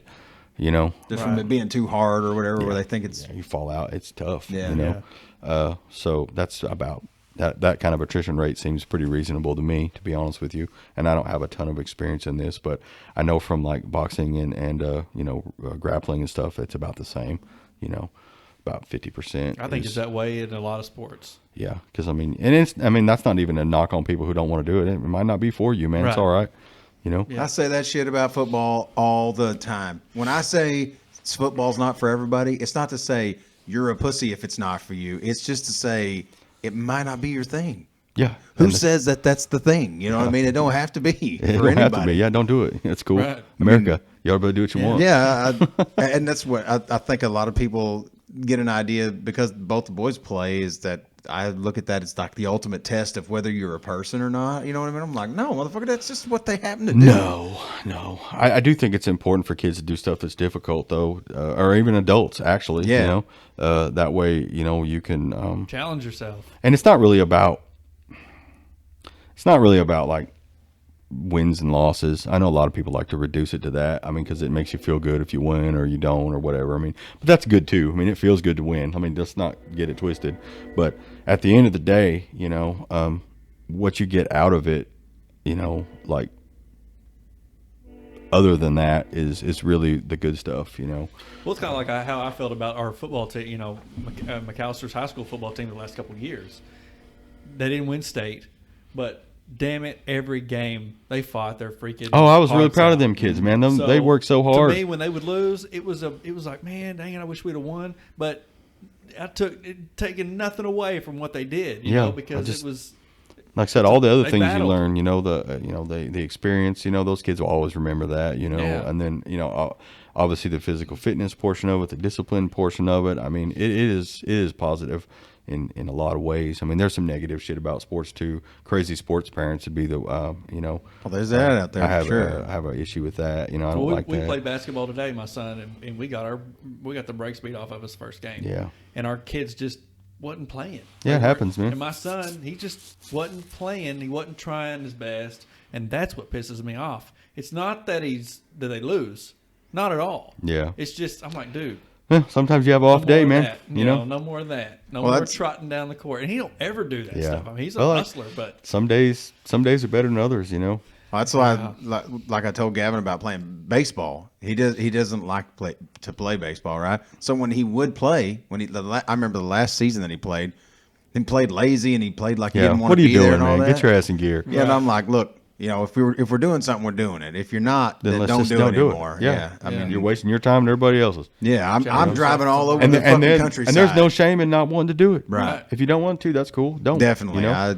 I've always told you know, both my kids that too. You know, when they play any sports, you know, like, hey, you don't even got to play sports. I'm completely fine with it. Yeah. But if you're going to do it, then let's hit the gas. If you're not, then don't. You know. Yeah, that if the expectation is there, the expectation is just to do what you can. Yeah. It's And- not but- the thing. And I It's- think a lot of parents, I think where shit gets sideways is they're expecting W's. You know. yeah. Like that's what they want. They're not. Don't look at that. Look at the effort and Yeah, and and the the training. experience and all the other positives that these kids are getting out of this, but instead they're like, well, did we win? I'm like, you know, and that's why you see, you know, like jackass parents in the stands not acting right and shit Right. like that, you know, which I'll be honest with you, I expected wrestling to be full of that, to be honest with you, because I mean, your kids down there might be All getting by your ass themselves. fucking smeared on the mat, you know. I mean, it's pretty intense, you know. I mean, Not a lot of parents acting a fool there. actually, I'm sure it's happened. I'm sure it happens. Right. I mean, that's just But you silly. haven't seen it. But I haven't seen it yet. And I went to that Westmore tournament, and there was probably 6,000 people there. It was the biggest thing I've ever. It's crazy how much people were there. It was chaos. There was folks everywhere. There was 3 gymnasiums with 3 mats apiece, and the big one had 4 mats, and they were going all day long. Damn, man. No That's breaks, a lot of no shit. nothing. So when's our next match? They got a duel coming up this week. I don't remember if it's Thursday or Tuesday. And where is it going to be at? It's here, I think. Oh, it's here. Yeah. So yeah, if folks want to come and support those kids, you know, and just throw down $5 and come in there and watch them. You know, they, like I said, they work real hard. So, and then the next tournament is in this next Friday coming up. Friday and Saturday tournament. It's a 2-day tournament, and it's in Salisaw. And then the states after that. Now the high school's got regionals. They've got a whole bunch of other stuff going on too. But I'd have to look at the. And you the said she schedule. made state, or she made state. You said she made history. Yeah, that's what I saw it on As- Facebook. as the first For the first junior high girl to win a tournament at all. Yeah. at all Yeah, at all. Yeah. First ever. ever. I mean, in yeah. any school or just for McAllister. It's And for the- McAllister. Yeah, Wow. from McAllister. And the fact that she's also qualified for state. That's another Yeah, that's thing also Well, first thing. Yeah. honestly, I didn't. This is how much I know about Yeah. wrestling. Is I didn't even know that. I mean, I figured there would be a few girls here and there that would wrestle, but I didn't know there was a, I didn't like know a it was category. thing. Yeah, it's growing quite a bit more every year, actually. Actually, you know who's got a good girl wrestlers? Wilburton, dude. They got a good wrestling team down there. Wilburton don't play in the Yeah, wrestling there's, part of it. I seen that they were into wrestling. Yeah, they got good. There's several girls down there that are really good wrestlers. Wow. Emery don't wrestle them because they're lighter than her, but yeah, they got a really good wrestling team down there. I want to say last year they took 2 to state, I think. That's awesome. But anyhow, yeah, they got a good wrestling team down there for sure. Yeah, it's pretty big business. I see a lot of stuff about it. On Facebook's how I keep up with Yeah, it. yeah. But Yeah, but I think that she's the first one here, and to win a tournament. But at this point, I don't remember how many she's got but she's won all the tournaments in her division. You know that she's been in that she's entered. She's won first place, the gold, I guess, in all of them. So she's excited. She said, "Got one more tournament, Dad. If I can do this one, then I'll be undefeated for the season." And I'm like, "Well, yeah, but I said, but you got to win. You got to win. You can't, it's not magic, So, yeah. you're gonna she's got a full bracket this go around, so which is good because she's got matches. Hell yeah, dude. Yeah. So, but I said you got to get them W's, kid. Get out there. And so she's excited. She's ready. She goes, "I feel strong, Dad."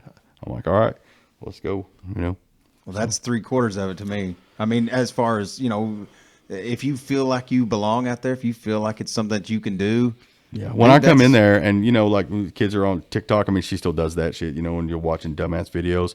But then about half the time I'll go in there and she's watching YouTube videos on wrestling stuff, or I came in the house the other day and she's got it turned on ESPN watching Iowa State, duel, versus Oklahoma versus OSU, the Nationals or whatever.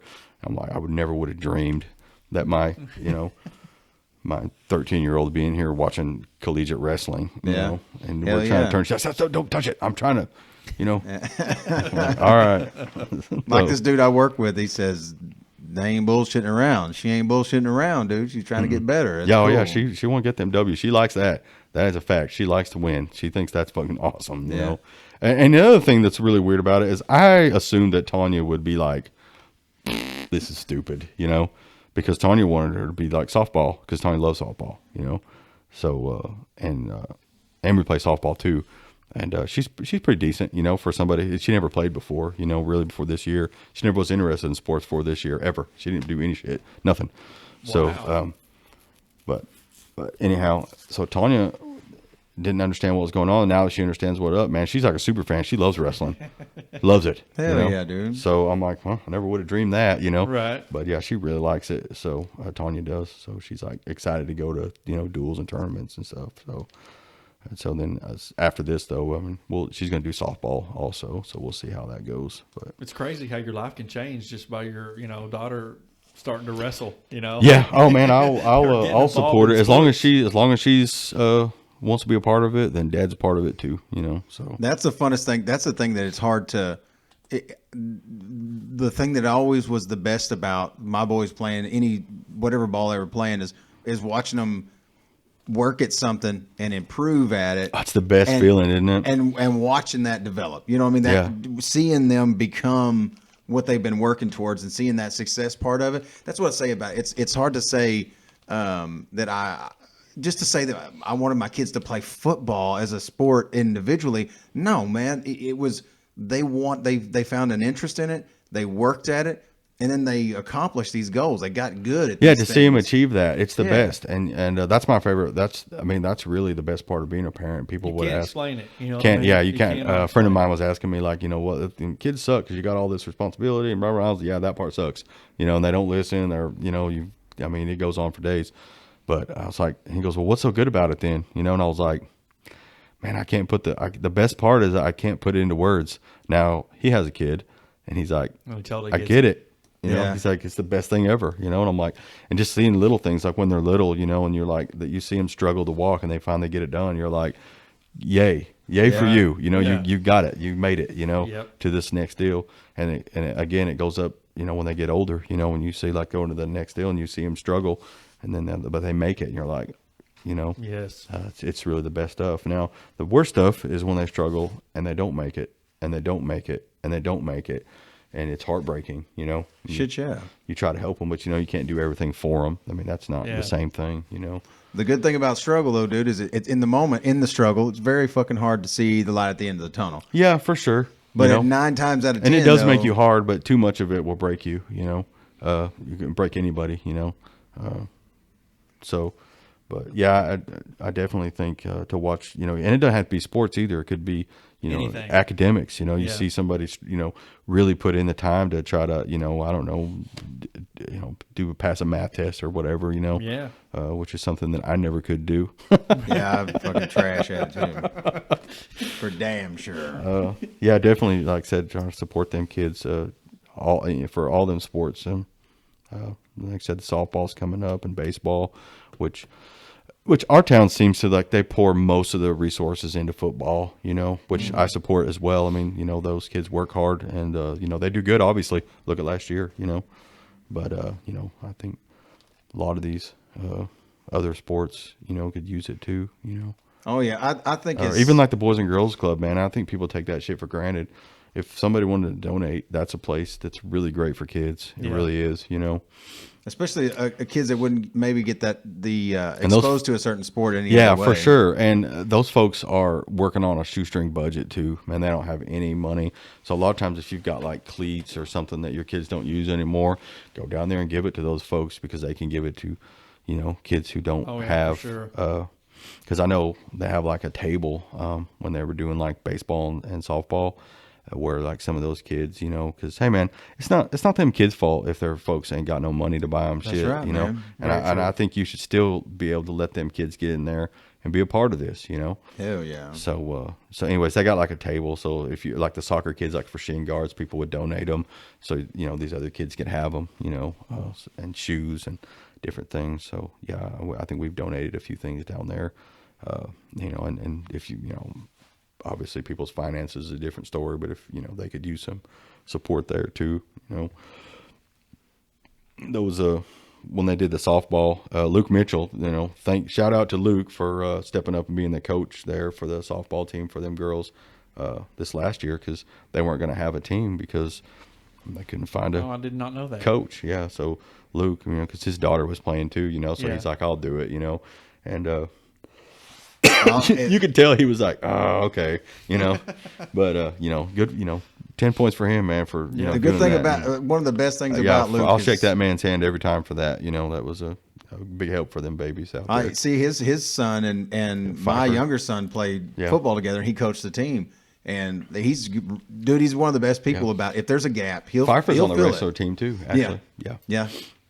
Yeah, that's Luke. I'm like you about him. I mean, he just wants to see help. If he can help, he'll help. Yeah, he went in good there. dude. I mean, 100%. When they're, any of them coaches for the Boys and Girls Club get out there and they spend their own time doing that. They don't make any money doing that. And they're damn sure ain't no accolades.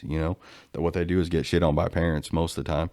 Well, high school coaches still the same way. You know what I mean? I mean, a lot of their time is. Yeah, for sure. Yeah. Yeah. Yeah, they put a lot into it, and like I said, what they do get is get yelled at by angry parents, Yes. That's one definitely thing that's different about wrestling or boxing or any of those singular, sports, that before you could always claim well, my son didn't play because of, X, Y, or Z or whatever.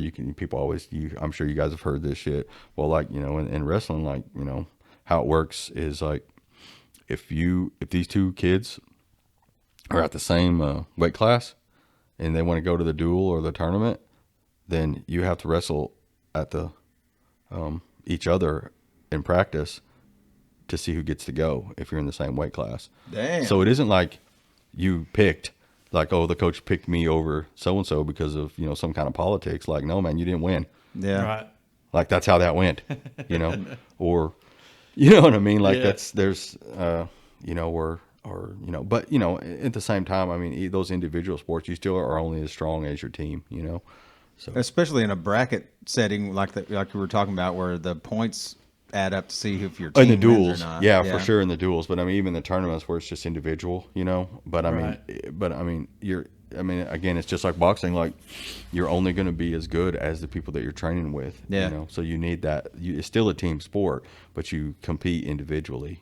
So But you have to be able to work together. And to be honest with you, when you're in there day in and day out, like, you know, grinding on, you know, slamming each other on the ground and, you know, whatever, you know, like you definitely build a, you know, there has to be a bond there, some sort of trust, you know, because you can't, you know, like you'll see other sports like, man, I'd just whoop your ass. And I'm like, okay, well, in this one, you actually get to. Yeah, Like there's no threats. Like you can run your mouth, but we're actually going to do that, you know. Like seems like basketball is always that. They're always going to fight, you know. I'm like, man, shut up, dude. Shut up, you know. Right. So when you're talking about like, they take you out of the game for doing that shit. You know, but it's always everybody's always acting like they're going to, you know, because they know that you're fixing to get kicked out or get taken out well, of the in game. this sport, like you're actually going to do that. Yeah, like you're going to get your chance if you can. You're gonna show this person. Well, then there you go. It's there to do. Yeah. Like, go ahead. You know. And when I was when I'd coached boxing, like this years ago, it's the same kind of way, you know, like these two kids have some very few you'd have animosity. It wasn't real common because, like, I mean, you could just sort it out. Like, okay, well, today we're going to get in there and see. Like, you guys don't like each other, get in there and get after it, you know? And then tomorrow we do it again, you know? And then at the end of the day, either somebody leaves or you guys sort it out. It's fine. Yeah. You know? So, you know, usually you don't have a bunch of hate, you know, in those kind of sports because it's not, you know, there ain't no backhanded comments. There ain't none of that shit, you know, because like you're actually going to settle it. It's funny, you know. Yeah. Same thing for the wrestling thing, you know, like you're gonna find out, you know. So Hell yeah. And in any given day, you know, you might lose. You might lose Damn to somebody right. that's not as good as you because you slipped up. That's one thing. I mean, I've seen those kids like be ahead, you know, 6, 7, 8 points, right? And then slip up, get pinned. Damn, you know what I mean? Man. You slipped up. That, you know, it's dangerous the whole way through, you know? Yeah. Hell yeah, dude. Good learning experience though for him. You know, For sure, man. That's why I think it's really I don't got nothing bad to say about it. And like I said, I didn't wrestle in high school. They didn't have it, you know. I would have done it, you know, but which it's weird to me. It's a pretty cheap sport compared to all the rest of them. Yeah, I don't know why smaller schools didn't. I mean, it's getting to be more common now, Yeah. but I mean, I don't know why. There was like the big three whenever we were in school. It was either football, basketball, or baseball, and track sometimes. You know, I mean, Which is weird too, because Oklahoma is really kind of a wrestling state too. Like if you were a wrestler, like OSU is like one of the places in the whole United States of America. You know, OSU is like top tier. It'd be like going to play football at, you know, Alabama. You know what I mean? Like going to wrestle for OSU is like that. You know, so it's weird that our own state wouldn't support the shit out of that, right? But and they do in other places. It's just not so much. You know, it just hasn't been so much down here, you know. Yeah, I always wondered that too. If it's a coaching issue, I mean, usually they can't get the staffing, maybe. Yeah, maybe Could be. could be parents.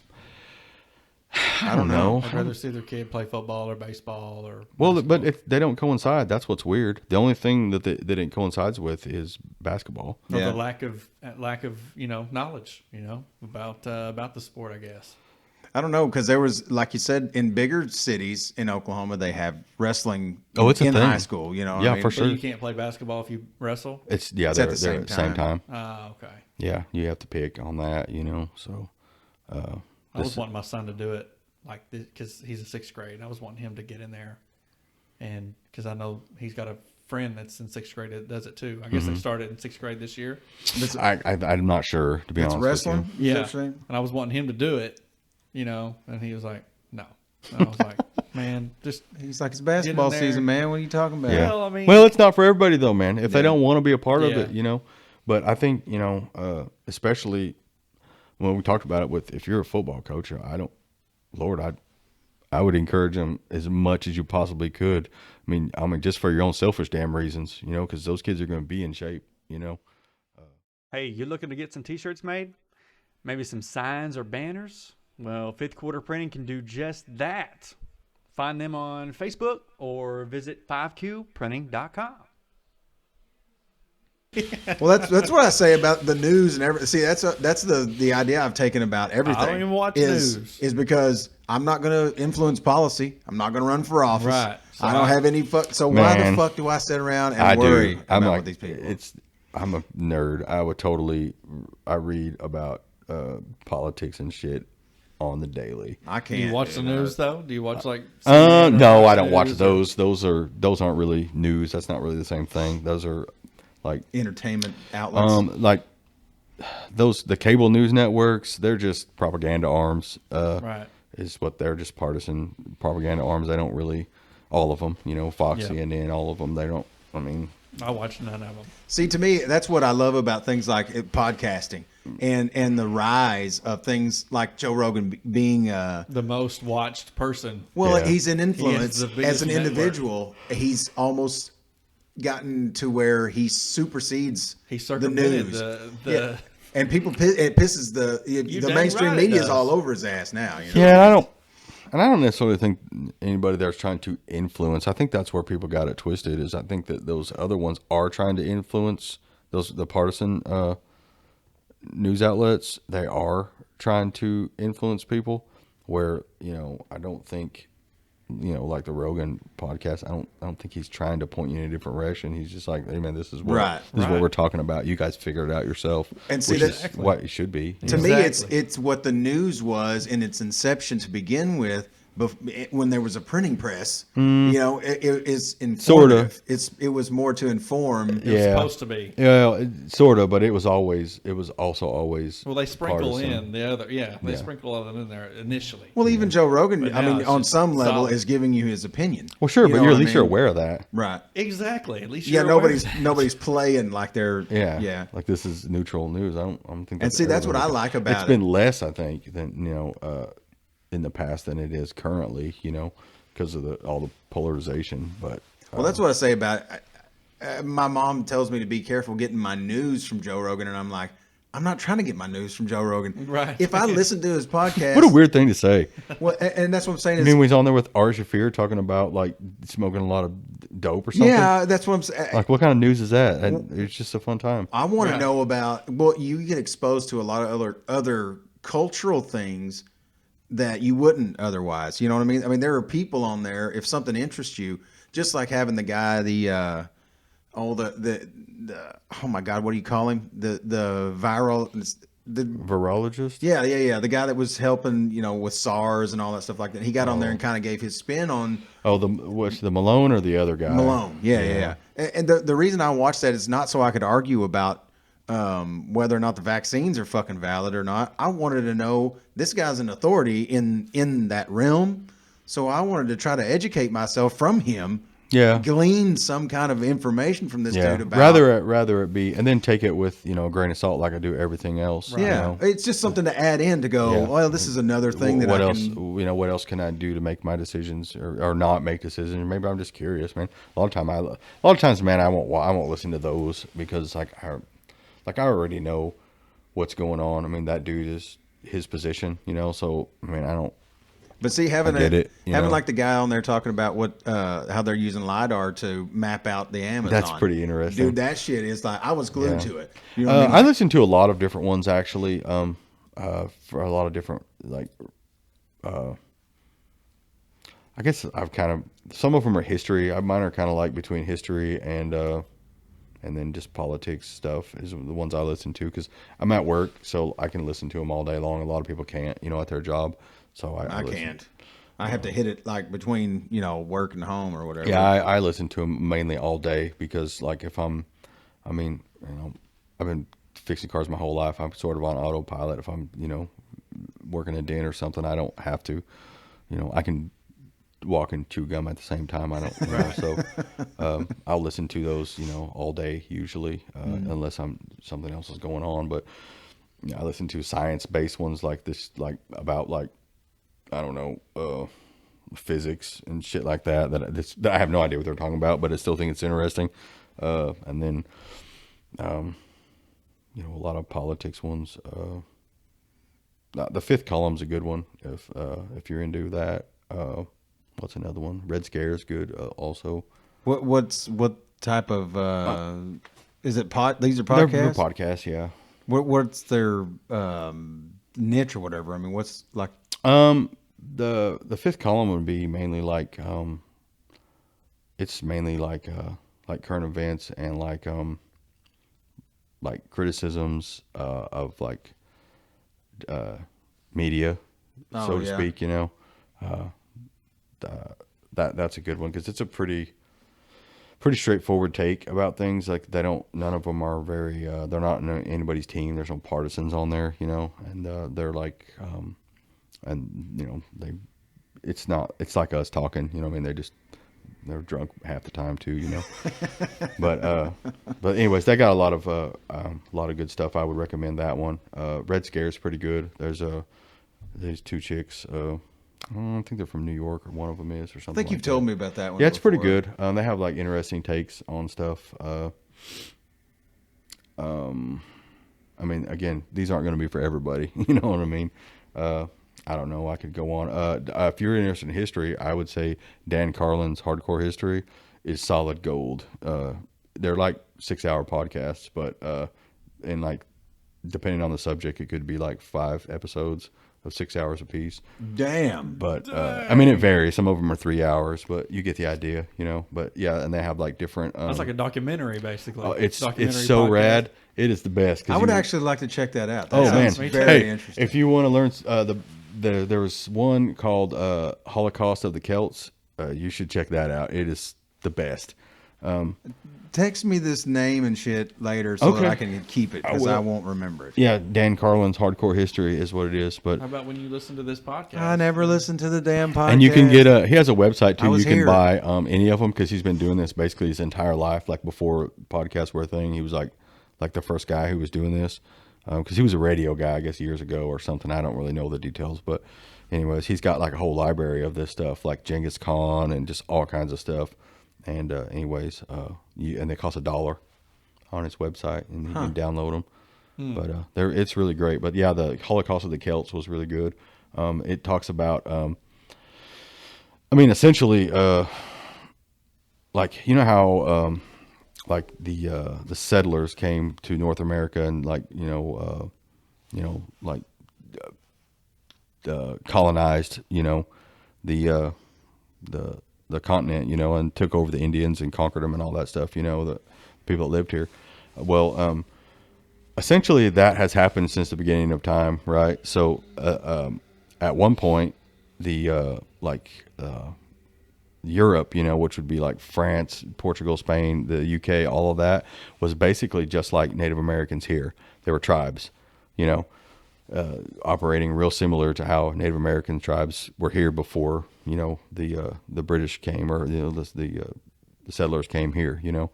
Well, Rome did the very same thing to those people is like what happened to the Native Americans here.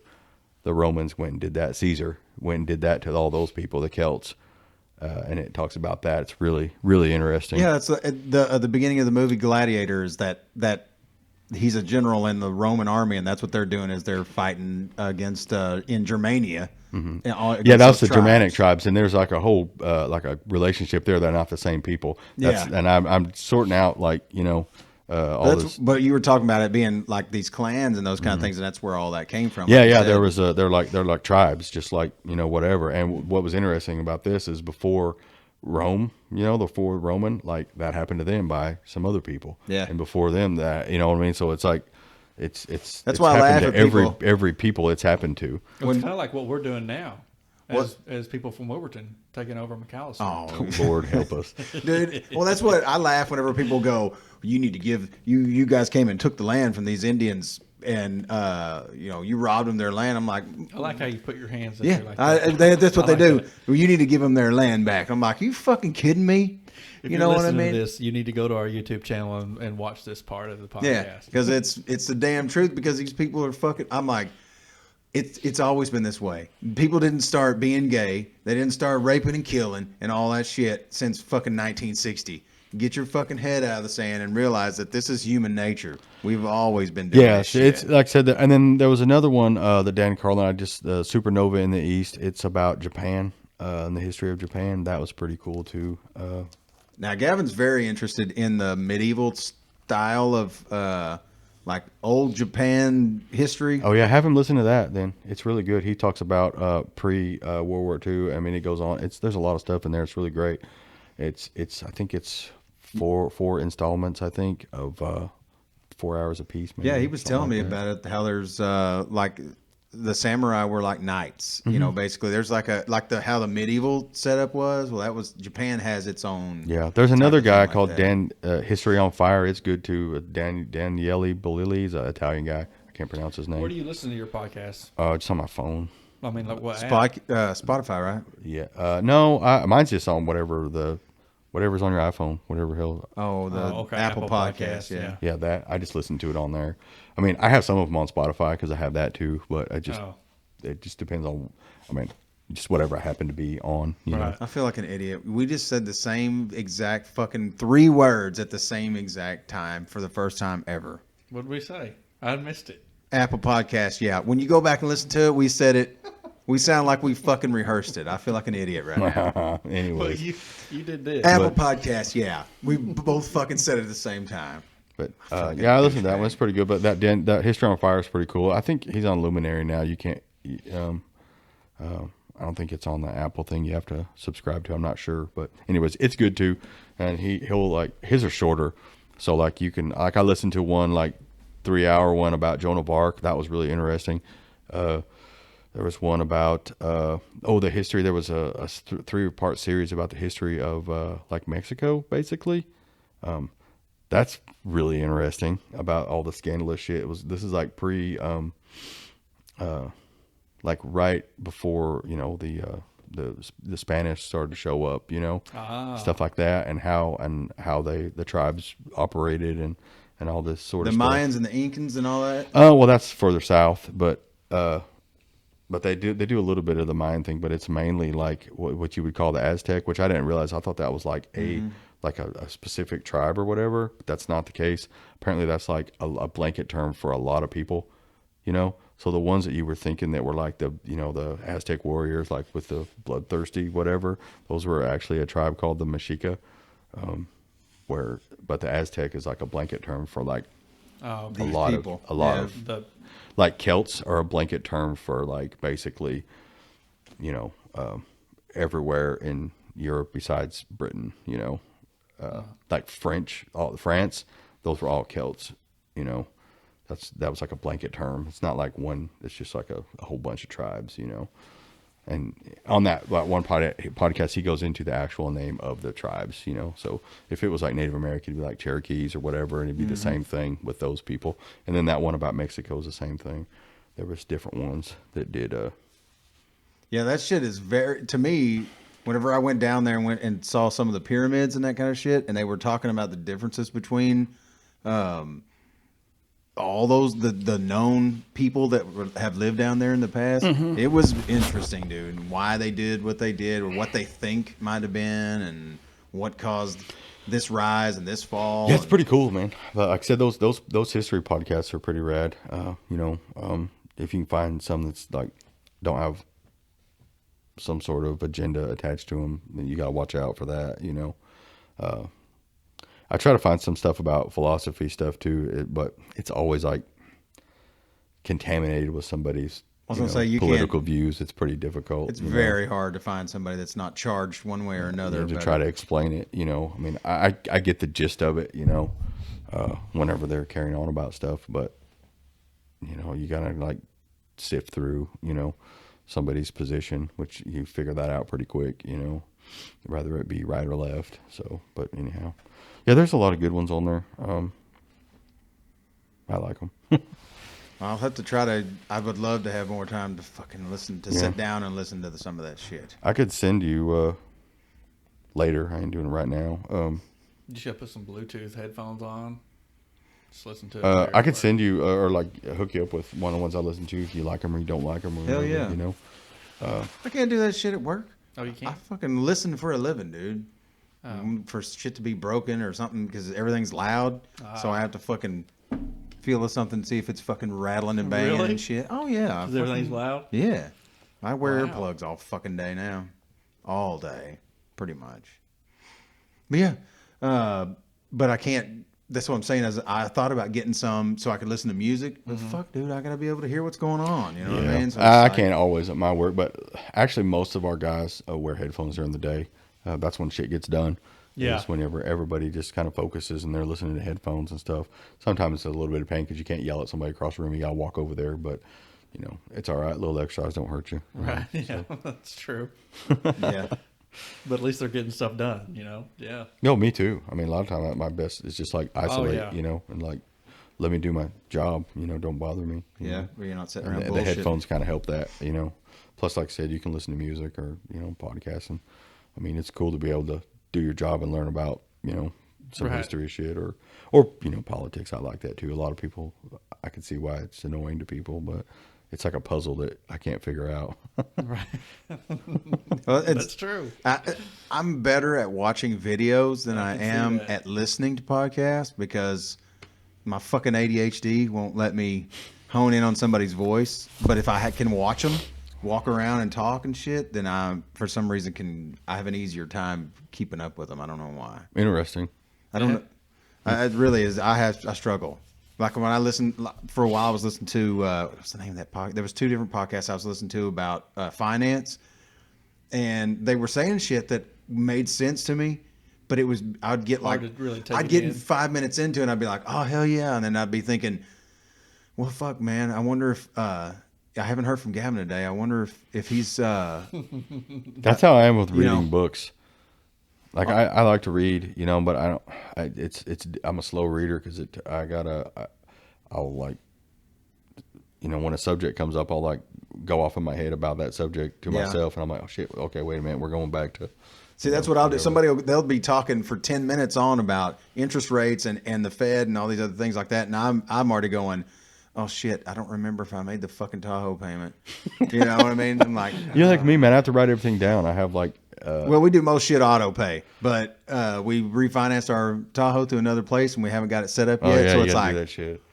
yeah. anytime You put something new on us, because we do all that shit. Man, I auto use pay. that Notes app on your phone that comes with it. It's like it's like a game changer. I use it a lot too. I use it for everything. I mean, Yeah, it me and just- Siri know each other well. Hey, I don't want to even say her too loud. She'll start fucking talking to me. But I don't do that shit. I don't even know how that I'll works. say set me a reminder for tomorrow at 10 o'clock that I have to be at a safety meeting. You know what I mean? And I'll fucking at 10 o'clock it'll go off and I'll go, oh shit, yeah, and I'll be like, thank God I did that shit. Because at like noon that next day I'd be like, well, there's something I was supposed to fucking do. Yeah, I don't have the alarms go off, but like the phone's like the Notes part's like a pacifier. I'm always like looking at it. Okay, don't forget to Oh yeah, but you're a list maker, dude. You always have been. Yeah, I got to, man. I can't remember. I'm the guy who goes to the store and like, the fuck did I go here for? Yeah, You know? me too. Because I can't remember shit, so I have to do every little thing. Like go drop something off at the post office. Like, and I'll be like, God damn, I just drove right by it. Yeah. So I have to like write and look at my shit like, okay. But see, drop I this off. can't do to-do lists because if I miss one or if I forget or something, if something happens, I can't. I go off the rails. Like I go, okay, well, number 4, I was supposed to fucking stop by and grab bread, right? And I would go, well, shit, when I was pulling in to get bread, they called me and I had to go over here and do this shit. Well, now the list is all fucked up. Oh yeah, well you don't have to go in order. You can just change it. I do. You know what I'm saying? I don't know why. I know it's stupid. I know it is, dude. I want to turn it off. You know what I mean? I'm Yeah. like, don't be that way, you fucking Yeah, idiot. mine changes like daily. I just know that anything that's on there, gotta what's something my get to. kids would say, like, well, it's on the list, so chances are it's probably going to happen now. Because if it ain't, you're stabbed. It ain't going to happen. I had a boss I worked with that way. As long as you could make it onto his list, he's going to fix whatever the fuck you got going on. If you ain't on there, you're in a lot If of you trouble. did, that's why I would look at it when I would go meet with him in Tulsa. I'd be like, show me your list because I need to know if you're going to get these gauges or not. Because if it was on there to purchase the gauges, I'd get them. Yeah, it was going to happen. Yeah, but if they weren't, I knew I was on my own. Yeah, I have to write it. I have on the Notes app. I've got like pages and pages of stuff. Like, and it's like outlines of categories. Like it might be, I don't know, whatever. You know what I mean? And then when you open that up, and then there's like, lists of shit that needs to be done in this category. And so I've got like, pages of just shit. See, here and there lies my problem. I have recordings of ideas for music for our podcast theme song in my notes, like recordings of me Yeah, playing you were supposed to guitar. let me listen to that when I got back. Yeah, I have Oh, them no, where you- I would sit there. You did send it to me. when I was Yeah, in I sent you Louisiana. some of them. Yeah, that are just ideas for because Yeah. we need theme music Right. horribly. You know, I mean, we Yeah. never have done so, that. you just put that in a category and on your list? I just fucking I found out you could stick videos in there, or you know. Oh, I into don't the know. Can you notes. do that? Yeah. Huh. I So didn't I know was, that. and that's As an where it's at. attachment, right? It's in my fucking notes. Yeah. Huh. That's pretty cool. Hell I yeah. don't do So it. it's not even a video of me playing. All mine's just 1-line sentences.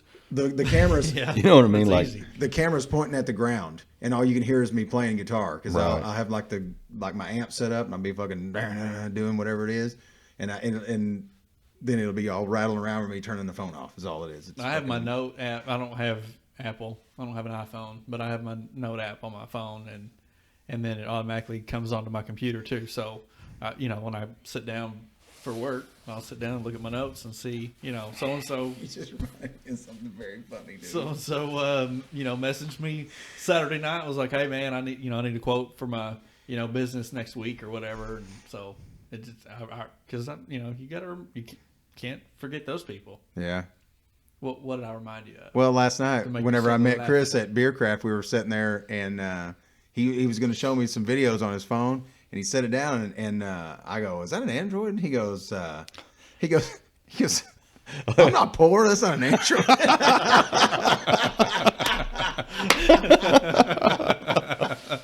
I laughed my balls off because I knew it pissed you off, dude. I was like, I got to Shane in fucking say Louisiana, that. you know what he said when he said he'd come over there to the knocked on the door and opened the door, and he goes, "Hey man, we're gonna have dinner or whatever." And he said something about, "You don't have an iPhone?" And I said, "No, dude, I'm a straight male. I don't have an iPhone." And he goes, "Well, I used to be." But have you seen? There's like a meme, and it shows like a conversation. Somebody's talking. You know how like is Yeah, it the fucking blue, the blue and the yeah. green? And when somebody replies and it said, "I don't talk to poor people." Yeah, Fucking phone partisanship. Are you kidding me? It's so stupid. we argue about it all the fucking time, Well, you all got the to, fucking right? Well, time. it's the old Ford versus Chevy thing. You know? Oh.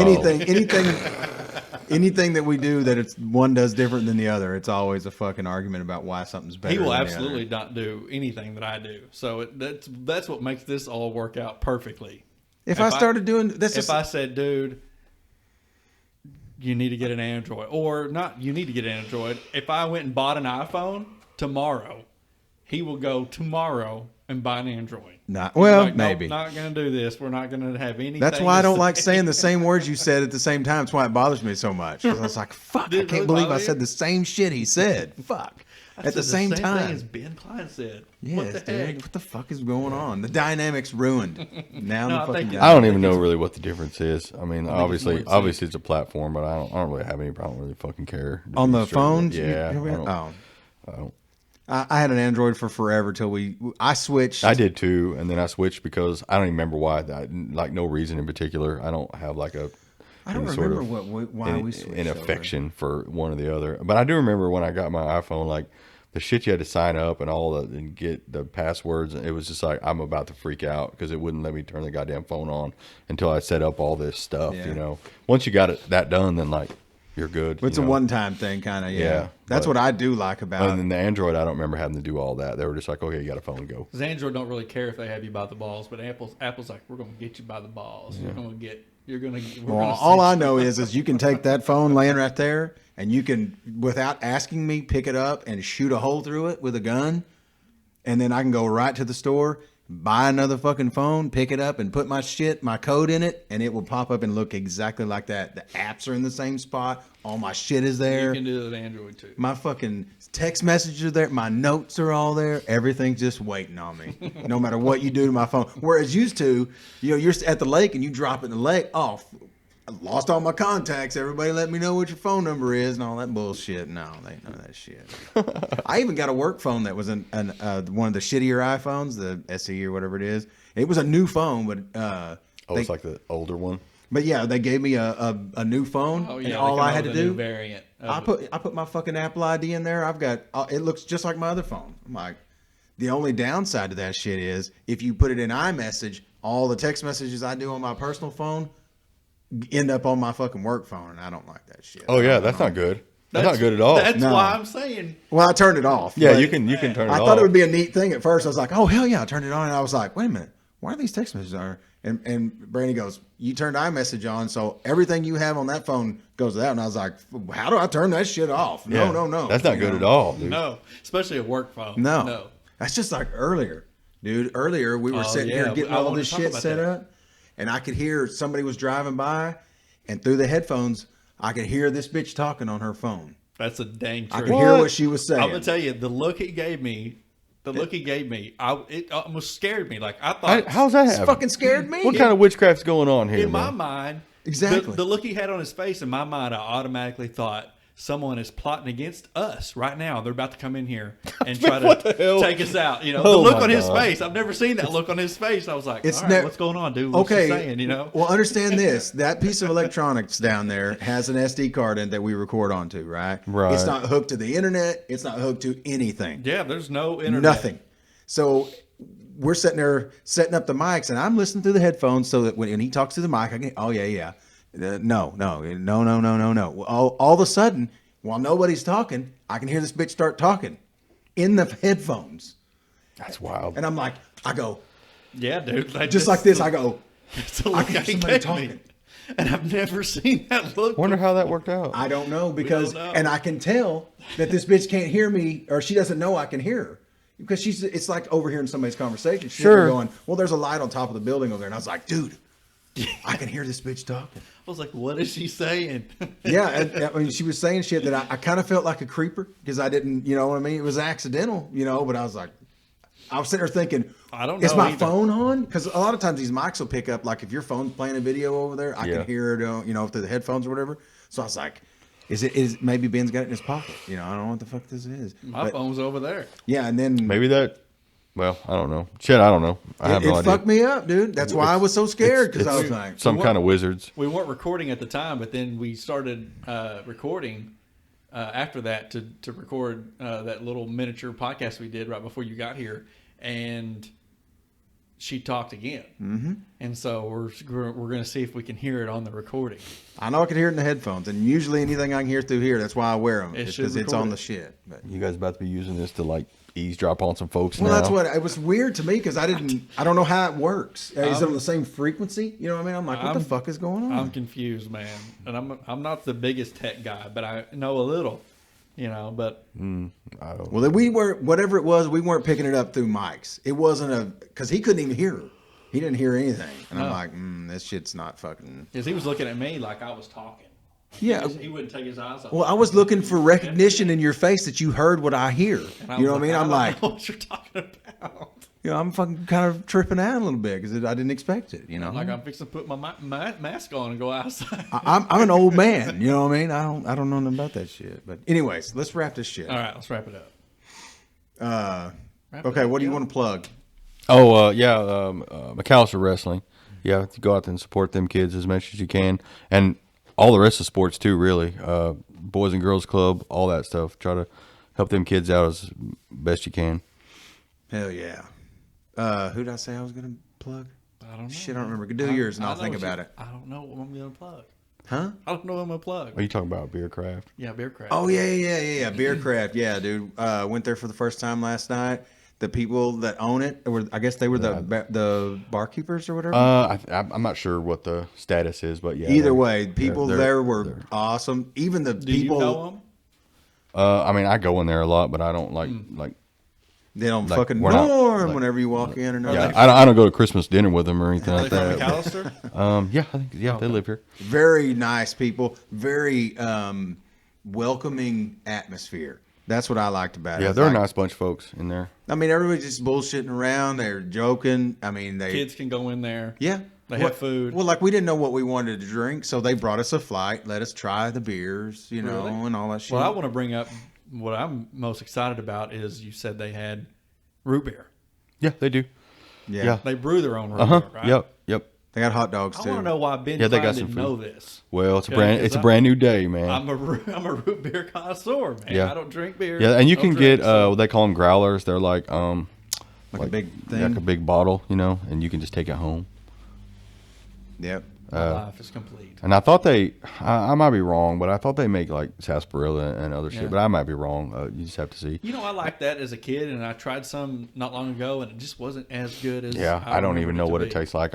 I know that It's close to root beer. If I find a Sioux City sarsaparilla, which is off of Big Lebowski, It's what you if buy I find one of those, it's what you get. You can get the Sioux City sarsaparilla at Woods, I believe. yeah, you can, and I drink them if I see them because They're not I'm as good as I'm a root big beer. Big Lebowski fan. Yeah. That's fair enough. I right? work with a guy That's whose just name's your Donnie. opinion, man. Hey, I work with a guy whose name is Donnie, for real. Yeah. And I asked him the other day because I haven't known him very long. I said, "Does anybody ever make any Big Lebowski jokes?" And he's like, "I don't. What's Big Lebowski?" And I was like, Who I said, are, "Well, now who are I you will." and why are you here? I said, "Well, I will now." So the first time I did, we're sitting there talking, and I go, "Shut the fuck up, Donnie," and he like took it personally. And I'm like, "No, it's a line out of the You fucking guys are going to movie, be out in dude." the yard. I said, "You're out of your element, Donnie." You know. Yeah, but I don't know if I'm assuming they have that all the time. I don't know. I know like on their beers and stuff, they just like have X until they run out, and then they'll brew more, or they brew more, but then they run out. Yeah, So- because somebody drank all of it. I'm guessing that was you they were talking about. yes, it was me probably. What's your favorite there? I like the dark beers personally. But What was the one we drank last night? Pivo? Yeah, it's good, man. Yeah, something Pivo. It was good. Yeah. You Did don't you eat you don't there? know anything about that. No. No, I don't know anything about beer. yeah, they have food there too. Do you ever eat there too? And I only drink. I'm wanting to try to eat there What for do they real. mainly have, like as far as food? Like They have like cheese boards, like that kind of thing, and then they have like bratwurst and hot dogs. Yeah, they're having some kind of a festival. pretzels, that kind of thing. What was the thing they were saying yesterday? They were having Burns something. You have to look on there. I don't know. I think they have a Instagram page. I know. It's kind of like a German themed almost. Yeah, they type. have like Oktoberfest that they do all kinds of folks. They play bagpipes and they do all kinds of neat stuff like that. Yeah. And sometimes they have bands and such like that. So if they have more of that, they have an outdoor dining place too, or you can go out there, but it's cold, so nobody does that now. But it's nice out there. Yeah, there's tables. You can sit at the bar. There's I like it. you went there last night for the first time. Yeah. Yeah, it was fun. How long Met have they been Chris there. open? About a year, 2 years? Shit, I don't have any idea. I don't know It's either. I've fairly been seeing, new. yeah, I've seen them. Their advertisements. And like I said, for a they're while, just like the what do you call it? The spaceship place. Yeah, spaceship. They brew their own stuff all in house. Like they don't sell like Bud Light or shit back there. They only sell like the stuff that they make. So, and they have got like light and dark. They've got you had a flight, so you understand. Yeah. They've got a whole different all kinds of varieties of stuff in there. Yeah, that's something with more or less hops, and like you don't drink beer, so you don't know what we're talking about. But And they got wine too. I forgot about that. Yeah, they do. Yeah. What I like, it doesn't feel like a bar. You know what I mean? It doesn't feel like people are going to go fucking stumbling around and Yeah, it's definitely a place for grown-ups. I mean, people are in there. The guys that we were, especially sitting at the bar, were easygoing. They didn't fucking jump in your conversation and fucking say a bunch of drunk, stupid shit. I was saying some stupid shit, but I was saying it to Chris, so I felt okay about that. But yeah, man, I like it. I really like the atmosphere. I'll definitely go back again. I'm gonna go back to eat pretty soon because I was looking at pictures on Facebook. I started following them on Facebook. Oh, do today. they have a Facebook page? Yeah, don't dude. I know. was looking at the pictures of those hot dogs, and I want some of them motherfuckers. They look good.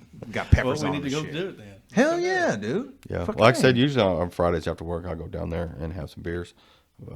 So, I mean, Yeah, I this was- next couple I won't because I'll be doing wrestling tournaments. But, yeah, if you guys come on down there, it's good times. man. Fucking A, I will. Awesome. What's your plug?